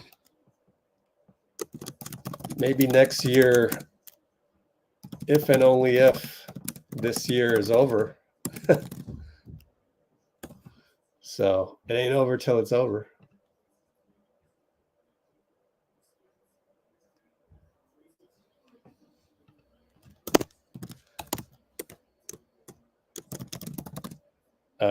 I don't know about like it's all wordplay.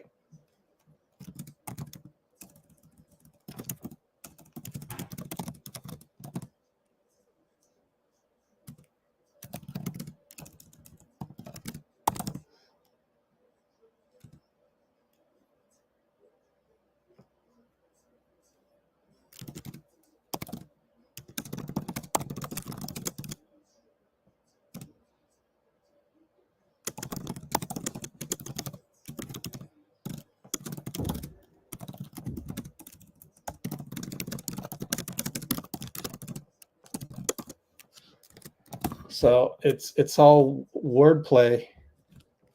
Level up. It's wordplay. I mean, you can call it whatever you want, but we win a championship, whatever retooling that we do. We win a championship with Steph, Clay, and Dre on it. It counts as a dynasty chip. It does. So,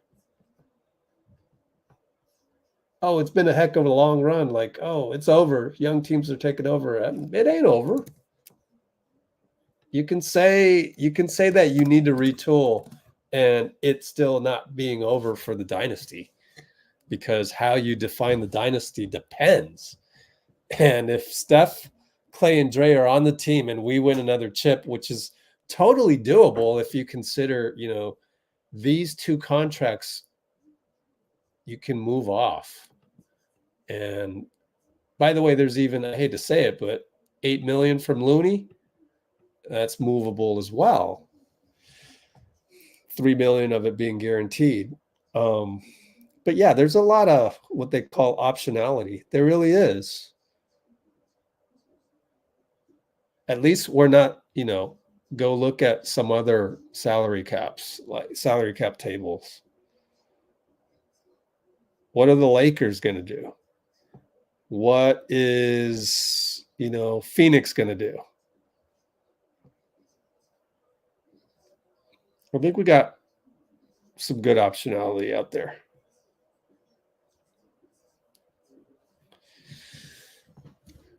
So I think it's just kind of semantics. And BP will get better. Trace will get better. They need more reps, especially JK.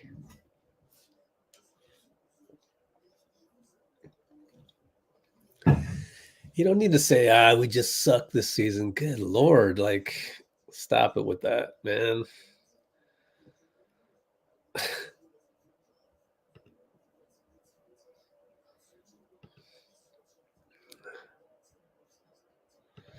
Well, I'm not going to go into why or how could this team beat last year's Lakers, but you take out JP and you put in CP3 instead of JP.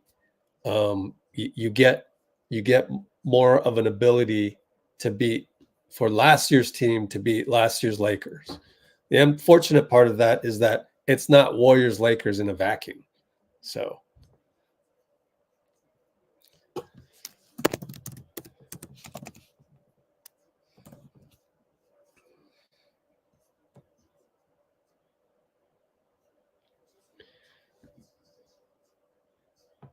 Why would I want size? Why would I want a big man? I don't need a big man, right?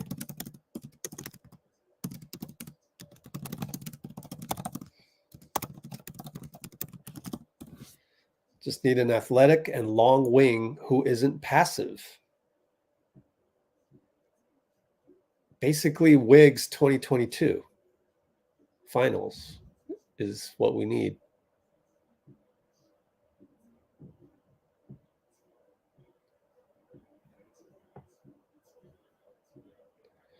We're really not that far off.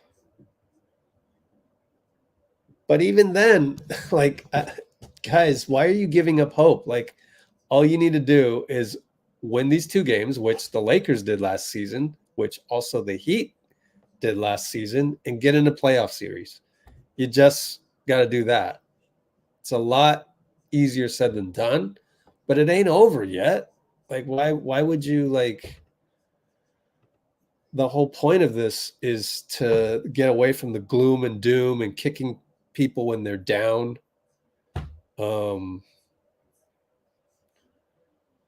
Pacers were better equipped to win a regular season game tonight than we are. That doesn't mean we suck. Like, that's not what I'm saying. We're just more built for a playoff series. And the regular season changed. Became way more difficult.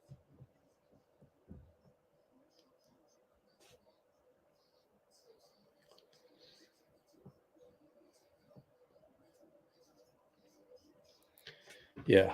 So hopefully we'll get there. But anyways. All right. Probably went as far as I could up on the comments.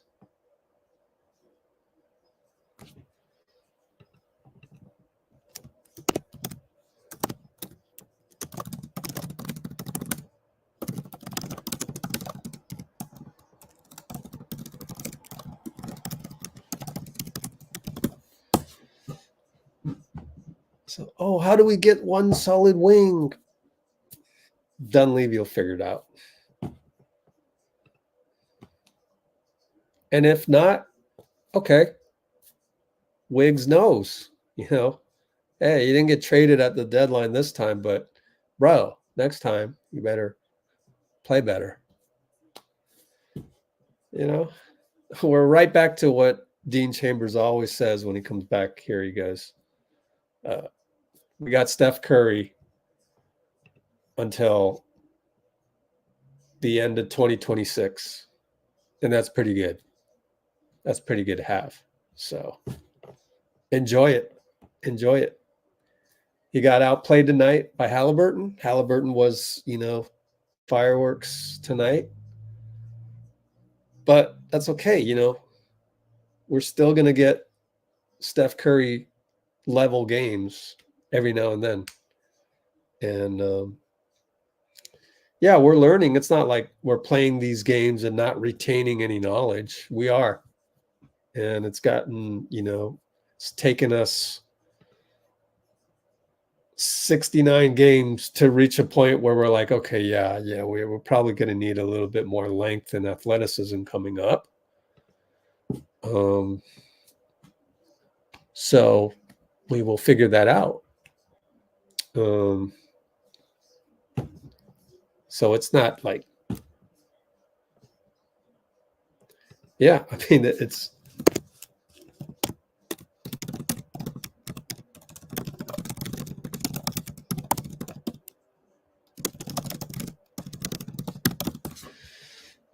really just, it's love and gratitude. That's all it is, guys. It really is that simple. And yet it seems simple, but it's not. Because, I mean, like, I don't know who you are. I don't know anything about you. You're, as far as we know, it's just internet rando type thing. But the thing is that most people, what I've seen them go through, most people are stuck. They're stuck in a stressed out mode. And it takes a lot to get out of it. It's very difficult. But when you're in a stressed out mode, it's hard to get out of. And so you look at a lot of things as, oh no, and danger, and you're stuck in survival mode, and you're stressed out, and you thumb type it out on social media, all these negative thoughts, and it spreads and spreads. And that's just how your brain was built for survival. And so that's just how it is. It's just how it goes. But the first step is awareness, and to understand that we have it pretty good, guys. I mean, we do. We might be over here in the standings, but there's a lot we can do with the salary cap table. And we have Steph and Curry, and we have Draymond. Clay knows his role. He'll probably take a pay cut. We're good. There's some other teams out there that are going to have some trouble dealing with their salary cap situation. So you just got to remember those things. Remember to have gratitude for that stuff.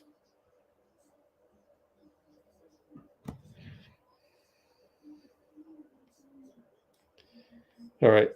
So I'm about to work on this next. It's hard to do unsung plays when we lose.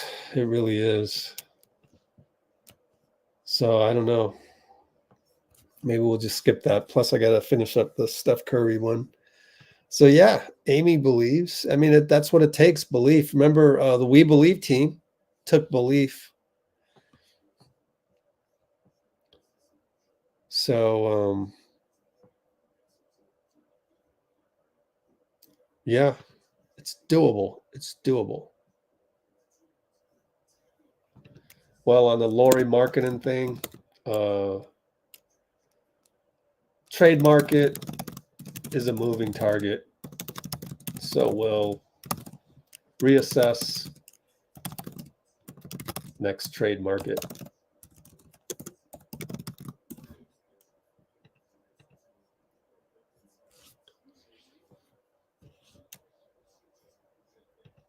Oh yeah, just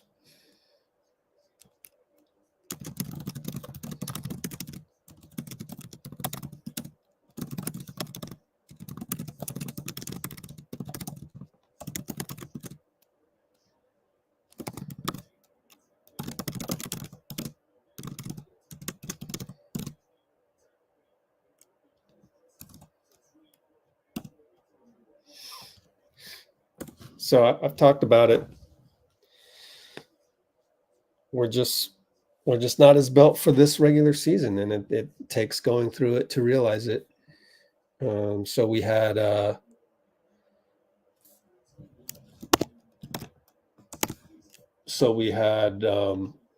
Wiggs got off to a slow start. Clay got off to a slow start, and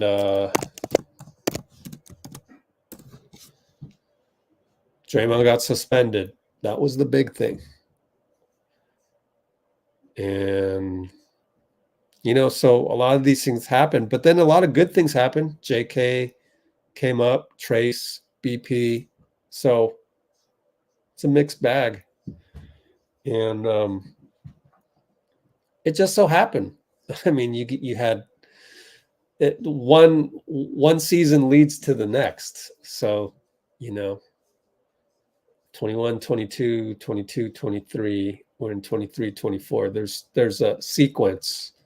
So could have been arrogance,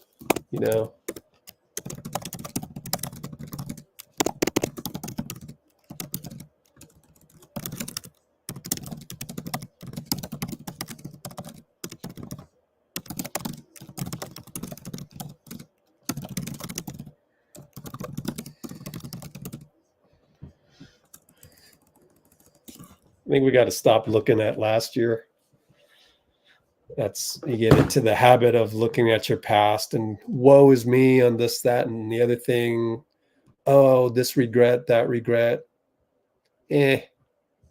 Past is the past. You can't go into the past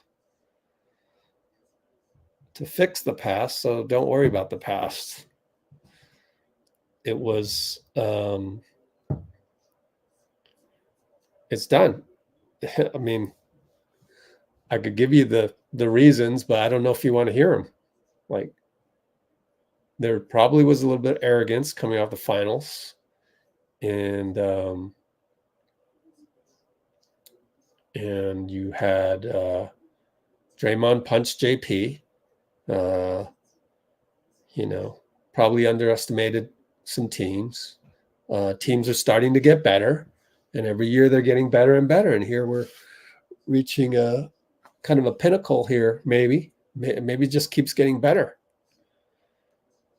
But you know, the league is constantly changing, and just in that moment from before, we just weren't able to win those road games. So I know it's fun to like go, oh, you couldn't win any road games last year and you can't win any home games this year. Oh, that's so neat. Let's talk about it. But dude, tonight, Indiana's better team. Like, we could replay tonight every single time, but JK just isn't quite there yet to take the next step. Steph kind of had a little bit of an off night, Nebhart is like, oh, I get to play Steph. Haliburton's like, oh, I get to show Chase who's the man tonight. Like, those things happen on the night of March 22nd, and it will be the dynamics of March 22nd. That's why I disagree with all those reporters where you take this, oh, we didn't have focus, oh, this, that. Like, it's not applicable to the next game. It's like, it's somewhat is, because you didn't play well, you want to play better. Okay, you focus harder and do this and that. Like, JK is probably not going to, don't just go in there and think that you're not going to get blocked by their big man, Myles Turner, tonight. And so don't do that against, who the hell are we playing? We're playing Minnesota, right?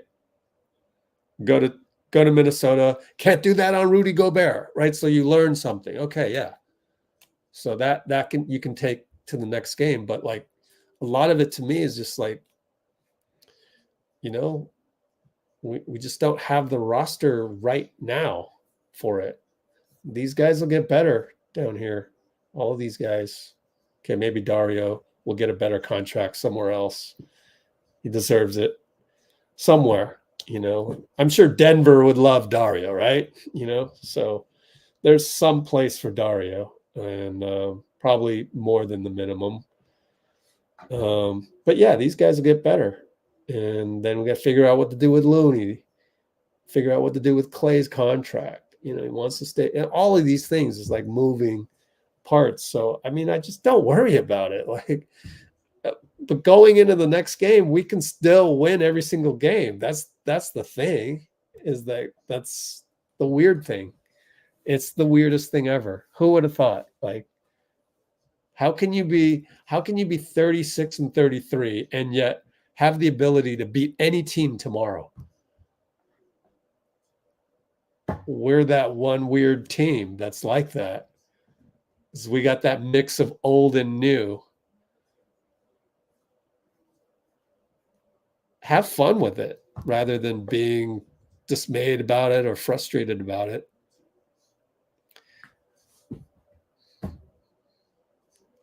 Yeah.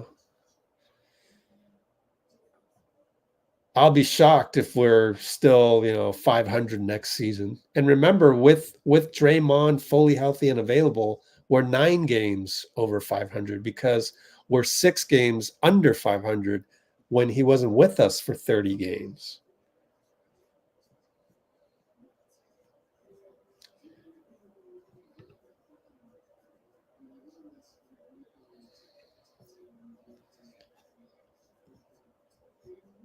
Well, I mean, we'll hear what the theory is. The thing is this roster can go deep in the playoffs, but it can't go deep in the regular season, which is the weirdest thing ever. But that's what we're dealing with. That's what's going on.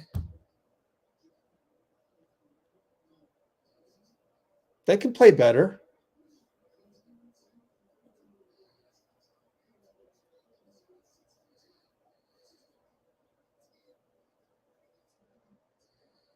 So we got Minnesota. Maybe Wiggs will go nuts because it's Minnesota. You always play your former team better, usually, knock on wood. Yeah. Some of the things we still do badly, like, a bad turnover here and there, a bad shot, like, those don't get corrected after one game. Like, JK has to keep making those mistakes to slowly realize that, yeah, that ain't working, bro. You got to really adjust and, not settle for that three. And Wiggins, you just got to be aggressive every single time. Stuff like that. Maybe with Wiggins, you just kind of get tired of it and go, okay, you still haven't figured that out yet after all this time. But yeah, he was injured in the Western Conference semifinals last year against the Lakers, and had a rough start this year. So I don't know. And then we don't know what's available on the market, so nobody really has a full grasp on it. But like Mike Dunleavy and Kirk Lacob, as we speak right now, certainly know more about who's available than we do. So I can't worry about it. It's just kind of I'm suggesting a mindset, and the mindset is just that we've got smart enough people to figure it out, and we have base pieces in this franchise to always be on the cusp of something new. That's good enough for me. You can't say that for all of these teams in the standings.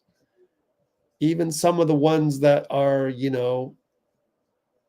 ahead of us. You can't necessarily say that. Of course, I would have to analyze every single team and follow them around day after day to know. But like, all in all, we have a pretty good base, I think. And especially with Steph Curry out until 2026.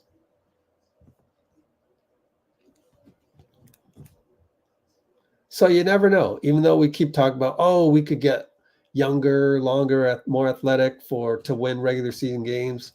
Well, at the same time, heck, we still might make a dent into these playoffs. And yet, it's crazy. The NBA is crazy. So have fun with it. It is what it is. It's interesting. It really is. Whoever plays us at any stage here has got to be like, ooh, man, they're tough. We got to deal with Steph. What if Clay goes off? Stuff like that.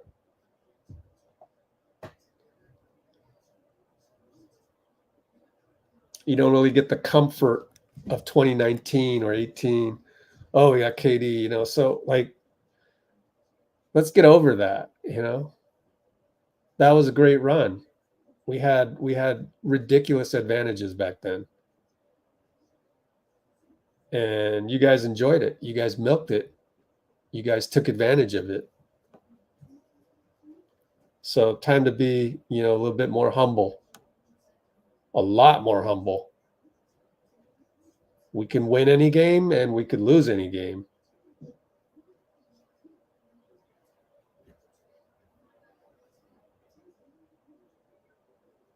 Are there any like glaring issues out of tonight? Like maybe the turnover second half. Turnover's always an issue with us. I can't be mad. It's just like tonight, Steph was the epitome of tonight. Like, can I really be all that mad that Steph made how many turnovers? One turnover? Like, he played pretty well. And that's like our team.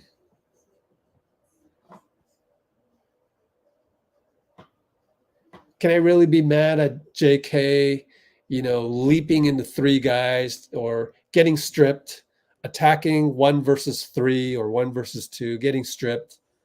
Like third-year player. Like it's hard for third-year players to really figure out like the adjustment to the adjustment to the adjustment. Like, man, I'd be really setting the bar high on them. Like overall, I got to be happy with what we have with them. Yeah, we can run plays better and do this or that now that we know Indiana. But the problem is you have to go through it. Same thing with Minnesota. We haven't played them in so long. We don't really know them that well. And last time we played them, wasn't that the game where Clay and Draymond got tossed? So like, this is like a brand new team, and anything can happen in the brand new matchup here. It's not a 7-game series. And even if it was a 7-game series, you wouldn't know what you're facing in game 1. So then you make the adjustment in game 2, just like Sacramento series. You lose game 2, make another adjustment, and then you just keep adjusting, find a breakthrough. Now you're 2-1. Now you tie it up 2-2. Now you go up 3-2. Then they get one, and you let that one. Draymond and Steph threw the ball away too many times, and we were at home. And then game 7, you get the magical performance by Steph, 50 points, right? Like, so it's all these different things. Just enjoy it.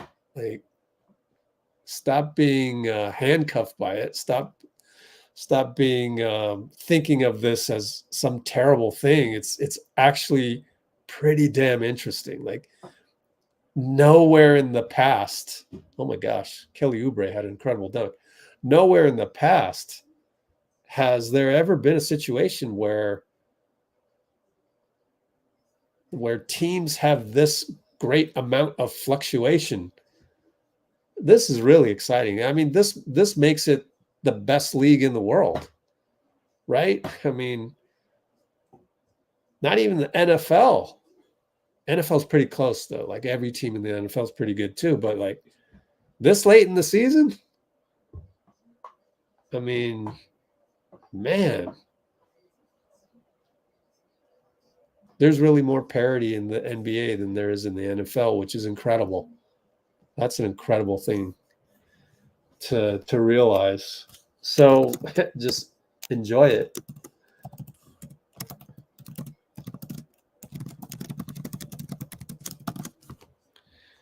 All right, so we got to go. I got to work on this last video.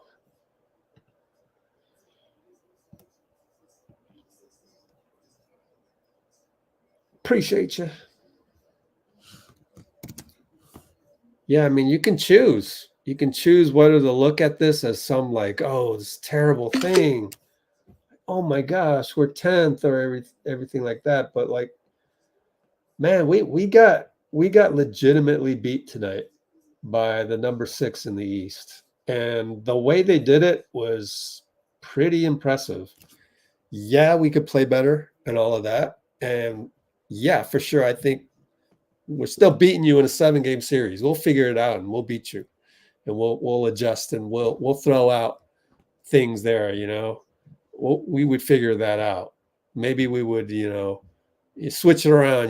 Maybe you start Trace, that kind of thing. So we got pieces we can move. It's just that this game, all of these game 1s, like Sunday, game 1 against Timberwolves, like in a 1-game series, game 1, even game 1 in a 7-game series, we're still just figuring them out as we did Sacramento.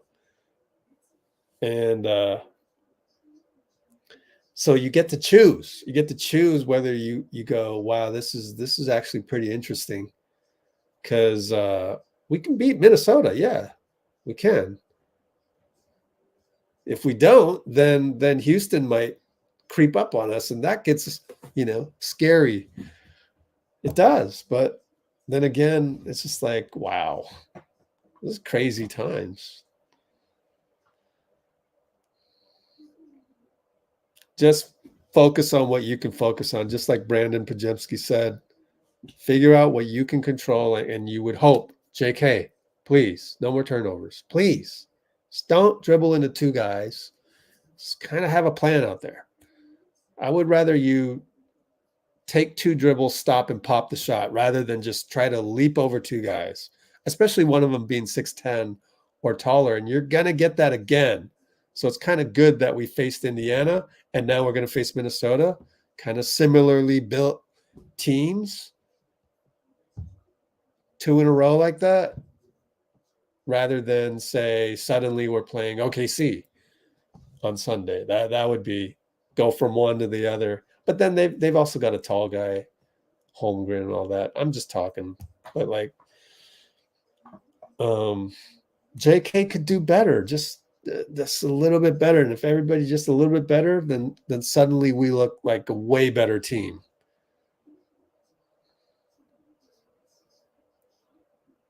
How many turnovers we end up with? And incredibly, Steph only had 1 out of 14. Usually he would have like 4 out of 14, right? With 14 turnovers, usually he's the one with 4.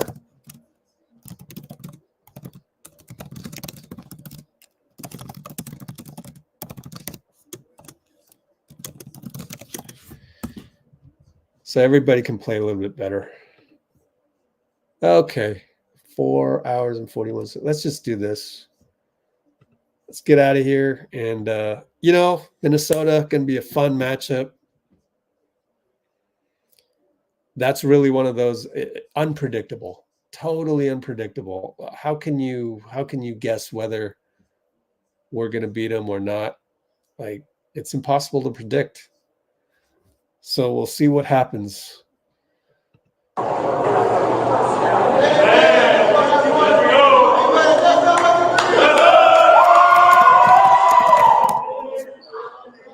By the way,